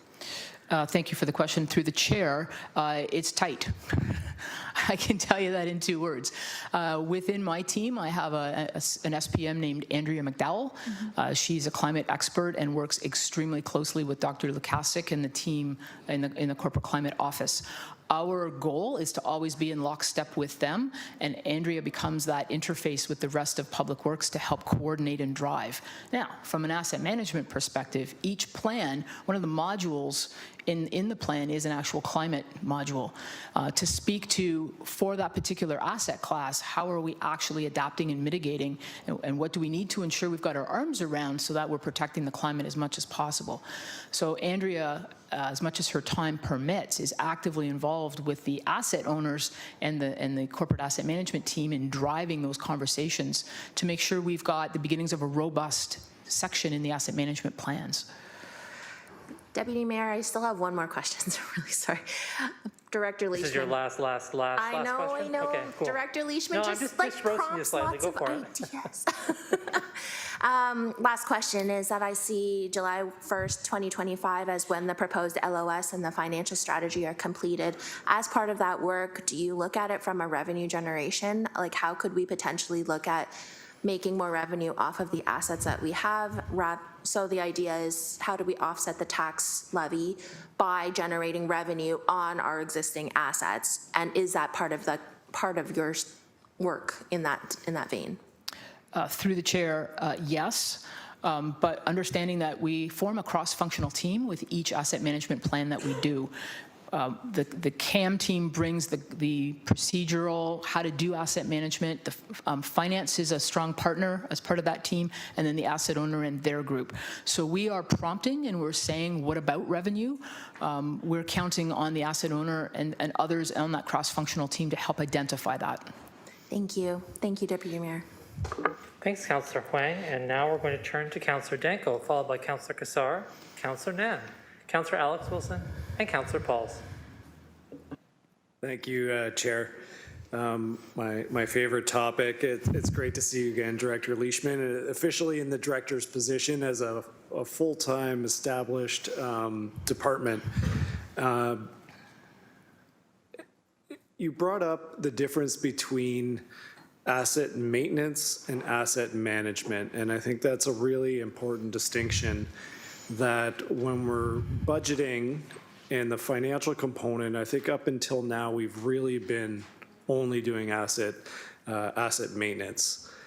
And this committee and council has asked for a review of the budget process, and I'm wondering, through you, Chair, is how we can fully integrate asset management into our annual capital operating budgets.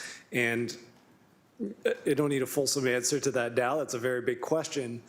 But I think last term, when you brought forward that we're, annually just on our core assets, $198 million, obviously it raises a lot of red flags and has a direct relationship to budgeting. So how can we tie those together better?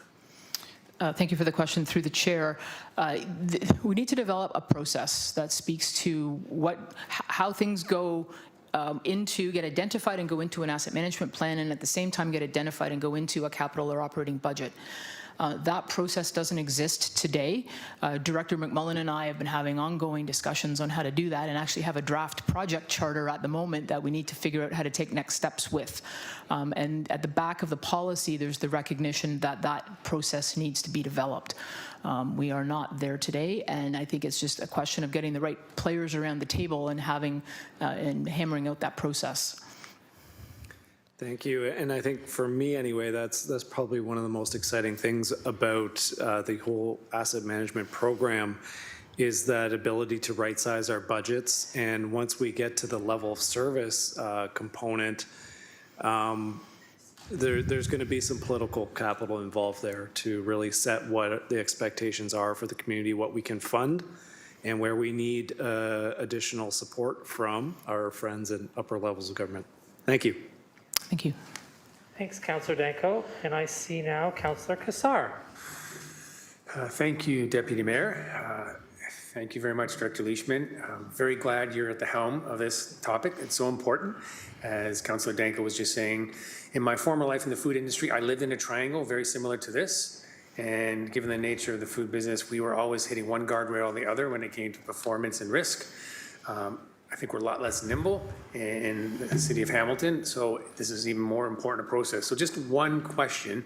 It's around the process of setting the levels of service that Councillor Danko was just talking about there. At a high level, do you have a vision, or is there best practice of how you will guide us through that and how we would go about doing that? Because there is a lot of political capital to be expended, and it's not a simple topic. Thank you for the question. Through the chair, it's not a simple topic, and it, in my mind, starts with what by regulation do we have to deliver from a level of service, and once we carve those off, then we're really left with, at the asset owner and their team level, working with them to help them understand what that needs to look like moving forward, and having that understanding of the funding gap from their initial plan, and then raising the gap and where things need to change up to senior levels if those asset owners can't make those decisions themselves. So for example, I'm just going to make up numbers. If we have 15 tennis courts out there today and only 14 of them are being used, one of our options is to discontinue that, the use of the 15th court. So to get to levels of service, there's a number of things. We can defer acquisitions. We can close assets. We can look at managing debt better. We can look at more financial strategies. We need to have an understanding of that landscape of all of those strategies, and I've only named off 4 or 5 there. There's a multitude of those strategies that we need to start employing once we understand what that gap looks like and where we're at. I have yet to come across an asset group that has no funding gap, which then leads to the discussion around levels of service.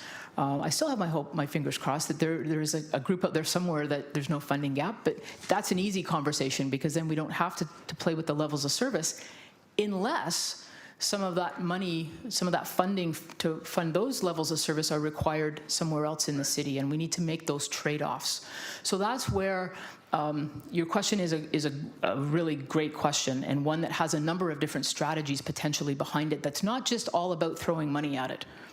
Right? It's about being smart and deliberate with what are the services we're providing, what assets do we really need, are there assets that are old and really just consuming all kinds of costs to operate and maintain when in fact we really just need to shut them down and say goodbye to them.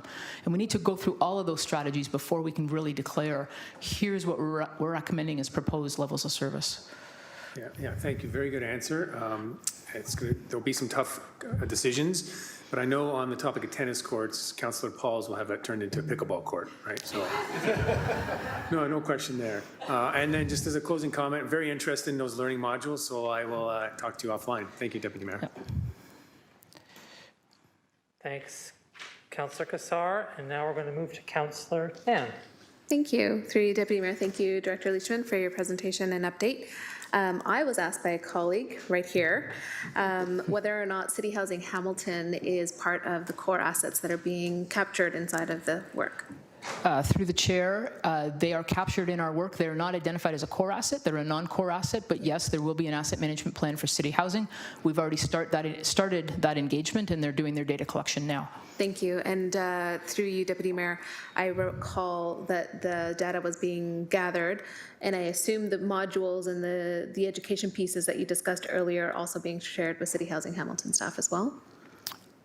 Through the chair, yes, absolutely. Excellent. Thank you. That's it. Thanks, Councillor Nan. And we'll now go to Councillor Pauls, as Councillor Alex Wilson has a question on the report. Councillor Pauls, go ahead. Okay, I was going to go off the list because some of my questions were answered, but you said that we have 2 phases, the core plan and the non-core, right? So we are already looking after the core plan, which is 195.9 million annually.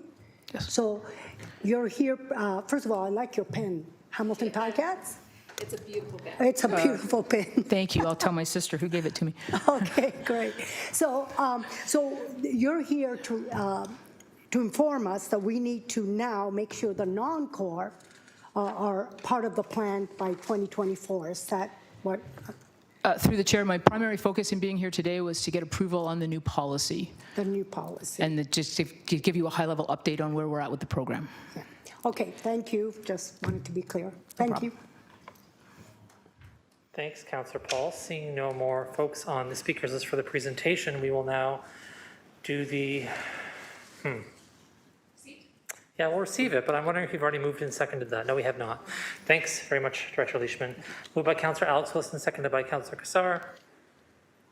We received the presentation. We'll have that vote now.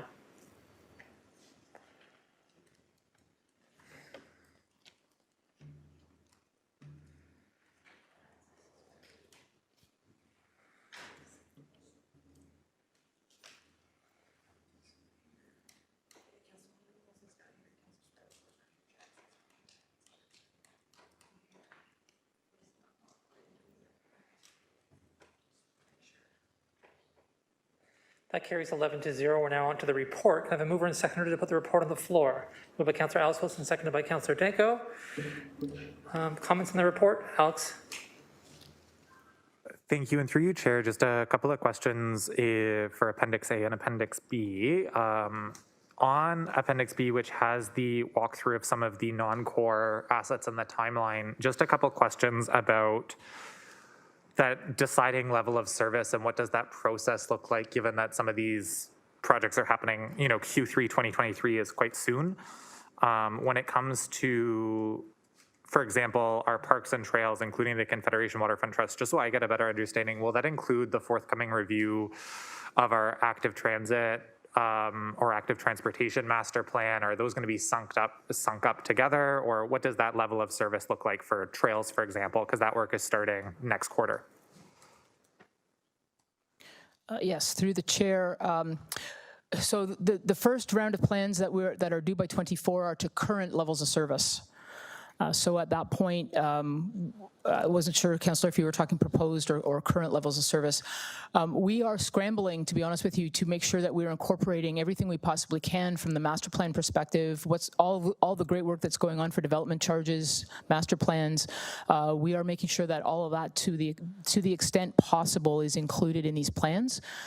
We are sometimes hitting deadlines and may have to defer some of that to the next plan, which should be coming the year behind, but we're doing our best.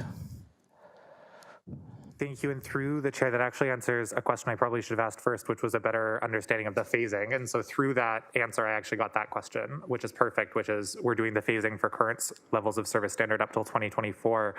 I know Councillor Maureen Wilson is at Alpha for Public Health right now, but she moved a motion looking at the value of our golf courses and some of the costs going into golf courses. And so just again, trying to get this understanding, the 2024 deadline is to set a certain level of service based on current level of service standard.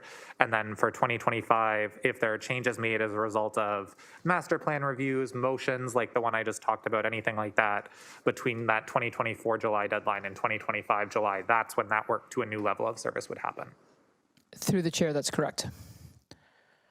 And last question on Appendix B, I believe from me, or second last, is for waste management, some of these other ones, as we set that work, when do we see the various committees, subgroups, partner organizations we have being involved in that process? Is it the 2024 to 2025 process, if it's about new levels of service, or are groups being brought into that work right now, given that you're already experiencing a time crunch? Through the chair, we are working directly with Angela Story, Director Story and her team, and counting on their guidance to who to bring in at this time. So that cross-functional team is under Director Story's direction, knowing that there's other things happening within waste management over the short term. So at this point, we are relying on their level of engagement survey, because the Waste Management Division has been very strongly working with the resident base to understand customer needs, and that continues. So we're using their great work as part of our input to the asset management plan. Thank you very much. And last question on Appendix B from me. When it comes to our natural assets plan, which is the 33rd audit, the 33rd one scheduled. So again, like an ambitious work plan, really appreciate that. Are we giving consideration as to how we'll scope that? We know that our natural assets are part of an interconnected ecosystem. Have we started thinking about like scoping that with the Conservation Authority, with other landholding partners, just to ensure that the product we get back is reflective of the ecosystem? I don't know. In some of these other ones, it's pretty clear that it's a municipal-only asset. In this one, it's just so interconnected to different landholders. Are we thinking about doing that one any differently than the other 32? Yeah, through the chair, that is a great question, Councillor. There are a number of different players across the city that have an interest and involvement in natural assets. The question you have asked is in the process of being answered. We've just completed this cross-functional team that included folks from planning and economic development, from public works, from corporate finance. That cross-functional team just finished a workshop with the municipal natural assets inventory system on a high-level development of a roadmap. And one of the number one tasks that comes out of that roadmap development is what is the scope and who are the players and stakeholders and who's going to be the key leaders and drivers. That meeting, I think, is scheduled for sometime in the next month to start those conversations. Thank you, and through the chair, that's really exciting to hear. I know MNAI does some great work, and again, like we can't get the grants, we can't get the funding until we have that sense. I'll also say the Biodiversity Action Plan, doing that baseline study in 2023, 2024, there may be some data sharing. I think last question from me, just switching to Appendix A, is just a thought. I really appreciate the roles and responsibilities, or maybe just it's the responsibilities section where it talks about what is the role of council, it's to pass these plans, what is the role of staff. Understanding that we're setting the level of service for residents, I'd love to see some responsibilities for residents put in this just to better understand in future iterations of this plan that we're all in this together. Like these are shared assets across the city, and so if you're using a rec center and you're not happy with the state of repair, do you have any responsibilities to report that? Not necessarily putting undue burden on residents, but making it clear that they're part of this system and part of managing our infrastructure. So I guess I wonder if that's been thought of in the asset management plan, and if that's something maybe in future iterations of this policy, not a needed change today, we could consider. Yeah, through the chair, we had not considered that, but I really like the suggestion. Thank you. Thanks so much. Those are my questions. Really appreciate it. Thanks, and next up is Councillor Nan. Nope, that's a lie. Next up is me. I'll ask Councillor Pauls, as former deputy chair, just to take the chair, deputy mayor, take the chair. Of course. Go ahead, Councillor, Chair. Thank you. Mine is just really a follow-up from the question that Councillor Alex Wilson already asked, stole it from me, Appendix B. Yeah, I want to say, just to say thank you for making sure natural assets were included. I noticed they were 33 on the list also. I had a small sadness to that because I was like, oh no, they're at the end. But I recognize that they require a different kind of work to do, to scope that, and it'll allow us to set, I'm assuming part of the reason is because it's a different kind of work than we've been doing up to now, we'll need time to understand what we're going to do before we do it. Also, is that why that's built into being at the end of the list? Could you speak to that, Director Leishman, perhaps? Yes, thank you for the question, and through the chair, it does have some uniqueness to it, and just attempting to value natural assets is a whole topic in itself. So it's going to take us some time to get up to speed, and that's where the MNAI roadmap that we just finished is a huge benefit to us in helping us to understand some of those components that we need to think of differently. Thank you very much, and I'm glad to see it here. Really grateful for it. Those are my only comments. You could take the chair back. Thank you, Councillor Paul. You're welcome. And on that exciting moment, we will go to the vote on receiving the recommendations in this report.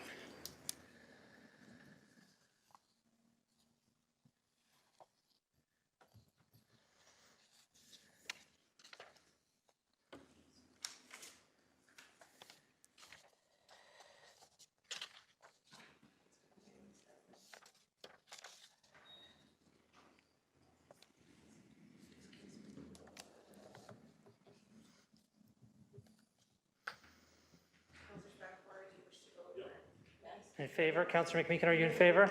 Yes. Councillor Jackson, are you in favor of the recommendation? Yes, I am. Councillor Jackson's in favor. The mobile councillors are in favor. There we are, 12-0. Look at us, the numbers are rising. Now we're on to item 8.5, and 8.5 are development charges. Now it's 8.5, development charges exemption sustainable funding strategy, report FCS 203064. GM Zagaric, take it away when you're ready. Thanks, Deputy Mayor. Just a few opening comments, and then I will pass it over to Supervisor Lindsay Gillies. So appropriate. I too appreciate Director Leishman's presentations. Always learning in terms of asset management, and it's so appropriate to follow asset management with a conversation around growth and development charges. And just reminding committee of the relationship of provincial policy and legislation as it relates to development charges. Provincial government sets policies, they set the legislation, and municipalities follow that legislation. The provincial government tells us, how much funding we can raise and where we can spend that funding, and they do so through the Development Charge Act. And what you have before you today is a comprehensive report not only as it relates to recent legislative changes around development charges, but the topic of development charge exemptions. And we've had a long history, City of Hamilton, with respect to development charge exemptions. We've leveraged development charge exemptions as a way to incentivize economic activity in the City of Hamilton. Having said that, given the broad legislative changes that the provincial government has introduced most recently through Bill 23, municipalities as a whole in Ontario will be reviewing their development charge exemptions and the alignment of existing development charge exemption policies given the legislative changes. So I'll stop there. I'll introduce Lindsay Gillies, our supervisor of development charges, programs, and policy. And I'll invite Lindsay to present the presentation to committee and happy to jointly answer any questions committee might have. Thank you, Mike. Take it away. Thank you. Perfect. Thanks, Mike. And through the chair, as Mike said, my name is Lindsay Gillies, and I'm the supervisor for development charges, programs, and policies at the City of Hamilton. And today I have a presentation on Report FCS 23064. Specifically, the presentation will provide an overview of how the city will move towards a sustainable development charges exemption funding strategy.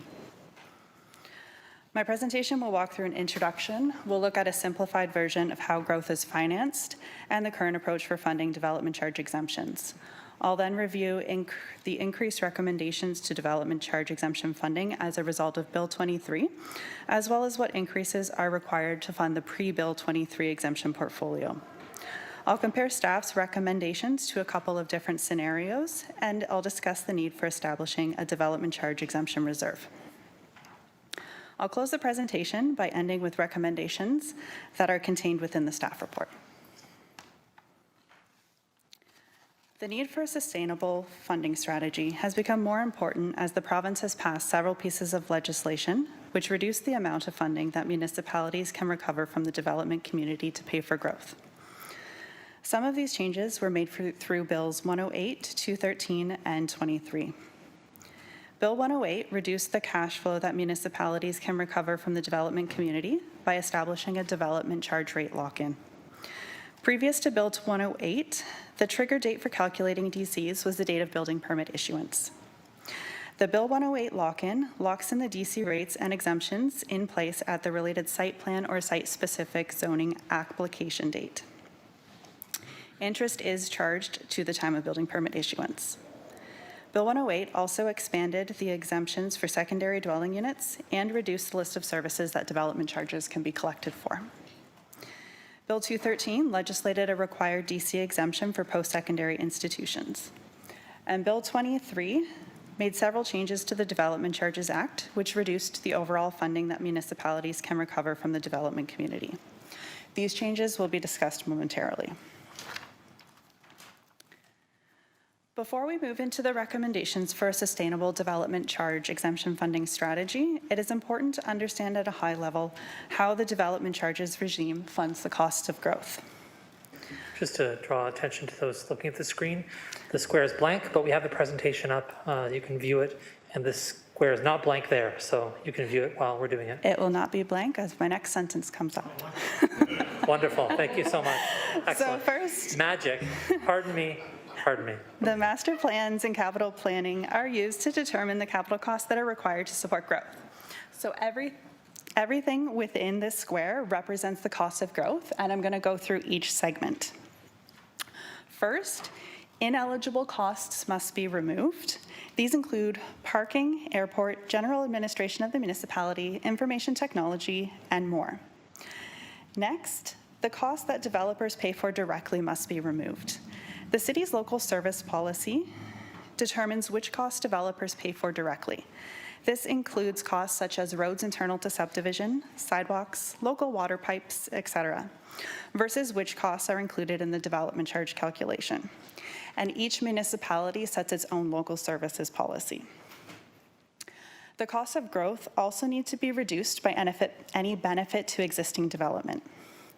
A simple example of this is to say that we had a 10,000 square foot rec center, and we were demolishing that to build a 30,000 square foot rec center to accommodate growth. The costs of the 10,000 square feet would be a benefit to the existing community and would not be eligible to be included in the development charge calculation, which would be charged to growth. Any grants or subsidies, with limited exceptions, also need to be removed from the cost of growth before the DC rate is calculated. Once these deductions have been made, the remaining eligible costs are divided by the forecasted population, and an amount per capita for residential and an amount per square foot for non-residential is determined. This calculated amount is the amount that would be required to be collected from all net new development in the city to afford the eligible costs of growth infrastructure. However, not all net new development pays this calculated amount. The DC Act requires some statutory exemptions, and Council has directed some discretionary exemptions. The statutory and discretionary exemptions are not being collected from the development community. The balance is what is collected from the development community. The next slide will go over how Bill 23 has changed the simplified graphic. And again, it's not all going to come up at once.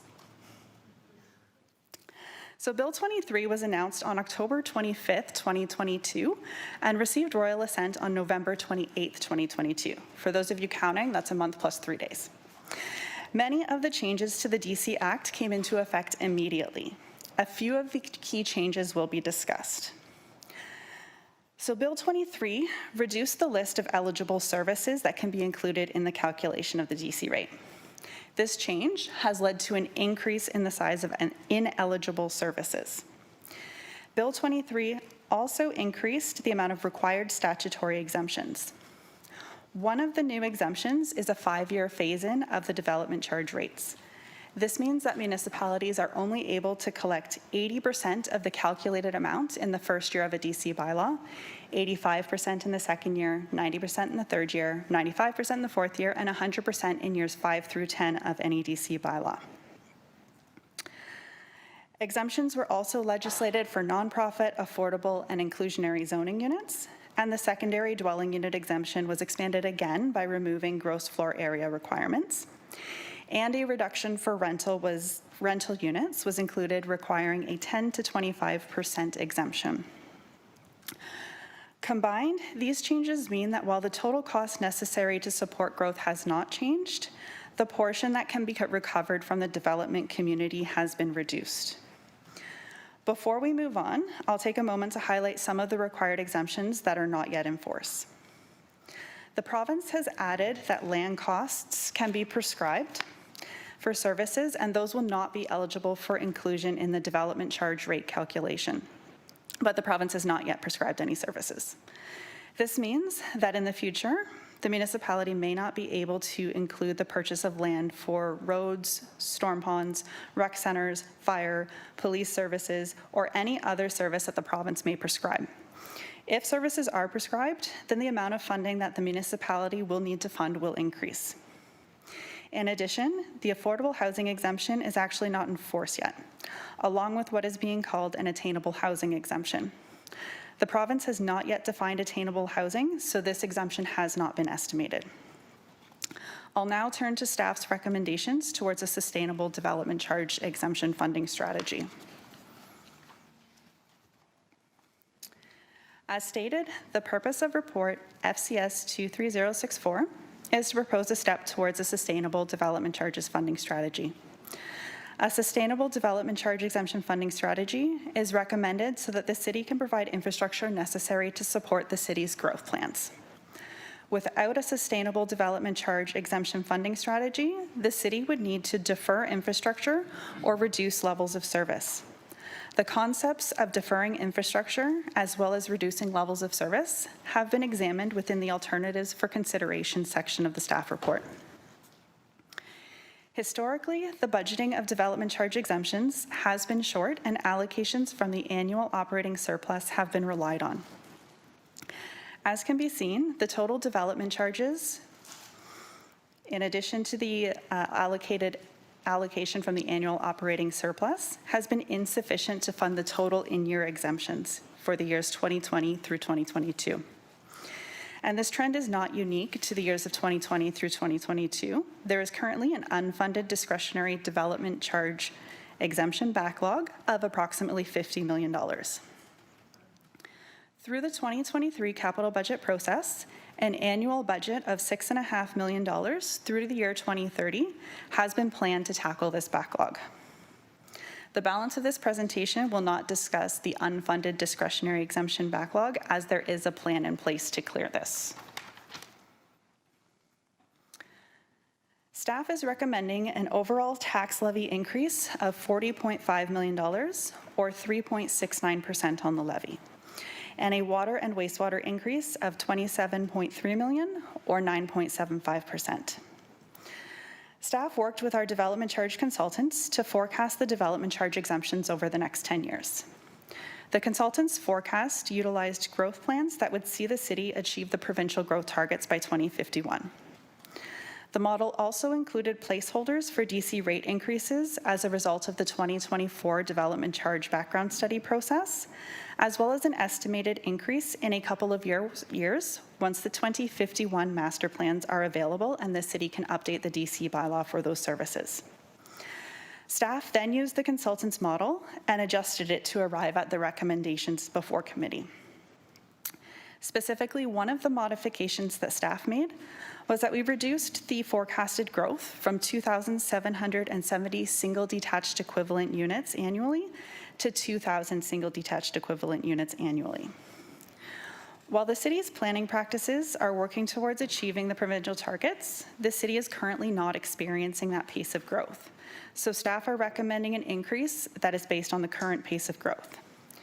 These staff recommendations are a step towards a sustainable development charge exemption funding strategy. By reducing the recommended increase to be in line with current pace of growth, it ensures that our current tax and ratepayers are being charged based on actual experience versus a future state.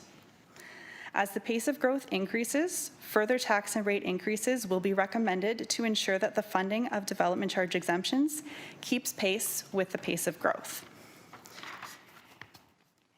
The increase recommended by staff can be split into Bill 23 exemptions versus general increases to move towards a sustainable development charge exemption funding strategy. First, the Bill 23 impacts can be split into recommended funding block adjustments due to the removal of housing services and growth studies as eligible services versus increases to support the new statutory exemptions. Funding blocks are annual amounts that are incorporated into the city's capital budgeting process for specific program areas and special initiatives. The current reserve balances for housing and growth studies have been considered when determining the recommended increases. Moving to the statutory exemptions, through Bill 23, the province has required an exemption for affordable and attainable dwelling units. Neither of these exemptions are in force yet. You will note an assumed increase for affordable housing. And this is because staff viewed affordable housing and nonprofit housing as equivalent, and the allocation has been split between the two lines. The province will be releasing bulletins which will guide municipalities with respect to affordable and attainable housing exemptions, and these bulletins have not yet been released. Once published, staff will assess and determine what changes to the development charges sustainable exemption funding strategy may be necessary. Further, as previously mentioned, through Bill 23, the province may prescribe land costs for some services which will not be eligible for inclusion in the calculation of DC rates. Should the province prescribe the services, the effect will reduce the amount of growth costs that can be recovered from the development community. Adjustments to the Sustainable Development Charge Exemption Funding Strategy will be recommended at the appropriate time. This slide shows staff's recommendations related to the pre-Bill 23 underfunding of development charge exemptions. Staff has made recommendations based on the existing discretionary development charge exemption portfolio. This exemption portfolio will be reviewed through the 2024 development charge background study process, which will see a new bylaw in effect by June of 2024.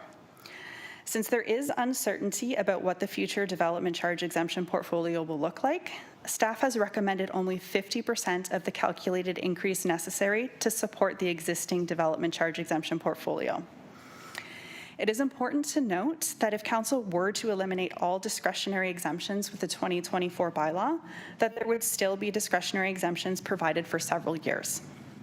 This is because Bill 108, the More Homes, More Choice Act, locks in the development charge rates and exemptions applicable to a building permit at the related site plan or site-specific zoning application date for 2 years from the approval of that application. This next slide compares a few growth scenarios and staff's recommended level of funding. The gray line at the top represents the forecasted development charge exemptions as prepared by the city's development charge consultants, assuming 2,770 single detached equivalent units annually, which would be in line with achieving the provincial growth targets. This is ultimately where the development charge exemption funding will need to end up in the long run to support the anticipated growth of the city. The blue line represents the forecasted development charge exemptions by year based on the current pace of growth, the forecasted Bill 23 impacts, as well as 50% of the calculated increase necessary to support the existing discretionary development charge exemption portfolio. This is the forecast that staff's recommendations have been based on. This brings us to the yellow line, which represents the level of funding that will be referred to the 2024 budget process should council approve staff's recommendations. For comparison, the red line is the level of development charge exemption funding that was budgeted in 2023. As can be seen, the staff recommendation, which is the yellow line, is lower than the forecasted exemptions per the blue line in the early years. To balance this, staff is recommending establishing a development charge exemption reserve and moving to a fund-as-you-go approach to development charge exemptions. A fund-as-you-go approach means that staff would fund the development charge reserves for all exemptions provided in year starting in 2024. Rationale for this approach includes that the DC reserve balances would reflect the amount of funds that they should be holding based on the actual growth experienced. And establishing a reserve to formally track the unfunded development charge exemptions increases transparency and accountability from the current approach. Establishing a reserve means that staff will review the reserve annually and update the forecasted balance to make timely recommendations for changes to the development charge exemption funding strategy. Over time, the reserve will come to act as a sort of revolving fund for development charge exemptions. Staff has prepared a forecast of the proposed development charge exemption reserve to illustrate the first 10 years based on staff's recommendations. This chart shows the forecasted exemptions arising from Bill 23 in the darkest blue, plus the existing statutory exemptions in the medium blue, and the existing development charge discretionary exemption portfolio in the lightest blue. Again, the discretionary increase has been reduced to 50% of what would be necessary if the current development charge exemption portfolio were to continue in the next DC bylaw. The yellow line is the level of development charge exemption funding that will be referred to the 2024 budget process should council approve staff's recommendations. It's clear from this chart that the exemptions are expected to exceed the level of funding in the early years. Staff's recommended increase balances the forecasted exemptions over the 10-year period. So here's the forecasted reserve balance. Note that 0 is at the top of the chart. As you can see, development charge exemption reserve would be forecasted to be immediately in a deficit, which would take 10 years to balance out. The reserve would be forecasted to hit a peak deficit of approximately $44 million in 2028 before starting to return to a nil balance. The recommendations in front of GIC today are a step towards a sustainable development charge exemption funding strategy. The reserve forecast will be monitored based on actual activity experience, and changes to the development charge exemption sustainable funding strategy will be recommended through future years' annual budgeting processes to ensure that the reserve is always forecasted to at least return to a nil position.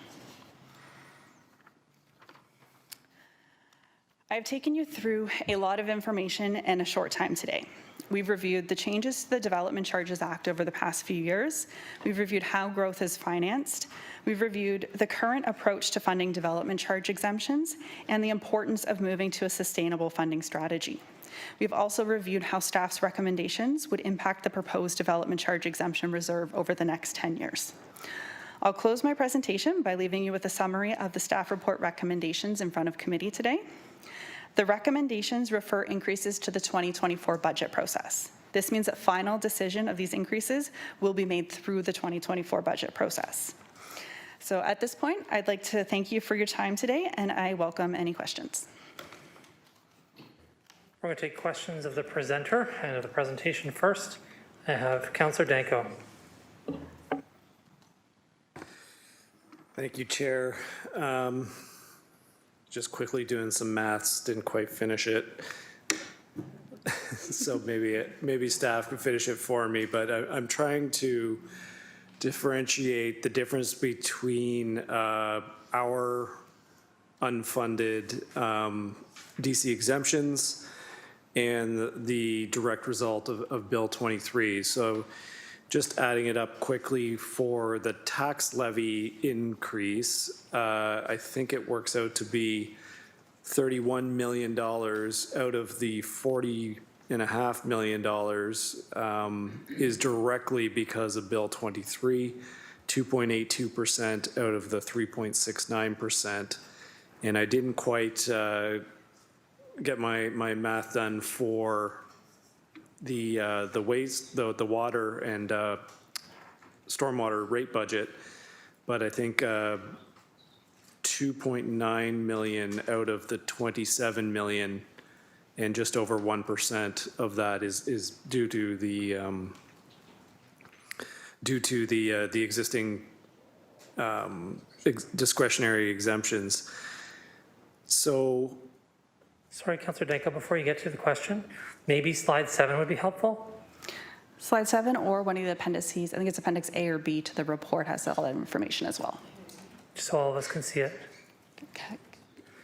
How do I get my presentation back up to get slide 7? Through the magic of others. Thank you to our legislative coordinators and assistant staff for helping with the up and down of the presentation. But 7 gives us, I think, a little picture. So I want to just, thank you, sorry.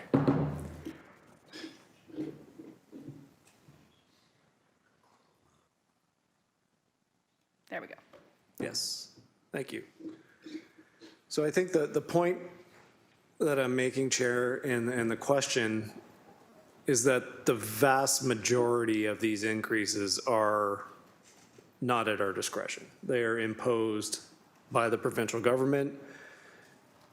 And, well, maybe I'll ask this question on the presentation then.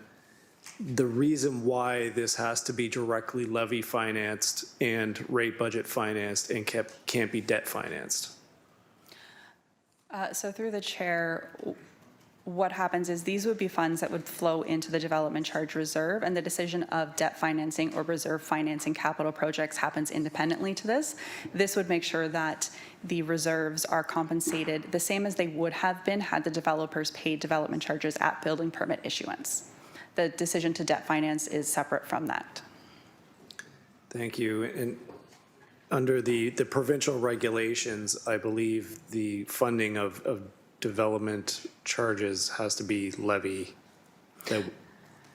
So through the Development Charges Act, municipalities are unable to pass along the costs of exemptions to other forms of development, meaning that we need to find alternate funding sources. That can come from reserves, that can come from levies, or any other source that municipalities have access to, which is limited. Thank you. And I think it's clear, but I think it needs to be clear for residents that we're not talking about a one-time tax increase of 4% and a water rate increase of almost 10%. This is annual, every year from now on. That is correct, and as the pace of growth increases to be on target with the provincial forecasts, the amount of exemption funding likewise would increase, so staff would seek further increases at that point in time. Thank you. Thanks, Councillor Danko. And I just want to say I appreciate the short speakers list on this. The debate for this discussion really isn't during the budget itself. This is about referring that conversation to the budget. So, Councillor Alex Wilson. Thank you. Councillor Danko got this started and just trying to get a picture of what was that part specific to Bill 23 and understanding that it is the majority. Just understanding what does the 3.69 on the levy mean, like to the average residential bill, even if it's like ballparked the nearest $1,000, just so we're getting close, and maybe through you, Chair, to GM Zagarek. Zagarek? Yeah, thank you. I think, GM Zagarek? Yeah. Through the chair, we'll check. I think 1% is about $70 for a property assessed at $383,000, but we'll check that. That's good enough because this is more than one. And so I think just getting this idea that this is about, give or take, $200 per household per year in terms of provincial decision making. And so just wondering when we talk about these further exemptions that are coming forward, when there's building rental housing, I noticed you could be affordable and you could get discounts, but you could just be building a for-profit rental and also get further discounts. Could you speak through you, Chair, a little bit about what those subsidies for building a rental are? Absolutely. So any rental development that is built gets a reduced fee. That's 15% to 25% based on the number of bedrooms. So 3 bedrooms gets 25% and 1 bedroom gets 15%. And then in between, 20%. And through you, Chair, are those discretionary as in the city of Hamilton has set them and they're within our discretionary bucket, or are those one of the ones that when we look back to that square that filled itself in, it's the mandatory exemption? That is not something that the city has control over. It's been legislated by the province through Bill 23. Thank you so much. Just a very quick comment from me. We're deliberately subsidizing private profit of those making the housing crisis work and profiteering off the housing crisis. That's what this does. The province is making us do it. It's clear why we're in a housing crisis. They're not interested in getting us out of it. On that, I will have a mover and a seconder to receive this presentation. Councillor Cassar and Councillor Huang, thank you very much. We'll now vote on receiving the presentation.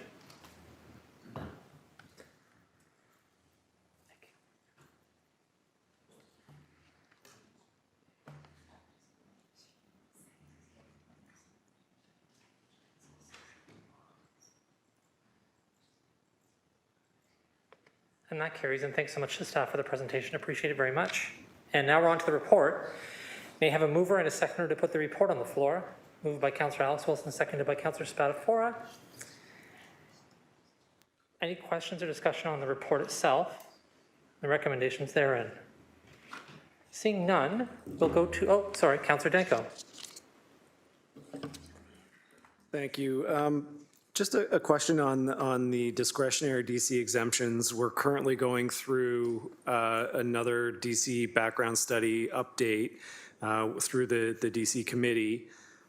And I believe I heard in the presentation, the assumption is that we're going to eliminate 50% of the current exemptions. Through the chair, I'll start, and then if Lindsay wishes to add on, that's correct. 50% of the value, what staff identified is irrespective of the stakeholder committee making a recommendation and committee and council approving phasing out or eliminating those discretionary exemptions. Some of those will be grandfathered. Under provincial legislation, they're grandfathered under, according to the site plan, and as staff identified, there's a 2-year, I believe, commitment to those. And for that reason, staff are still retaining some value associated with discretionary exemptions in the immediate term. The one big discretionary exemption is the downtown SEPA DC exemption that we phased that back last term, but it was still felt that there was value in that in order to continue to promote development in the downtown core. with LRT, this is probably isn't the right venue to have a whole debate on this, but I think with LRT, it changes some of the impetus for development in the downtown core. So is that one of the ones that we're counting on either significantly phasing back or eliminating in the assumptions that were built into the current projections? Through the chair, I can speak to that. Jason Thorne, General Manager of Planning and Economic Development. Short answer, yes. And actually, we have been messaging that is that's part of the process we're undertaking. So I'd say the industry is aware of that. You're correct. We have been phasing it down. So it's down to, at one point in time, it was 100% exemption. It's down to 40%. We will do similar to what we did in previous years. We do a bit of an analysis of the market. We do a bit of a development pro forma. We look at sort of whether or not there's any gap in terms of what the market will bear, what the construction costs are, that sort of thing. So we did that last time around, and that's what led to the reductions, the phasing down. So we'd be updating that work and coming back with recommendations for further phasing down. Thank you. And last question is, even if the DC committee decided that would be eliminated altogether, there'd still be a 5-year phase-in till we get to the full elimination, if I'm understanding what was presented. Through the chair, that's correct. So all developments, upon approval of the next DC bylaw, will be eligible for a 20% discount, and then some further targeted exemptions specific to the housing sector. Thank you. Well, maybe that could be coordinated with the opening of LRT. Thank you. Indeed. Councillor Kassar. Thanks, Deputy Mayor. So property tax bills have just gone out. It's a significant increase. Well, first of all, thank you very much for the presentation. It was a really good presentation, very factual. I understand it, although I think it's going to take some time to absorb. So, comments are not directed at staff. It's a very good presentation. But the property tax has just gone out with, the bills have gone out with a large increase. We're sitting here the very, very, very, very beginning of the next budget process, really, 3.7% on the levy, 9.75 for rate. And with a recommendation to refer to the budget, which is, again, logical, I think this is about a signal to constituents about what we are doing as a council. I think we made decisions to invest money in the 2023 budget. We're now put in a position where, as Councillor Danko pointed out, we are just being forced here. This is a logical solution. I think we also, or probably should be pursuing a political solution because this is downloading from the province. Again, this is a theme, right? I just have dreams about this now of downloading from the province. I don't think it's appropriate from my point of view, and I'd love to hear other opinions here, of sending a signal that we're going to send this directly to the budget without further potential political solutions. So I just have a hard time doing that at this point, so early in the process. So I'll leave that comment there. Thanks very much. Just to be clear, it's being sent, it's being referred just to the process. There's no acknowledgement either way that this will be approved. It's just being earmarked for discussion. I think there's lots of runway between now and then to do what you're suggesting. I don't see further speakers. We'll vote on the recommendations in the report. You have it before you.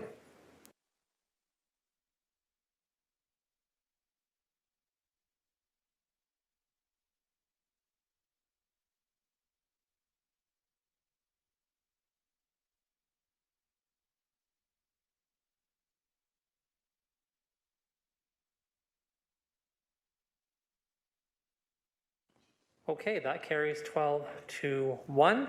And now we're on to consent items, everyone.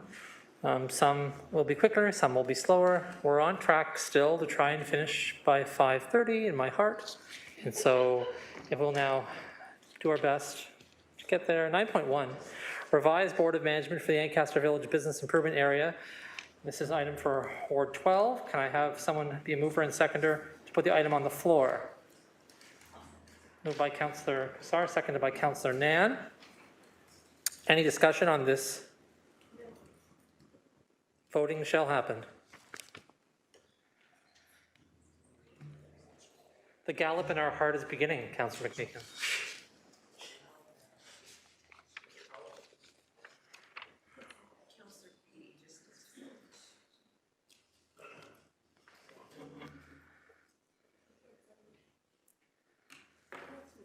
And that carries, and just for your edification, Councillor Jackson, I'm now in hybrid mode. I want you to see.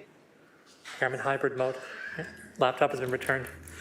9.2 is a revised Board of Management for the concession business improvement area in Ward 7.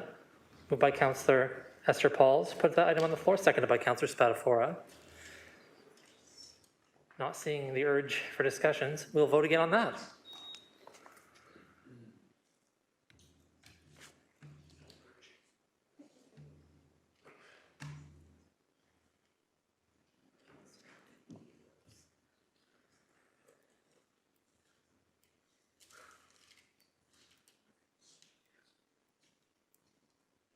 That carries 11-0. 9.3, the Commonwealth Games 2030 update.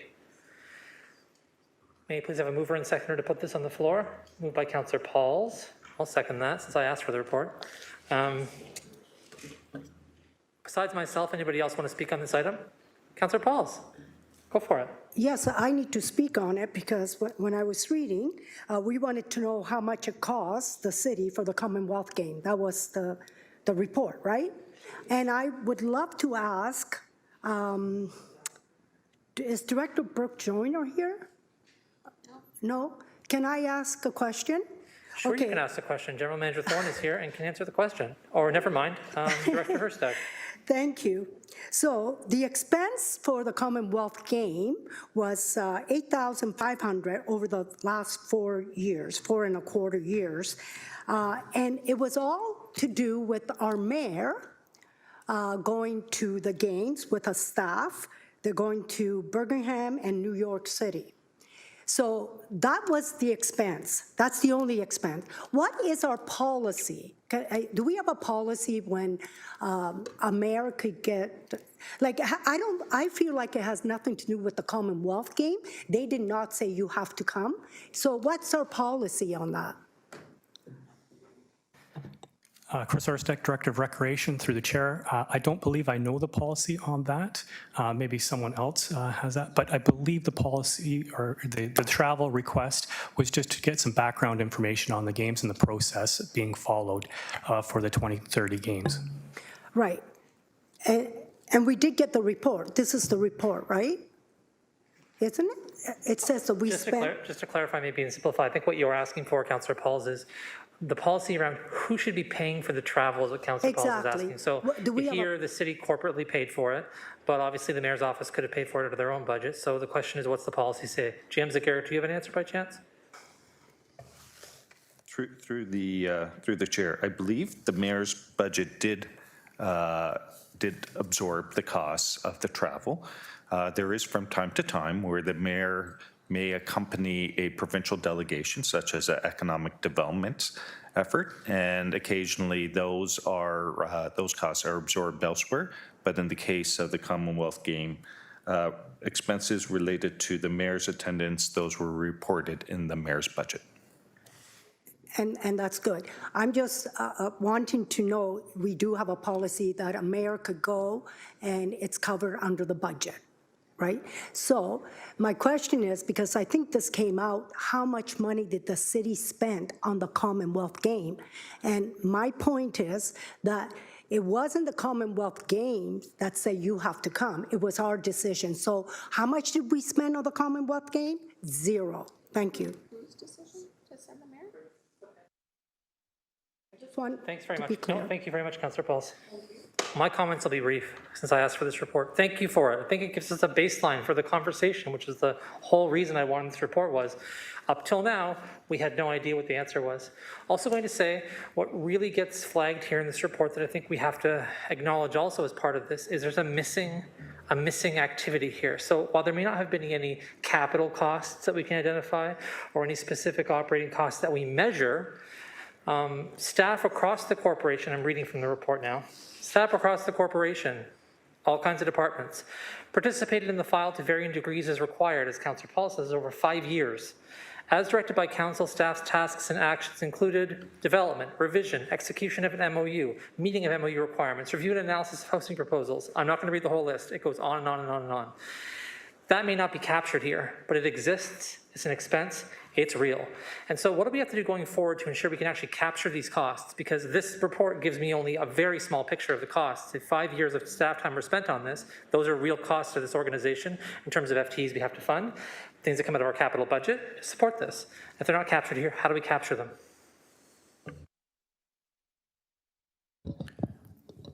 So through the chair, and I think we noted this as well when the report was requested, that we would not be able to put a specific number of hours to a project like this. We did our best to estimate. With very few exceptions, city staff don't timesheet to projects. So to get an itemized exact estimate of how much time we spend on one particular project would be would not be possible to do. But there is a cost, and just confirming that there is a significance over 5 years to do all this work. Legal, everybody's involved, right? Yes, through the chair. That's why we made best efforts through talking to the various staff to put an estimate to it, which is contained in the report. Okay, thanks so much for that. Just wanted to clarify that. No capital necessarily or operating costs or things that we necessarily have a complete picture of in terms of hours, but well, I'll leave it at that.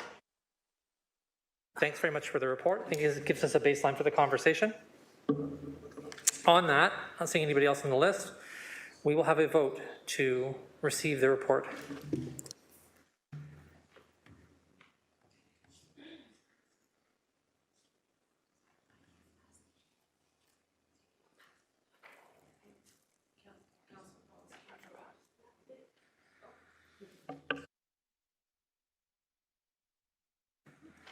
Sorry, I forgot I should have passed the chair to Councillor Pauls when I was doing that. My apologies.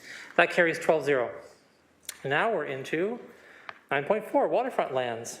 And just a flag to everybody, this is the one where there's a confidential bit to discuss, and so we're not going to officially receive this report until such time as we come out of the closed session, so we can ask questions in there. But we can ask questions about the open portion now. So anybody want to ask questions about the open portion of this report? First, we need a mover and seconder to put it on the floor.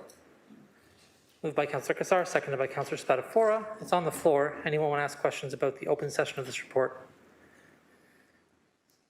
Not seeing any. I think we need a motion to defer this until later in the agenda. So to the Deputy Mayor, should committee wish to discuss Appendix A, if there's no will to discuss Appendix A, then it can just be received now. I definitely want to discuss Appendix A in the closed session. Thank you. So we're just going to move to defer this to after. Moved by Councillor Alex Wilson, seconded by Councillor Spadafora. We'll have that vote to defer receipt.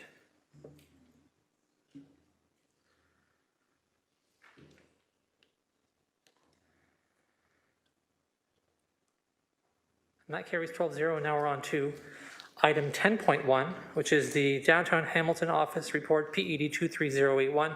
We're into discussion items, everyone, so there's no presentations from staff here. This is a chance for us, if we wish, to discuss these things. Some reports contain, anyways, I'll leave it at that for now. So I need a mover and seconder to put item 10.1 on the floor. Moved by Councillor Huang, seconded by Councillor Tadison. Is there any discussion on this item? Councillor Huang. Thank you, Deputy Mayor. Just wanted to clarify again that I have a non-disqualifying interest in this, as one of my businesses is in the downtown area. The next bit is looking at this report. I see that there are a variety, there's a lot of recommendations. So perhaps I can ask through you, Deputy Mayor, to probably our downtown team, what is of most pressing and what is the first item of action that's going to be happening? Should we approve this report? So through the chair, I'll start. I know Judy Lamb is on the line and some other staff are here in the room. I'll start by saying that originally our intention was to bring this forward as an information report to just report back on the results of the survey and some of the findings. But based on what we're hearing, we thought it was actually important to move quickly on some recommendations immediately. So what was intended to be an information report became a recommendation report. And we've put forward a few different recommendations here that try to speak to some of the primary issues we heard. I won't go through each of them individually, but they relate to reviewing some of the existing city incentive programs that we have in place, particularly as they relate to supporting the office market and leasehold improvements, and whether there's some potential to do some enhancements there, particularly related to some of the concerns we were hearing around vandalism and damage to properties. We do have some, our incentive programs already provide some very limited support in limited circumstances there. We think there's merit in reviewing that. Any changes to those incentive programs would have to come back through separate reports to council. We as staff can't just make those amendments, so those would be future reports coming forward. You'll also note a couple of recommendations that speak specifically to one of the things that our delegates actually spoke about around programming animation within the core. As the reps from the BIAs noted, it is something that they do and they do well, but they have limited capacity to do it given all of their other responsibilities. So this is an area again that we heard was of importance in the core. So we'd be looking to move on to that right away. And then there's also some comments around parking. We know that came out as a key theme. So we've identified some recommendations of some immediate actions that we think we can take to, we're not necessarily going to go out and create new parking supply immediately, but there are some programs we can look at, one in particular around flexible monthly passes for hybrid workers that we think would be beneficial. And then there's a recommendation as well related to some of the service levels in the core. Garbage is one that came up quite regularly. We heard it again through the delegation this morning. So that's a bit of an overview of what some of the recommended immediate actions are. As I said, it was not originally our intent, I would say, to incorporate a bunch of recommendations, but given the urgency of the situation, we thought it was appropriate to include those right away, rather than bringing you an information report today and saying that we'll report back again in future with potential actions. Councillor Hoy? Thank you for that. And just wanted to clarify that the financial aspect of this is we are looking at funding a full-time FTE at $140,000, an upset limit of $400,000 for placemaking and innovation projects, and a temporary service level enhancement, all funded through Economic Development's Initiatives Capital Project. None of these seem to be pushed to the budget. So will these be ongoing budget increase for PED into the 2024 budget process through you, Deputy Mayor?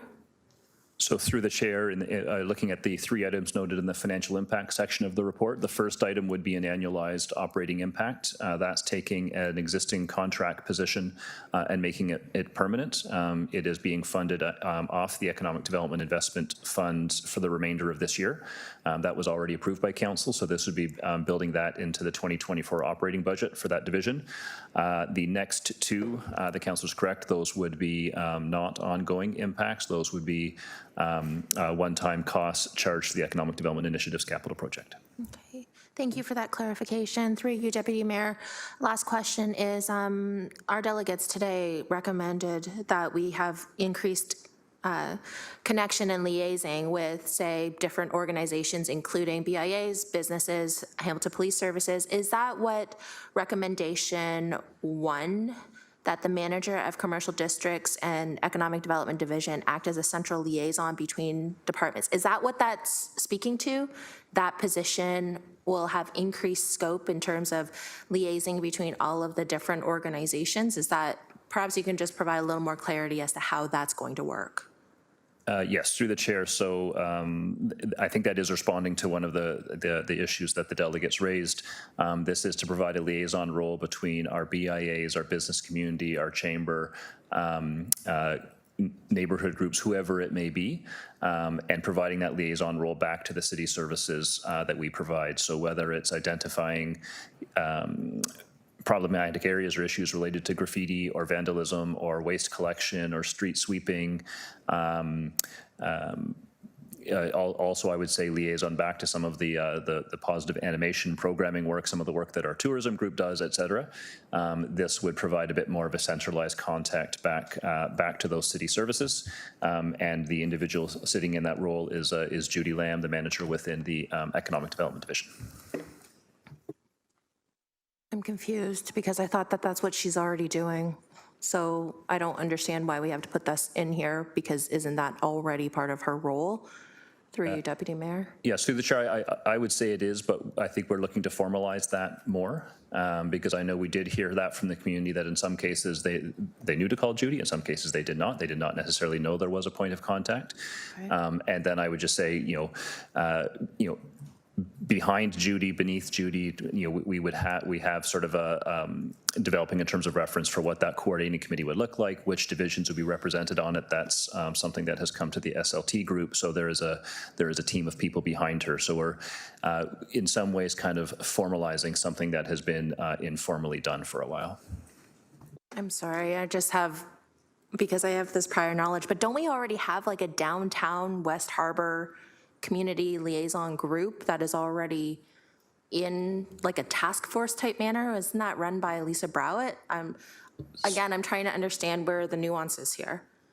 So through the chair, the councillor remembers well. Yes, when I said we would have a group behind Judy, that is the group that I was referencing. I would say, but it did for the most part go dormant for the past couple of years, especially through COVID. So we are looking to reconstitute that, redefine its terms of reference a little bit, update its membership.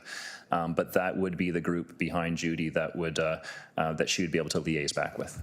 Okay, thank you. Thanks, Councillor Huang. And next up on the list is Councillor Alex Wilson. Just one line of questioning from me about parking. Just wondering, I know we have a parking master plan, know there's documented need to think about parking in our downtown. When we're hearing that giant corporate companies who say potentially have 75% vacancy, we heard from delegates today, 11%, 16% maybe more common.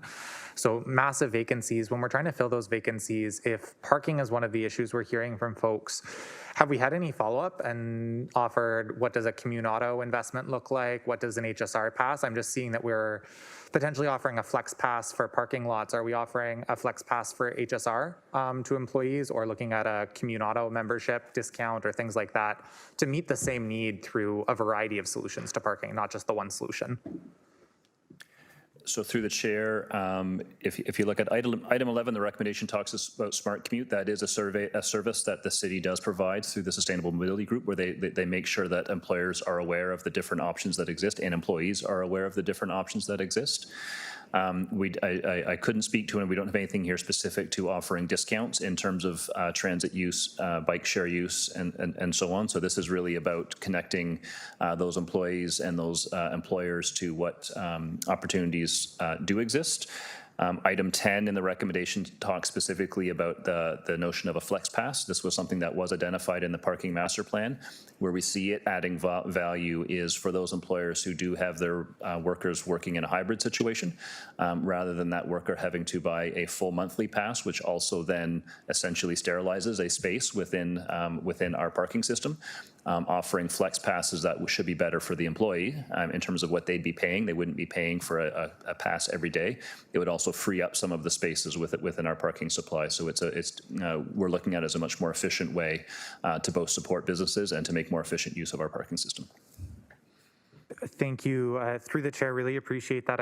Anytime we're considering a parking subsidy, parking generally, we can do the same thing with car sharing. We can do the same thing with transit. So I'd just love to see us moving in all the same directions. I know we are in terms of like, what are the programs available? What is the information? And from that education perspective, I think we know that we have to have a change in automobile use for safe street reason, for climate change reasons. And so wherever we can think about that modal shift, because we also know business districts are better supported when they're better served by transit than when most clients are coming from cars. You can just get more people downtown when that modal shift happens in customers.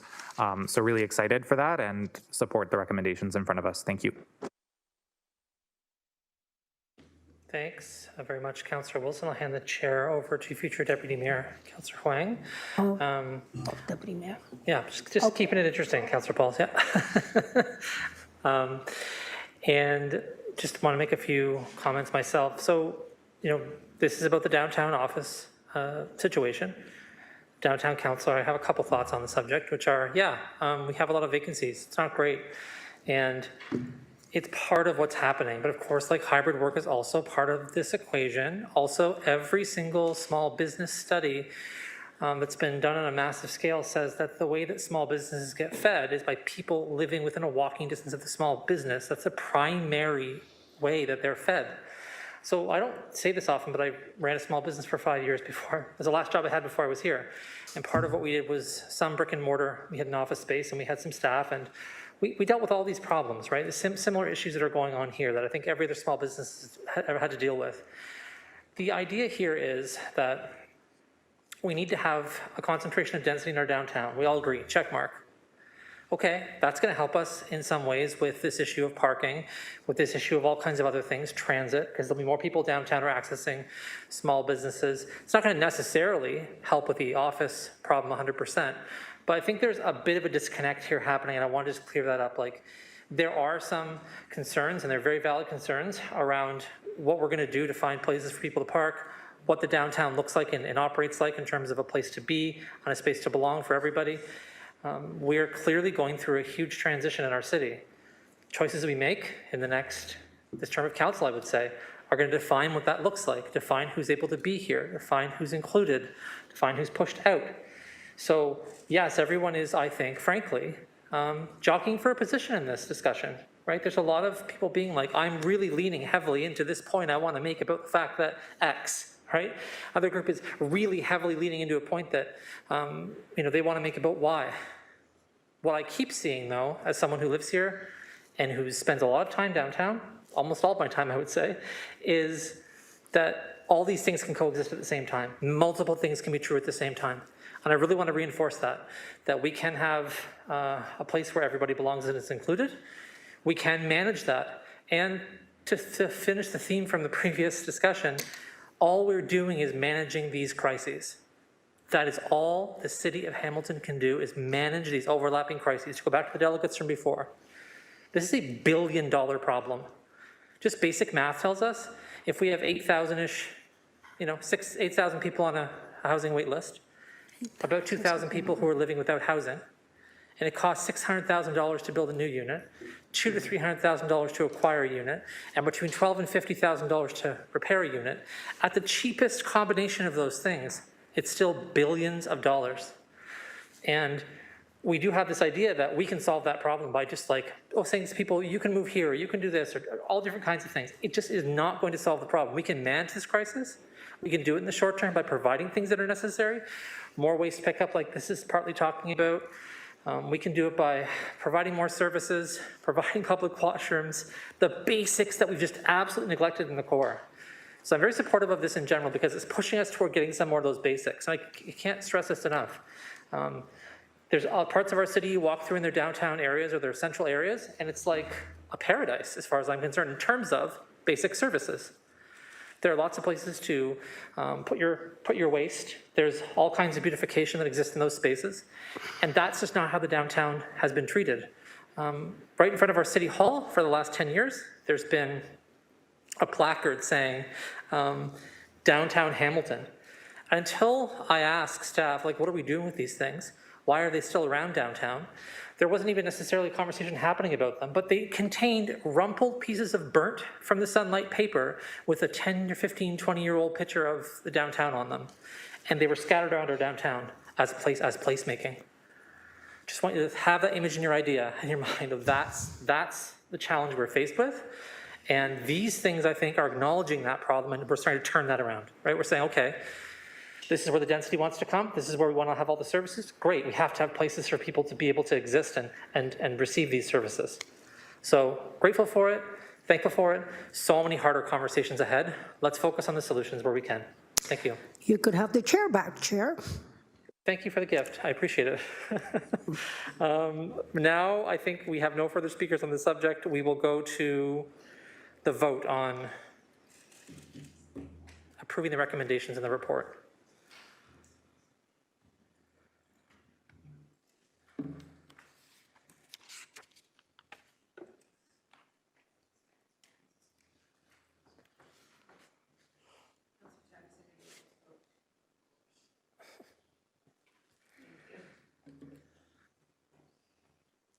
Thanks, that carries 13-0. 10.2 is a 2022 annual report for Economic Development Division Financial Incentive and Assistance Programs, PED 23094. May I please have a mover and seconder to put this item on the floor? Councillor Alex Wilson and Councillor Huang. Is there any discussion on this specific item? 10.2. Not seeing any people, go to the vote on that to receive the report.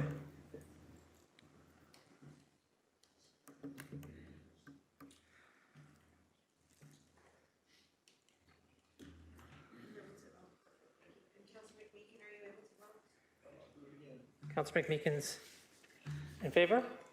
Favor. Great, that carries. Now we're on to 10.3, secondary ward councillor offices. I won't read out all the adjoining report numbers. They're there for your edification. May I please have a mover and seconder to put this item on the floor? Councillor Spatafora. Councillor Beattie. Is there any discussion on this item? Okay, I add myself to the list as well. And first time speaker, Councillor Danko. Thank you, Chair. Just going back to my notes, and I'm generally in favor of this. I think it's good to have a policy in place. The one part of it that I'm struggling with a little bit is that the annual operating costs would be paid for under the legislative general operating budget and not billed to the ward office budgets. I'm just wondering what staff's rationale for that is.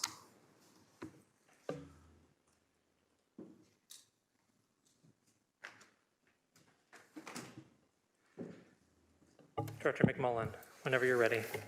Yeah, so through the chair, Brian McMullen, Director of Financial Planning, Administration and Policy and Corporate Services Department. Yeah, so the rationale for that that suggestion in the guideline was related to the way that the existing budgets are being calculated, where the existing ward office budgets that are in City Hall are currently being charged to the Legislative General. So when we looked at this, and we've had a number of requests through ourselves in corporate services, but also in Public Works and in other divisions, requests for these satellite or the secondary offices. We're trying to look at a process where these additional charges can be budgeted. Now, in some of the cases of the let's call it the former town halls, the former non-Hamilton town hall offices, some of the councillors have office space in those locations, and those in some cases are being charged to that particular facility. So Dundas Town Hall, Stony Creek Town Hall, and so on. So they're being charged there. So if we're looking at some kind of consistency, we're looking at moving all of those types of budgets into the Legislative General as we move through this process, as more councillors are asking for satellite or secondary offices. Thank you. So we are going through an office budget review that's looking to be in place for next year. So I'm fine with this for this year because that's the current status quo.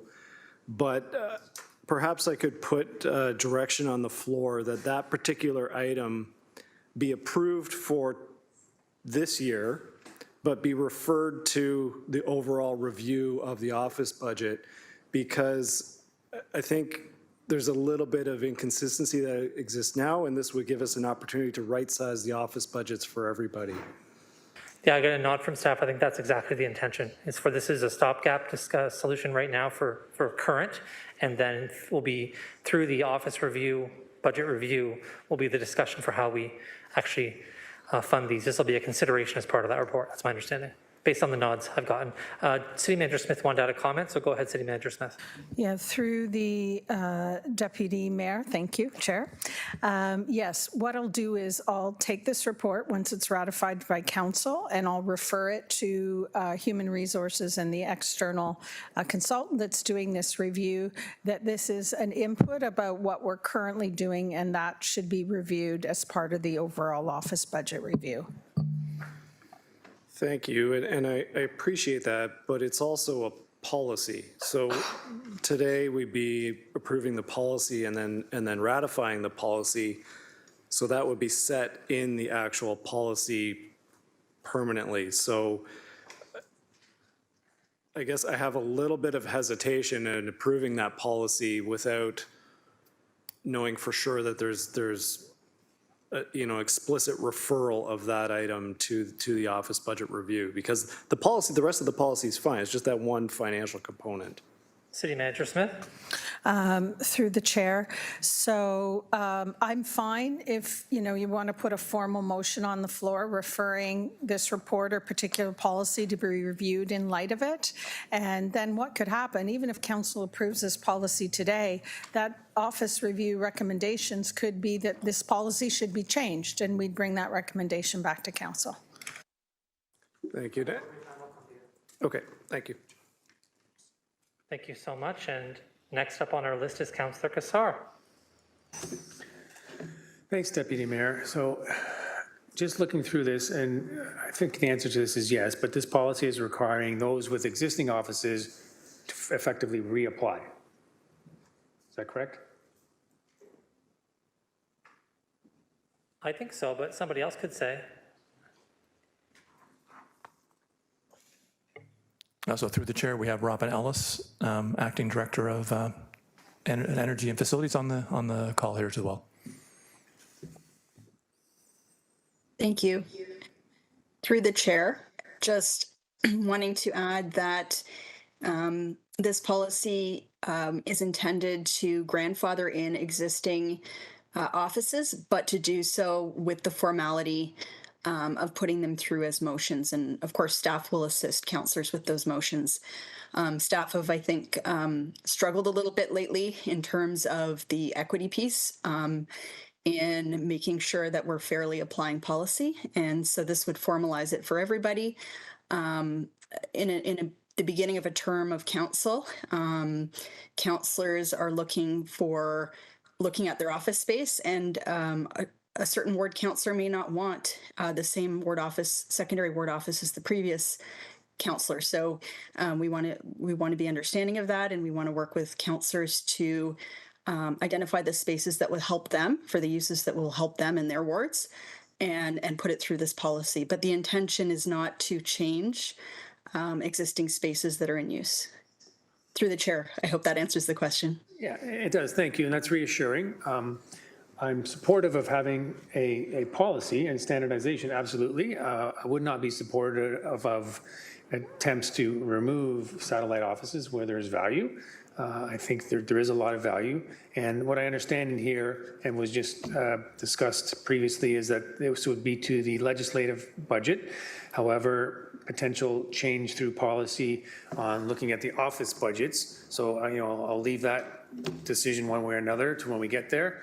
But generally supportive of this if we're enabling those who have secondary offices to maintain them, because they do provide value. Thank you, Deputy Mayor. Thanks. And Councillor Pauls, if you could take the chair, I've just got some comments I wanted to make. Sure will. Go ahead. Thank you. I just want to give folks a picture of what this looks like in Ward 2 so you get a sense of what's happening. This policy's already kind of happened in Ward 2 in terms of, not intentionally, but like these are the steps we followed in exploring the situation. So I want to tell you what the result is so you have a picture of the situation. After staff following this policy, not actually following it, but in the same spirit, went ahead and looked around Ward 2, they were like, there's one asset. That asset that you could reasonably use is not even owned by the City of Hamilton, but it's owned by City of Hamilton, Housing Hamilton. So close, right? That asset is not the size of a normal office. It's a bit bigger. It's got a biggish room here and a thing here, and maybe it's more than 1,000 square feet, but bigger than, I don't remember exactly how many square feet it is. That's probably made up on my part. I have terrible spatial sense and those kinds of things, but it's not your typical size of our offices, right?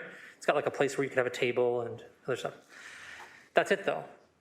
So if we followed this policy, that would be this desired space. That'd be the only space that there'd be for Ward 2. It's a great location, but I won't reveal that because it's like a preliminary discussion. But the point is like, it's fine. Here's the rub, 32-ish, thousand-ish. Like it's a high number of tens of thousands of dollars for the lease. The leasehold improvements. There's a phase 1, which is tens of thousands, and then a phase 2, which is many tens of thousands into the hundred thousands to, I'm just letting you know, right, to be able to change the space so it's usable as both a office and a hybrid space. Now, some of those things could be funded through area rating, and I could have that conversation with the residents in Ward 2, but whether that makes sense, you know, as a good expenditure of area rating money. But guess what part can't be? The tens of thousands of dollars in lease money every year to operate it. So back to Councillor Danko's point from meetings ago, you know, I'm more so trying to make sure that all the money area and spending and area rating money is kind of geared toward either hard infrastructure or social infrastructure money and not operating money as much as I possibly can. But this is one of those situations where it's like, well, what am I supposed to do? There's no chance I have tens of thousands of dollars in my office budget to pay for the lease of this space that the city doesn't own. So the logical place for it to be would come out of area rating in the meantime. So I'm just letting everyone know this conversation is coming to a meeting near you soon. Here, where we're going to have to discuss it. Happy for the pros and cons of it, but this is the kind of complicated situation we end up with downtown, where you follow the policy, and this is where you end up. And so I don't want to put a burden of this price on anybody. Just want to flag that that's just the kind of situation that's happening. And so as we review this, continue to review it, just want to be transparent with everybody about where we sit today. Nothing is coming forward. I'm not making a motion. Nothing exciting is happening. I'm just letting you know that's the tenor of what's happening in terms of the conversation in Ward 2. So I wanted folks to know. Take the chair back. Thanks, Councillor Pauls. There's two more speakers. Yeah, go ahead. Councillor Beattie. Thank you, Chair, and through you, just want to offer thanks to staff for assembling this report. I'm actually sitting in the ward office right now. I'm very thankful for the opportunity to be both here and in the meeting at the same time. It's very advantageous for the community and for my office staff to be able to have the opportunity to do that. We were under the impression that we were sharing the space with other city staff members in kind of a hybrid situation here, both using the same spot. Turns out I'm the only one that keeps booking the room over and over again. So this will add some clarity and some ability for us to kind of say, okay, then we're going to establish a secondary ward office here. My very simple question on the wording within this policy on exterior signage. I'm trying to put it in the context of this particular building. This is a big public building. There's lots of open spaces. There's a lot of wayfinding that takes place to direct people in certain directions. When it speaks to the exterior signage for notifying people that this is a ward office or that there's a ward office within this complex, are we talking about the very exterior of the building? Because I'm just trying to make sure that I don't inadvertently do something wrong. I use a lot of branding in the identification of the office and myself and my staff here, and just want to make sure that I understand the rules that have been laid out here in terms of the branding component and the exterior signage and how that all might work. And I see Robin just popped on there, so I'll hopefully get an answer back from you. Thank you, Chair.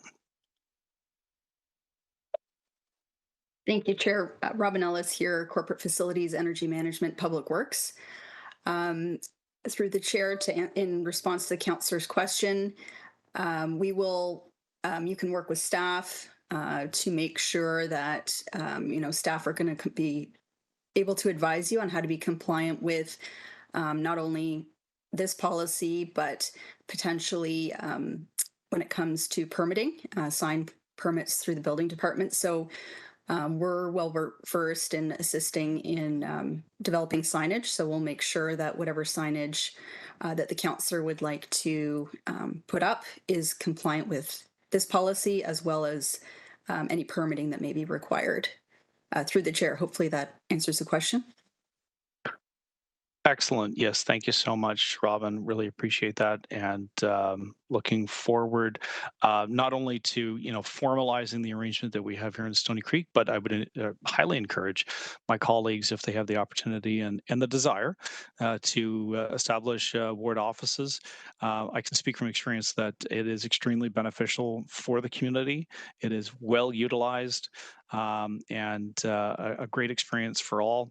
It's not going to fit for everyone. It's not going to be something that all members of council will use, but I would encourage those who may be curious about it to go ahead and take the plunge and give it a shot. We'll go from there. Thank you. Thank you very much, Councillor Beattie. And Councillor Jackson, go ahead. Thanks so much, Deputy Mayor Kretsch. To the new members of council who represent the former suburban communities, you're quite welcome as the probably the only leftover from the time since amalgamation to help soothe some very, very angry citizens from the former towns that went through amalgamation. One of the olive branches, Deputy Mayor Kretsch, we offered was to maintain the town hall and municipal offices to provide frontline service and service right in the former towns so that your constituents and taxpayers did not have to travel all the way down to 71 Main Street West. So again, you're all welcome, even though none of you have expressed it. Anyways, Deputy Mayor Kretsch, I'm hoping that with the office budget review as well, I have over all these years, my office has been, of course, centralized here at City Hall, and I do a gazillion on-site visits and town halls in my community. So it kind of replaced the need, if you will, to have a constituency office right on the East Mountain and being just 10, 15 minutes from home, from City Hall, from my community. However, going forward, I'm just leaving this thought with the city manager that with the external consultant we're going to hire, if those of us may not choose, and if it's recommended, hypothetically, that we are eligible to have now constituency offices in our wards, even in the urban areas, if some of us choose not to, I would hope there be some form of possible compensation to our offices that we could use the appropriate funds in other directions. I don't need a response, Deputy Mayor Kretsch, from staff. Just hoping City Manager Smith would take that under advisement, please. Thank you very much, Deputy Mayor Kretsch. Thanks, Councillor Jackson. I'm seeing now the final speaker on our list is Councillors. No one. Councillor, no one is speaking. Councillor McMeekin, did you? Oh, sorry, it's not there anymore. Councillor McMeekin, I apologize. I had Councillor Spatafor down, but Councillor Spatafor is transformed to you. Councillor McMeekin, go ahead. Thanks, Mr. Deputy Mayor. To the best of my knowledge, there's never been a constituency office in Ward 15. But thanks anyways, just for the record. My predecessor never had an office there, and my office is a 10-foot by 10-foot closet space attached to the municipal center with no phone, anyhow. I've only used it twice because our problem has been the lack of staff, and we've got some money now mid-year to hire some staff, and I'm working on that. We would only do it by appointment only. But maybe this opens up a whole new area now if we're going to do this. Maybe we'll look for a prominent, higher profile space with a sign out front that advertises the fact that we're there. And frankly, I don't much care how it's handled procedurally. I think there's some real benefit to having potential presence in the ward for those who don't want to drive 40 minutes both ways. Anyhow, I just wanted to, just for the record, we might have had it in the old town hall if it was still there, but it was knocked down in favor of a new library, which we all appreciate, by the way. I go there often. The seniors work out of there, and the councillor on 2 occasions has actually gone up for a meeting when you find time to do that, right? Thanks. Thank you, and lots of thank yous and thank yous back today. Appreciate that. Very thankful, Council. On that note, we've had it moved and seconded report. Can I have somebody? No, I don't need somebody. Do we need to just vote on the report at this point? Thank you. Yeah, to vote. I believe there might have been an amendment. Oh, pardon me. I apologize. We can't vote until we have the amendment. Sorry, I said I would come to you and I lied. Councillor Danko. No problem. Thank you, Chair. So this is moved by myself and seconded by Councillor Jackson. I just sent the text back to you. It's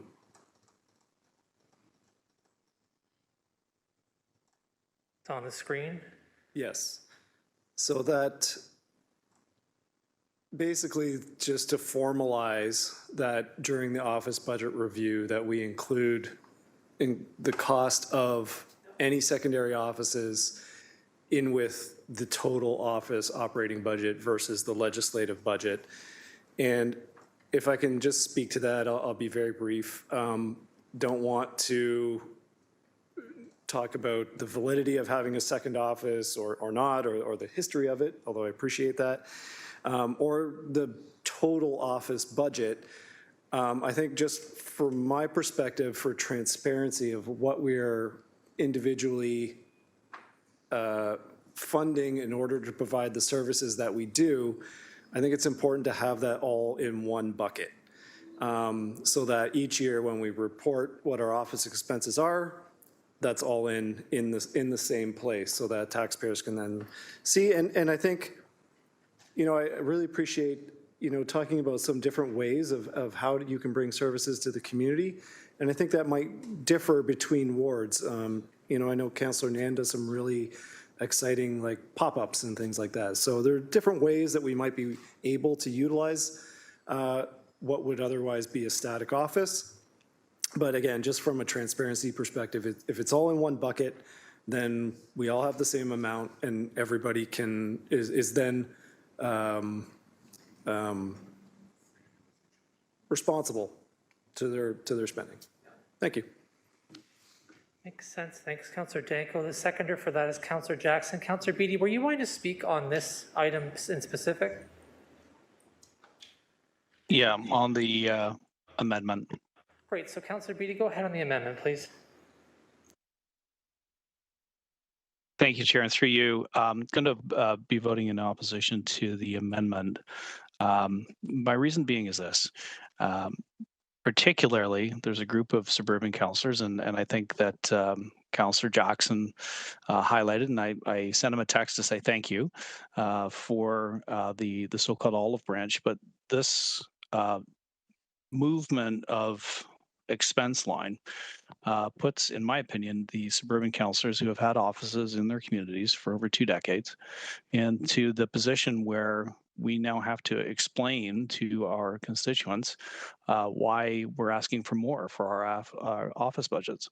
And the effect of that is we're going to be standing there saying, well, nothing's changed. We still have the same office. We still have the same outreach. We still have the same accessibility. But a change was made, and now we have to pay for it differently. But it makes our office budgets look like they're being artificially increased, or we're spending more than we used to. I don't like the optics of it. I think that if a councillor chooses to have a secondary office space somewhere in the city, in a city-owned building, the lights are on anyways, the heat and hydro are being provided anyways, the additional expense is so minimal, it's possibly incalculable based on the fact that the space that I'm in right now, it doesn't matter if I'm in it or not, the same services are still being provided. It doesn't really make a difference. And I'm just really concerned about moving to these finite allocations of every square inch of everything that we do. I don't know. I'm voting in opposition to it. I don't think it's necessary, and I think it's contrary to the spirit of the initial olive branch that was sent out to suburban municipal leaders years ago. So. Thanks. I just want to, for the clarify for the record, this is just a consideration to review. So this is not a decision that we're making today about office budgets in any way, shape, or form. What Councillor Danko and Councillor Jackson have moved, if I understand it, this is from memory, that we are considering this as part of the office budget review. It will come back in that discussion for the discussion then and a decision then, not today. This is not the debate. The debate today is whether or not we think it should be reviewed in the context of the office budget review. And that's just wanted to clarify that. So on to the next speaker on our list is Councillor Alex Wilson and Councillor Kassar.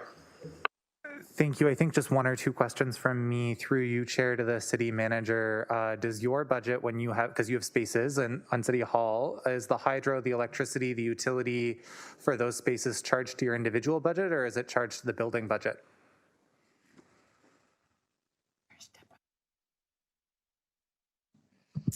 Thank you, through the chair, and thank you for trusting me to ask a finance question instead of Mike, because I can answer this one, so thank you. Yes, what happens is we look at the floor space for various programs or divisions, and it does get allocated to the various budgets. And one of the reasons we do that is some of our programs are cost shared with the province. So we want to make sure we're capturing all the costs so that when we submit our bill to our funders, that it's all covered. So yes, it does get allocated out, including the space and all the things that go with it. Thank you. I think that makes this really clear. Happy to do the investigation as long as we're all clear that there's no fixed outcome. Like it could come back and it could say this is the best way of doing it, and it could come back and it could say there's a better way of doing it and it looks like this. So happy to do the investigation. I think that answer is a little telling in terms of what we do with other departments at least. Thank you. And last speaker on our list is Councillor Kassar before we vote. Councillor Kassar. Yeah, actually. Got it. That was a very similar question, but I'll just change it a little bit then, because if we're going to have everything in a budget, then we would also include our offices here, if we're going to be completely transparent. So, where do we draw the line here? So happy to put this through to the evaluation, but I just wanted to point out here, this is just a scope creep potentially in what we're accounting for. But let's do the investigation. Great. Seems like that's the final comment on that subject. We'll go to the vote on the amendment.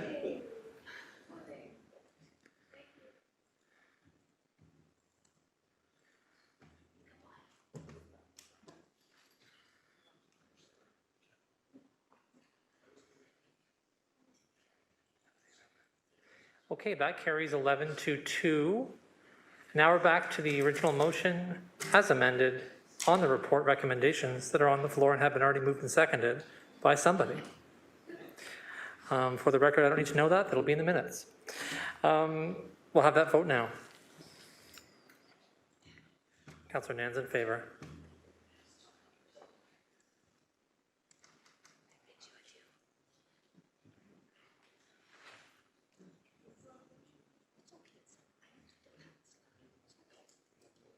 That carries 12-1. So now we are on to 10.4. The proposed transfer of prosecution duties for parts 3 and 9 provincial offenses from the Ministry of the Attorney General to the City, LS 23003A. Tom is going to move it. Thank you, Councillor Jackson. Who will second this? Oh, Councillor Wilson gets there just before Councillor Spadafora. Any discussion on this item? Not seeing any. It's vote time. Oh, I'm sorry, I lied. There will be discussion on this item. Councillor Kassar.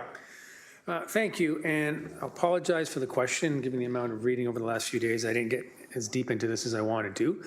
On one hand, this report reads like provincial downloading, but I thought I also read language that this was going to make the city or the process more efficient for people involved in the system as well as the city. So maybe just if you could get a quick overview from staff on that context, please. Through the chair, Lisa Shields, City Solicitor, I will take that question. So that is correct. It is a transfer, download, whatever we want to use, but there are opportunities that the city sees right now for streamlining of our operations regarding the prosecution services, court admin, and court support services, because there will be a one-stop shop for all these for the users of our court facilities. So we do see it as a good opportunity, and as well, we think that we won't be remitting court fees anymore to the province for their Part 3 prosecution. So there's some savings. It's not a lot of money, but it certainly is a savings to the city. Councillor Kassar, is that good? Councillor Kassar is happy with that answer. Thanks so much. We'll now move to the vote.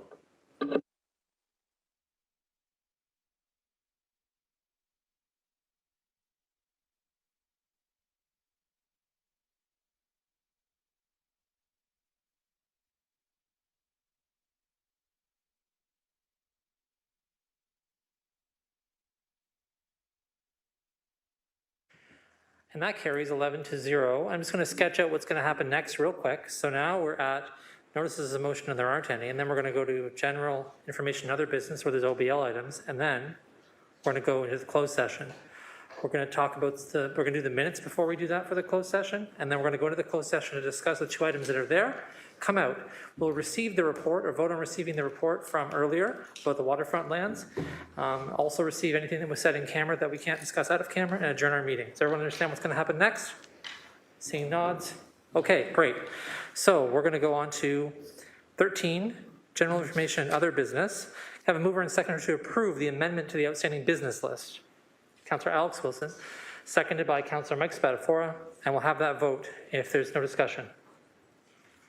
Seeing none, we shall vote.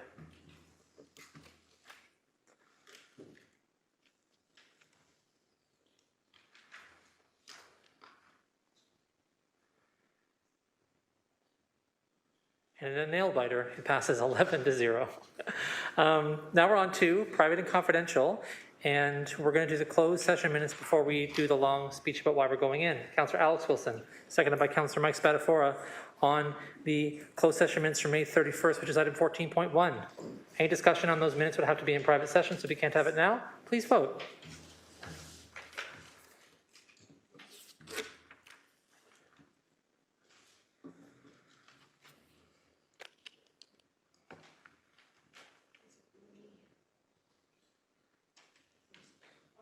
Tabulating. Councillor Beattie, are you able to vote? Councillor Beatty's in favor.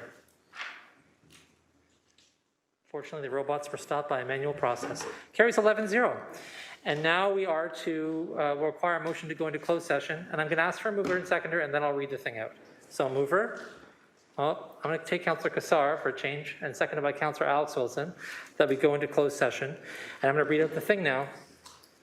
Pursuant to section 9.3, subsections B, C, E, and F of the city's procedural bylaw 21-021, as amended, and section 239.2, subsections B, C, E, and F of the Ontario Municipal Act 2001 as amended, as the subject matter pertains to personal matters about an identifiable individual, including municipal or local board employees, a proposed or pending acquisition or disposition of land by the municipality or local board, litigation or potential litigation, including matters before administrative tribunals affecting the municipality or local board, and advice that is subject to solicitor-client privilege, including communications necessary for that purpose, we will require an electronic vote to go into a closed session.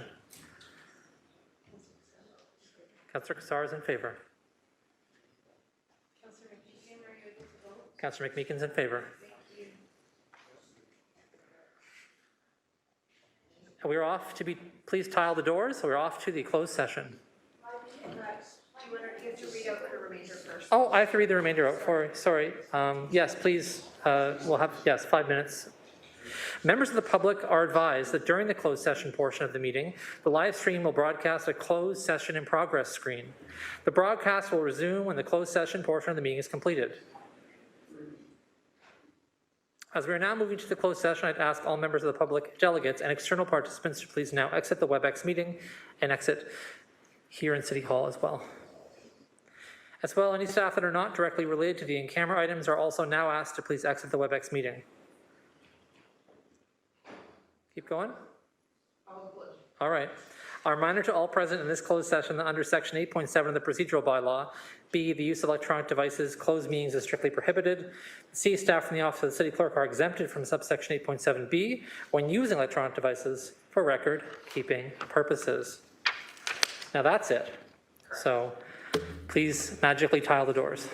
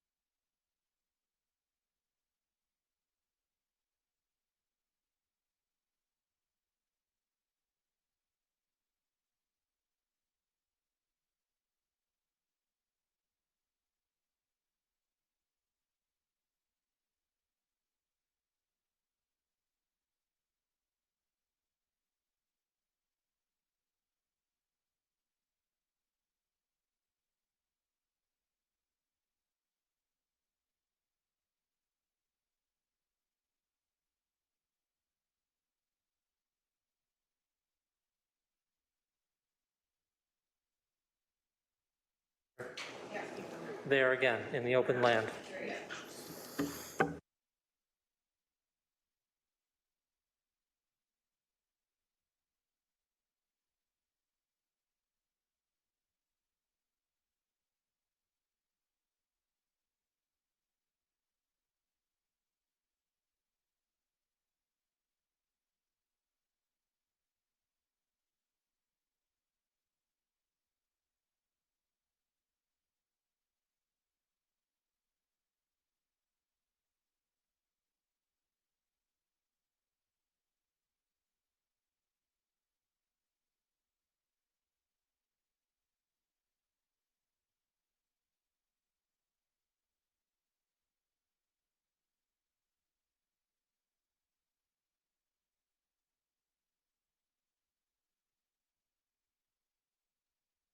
We have returned, everyone.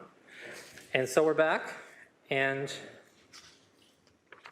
we're on to item 9.4 in open session, which is waterfront lands financial impacts. I need a mover and seconder on the following. That report FCS 23065 and PED 23152 respecting the waterfront lands financial impacts be received, and that the confidential Appendix A remain confidential. Moved by Councillor McMeekin, seconded by Councillor Taddison. Will require an electronic vote on that.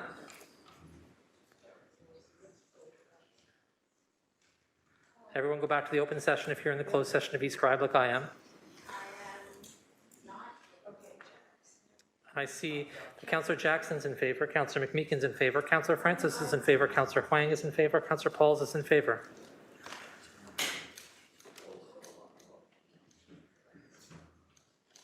That's everyone. And that carries 11-0. And on to 14.3, Waterdown Gardens litigation update. Need a mover and seconder to approve the following. That report LS 21028A respecting Waterdown Gardens litigation update be received and remain confidential. Mover and seconder. Moved by Councillor Alex Wilson, seconded by Councillor Cassar. We'll go to the electronic vote. Councillors McMeekin, Pauls, and Jackson are in favor. So is Councillor Francis.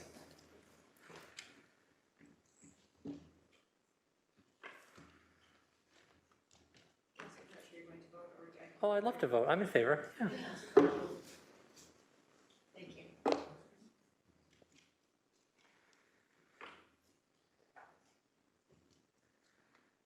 Believe it or not, that carried.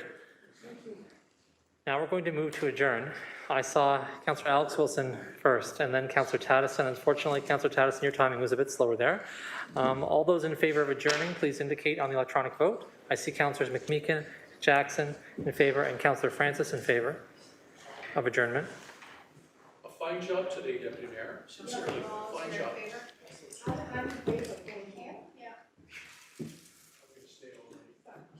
Thank you for your patience for everybody for this first time being the Deputy Mayor. We only have one General Issues Committee meeting in June, so we packed it all into this. The next time we'll be here will be Councillor Huang chairing as Deputy Mayor on July 10th. Thanks and have a great day. No, it's not July 10th. It's not the right day. Is that right? That is the right date. But we have two special GICs at the end of June. Yeah, special GICs, not regular. That's correct. Yeah, June 27th and June 28th.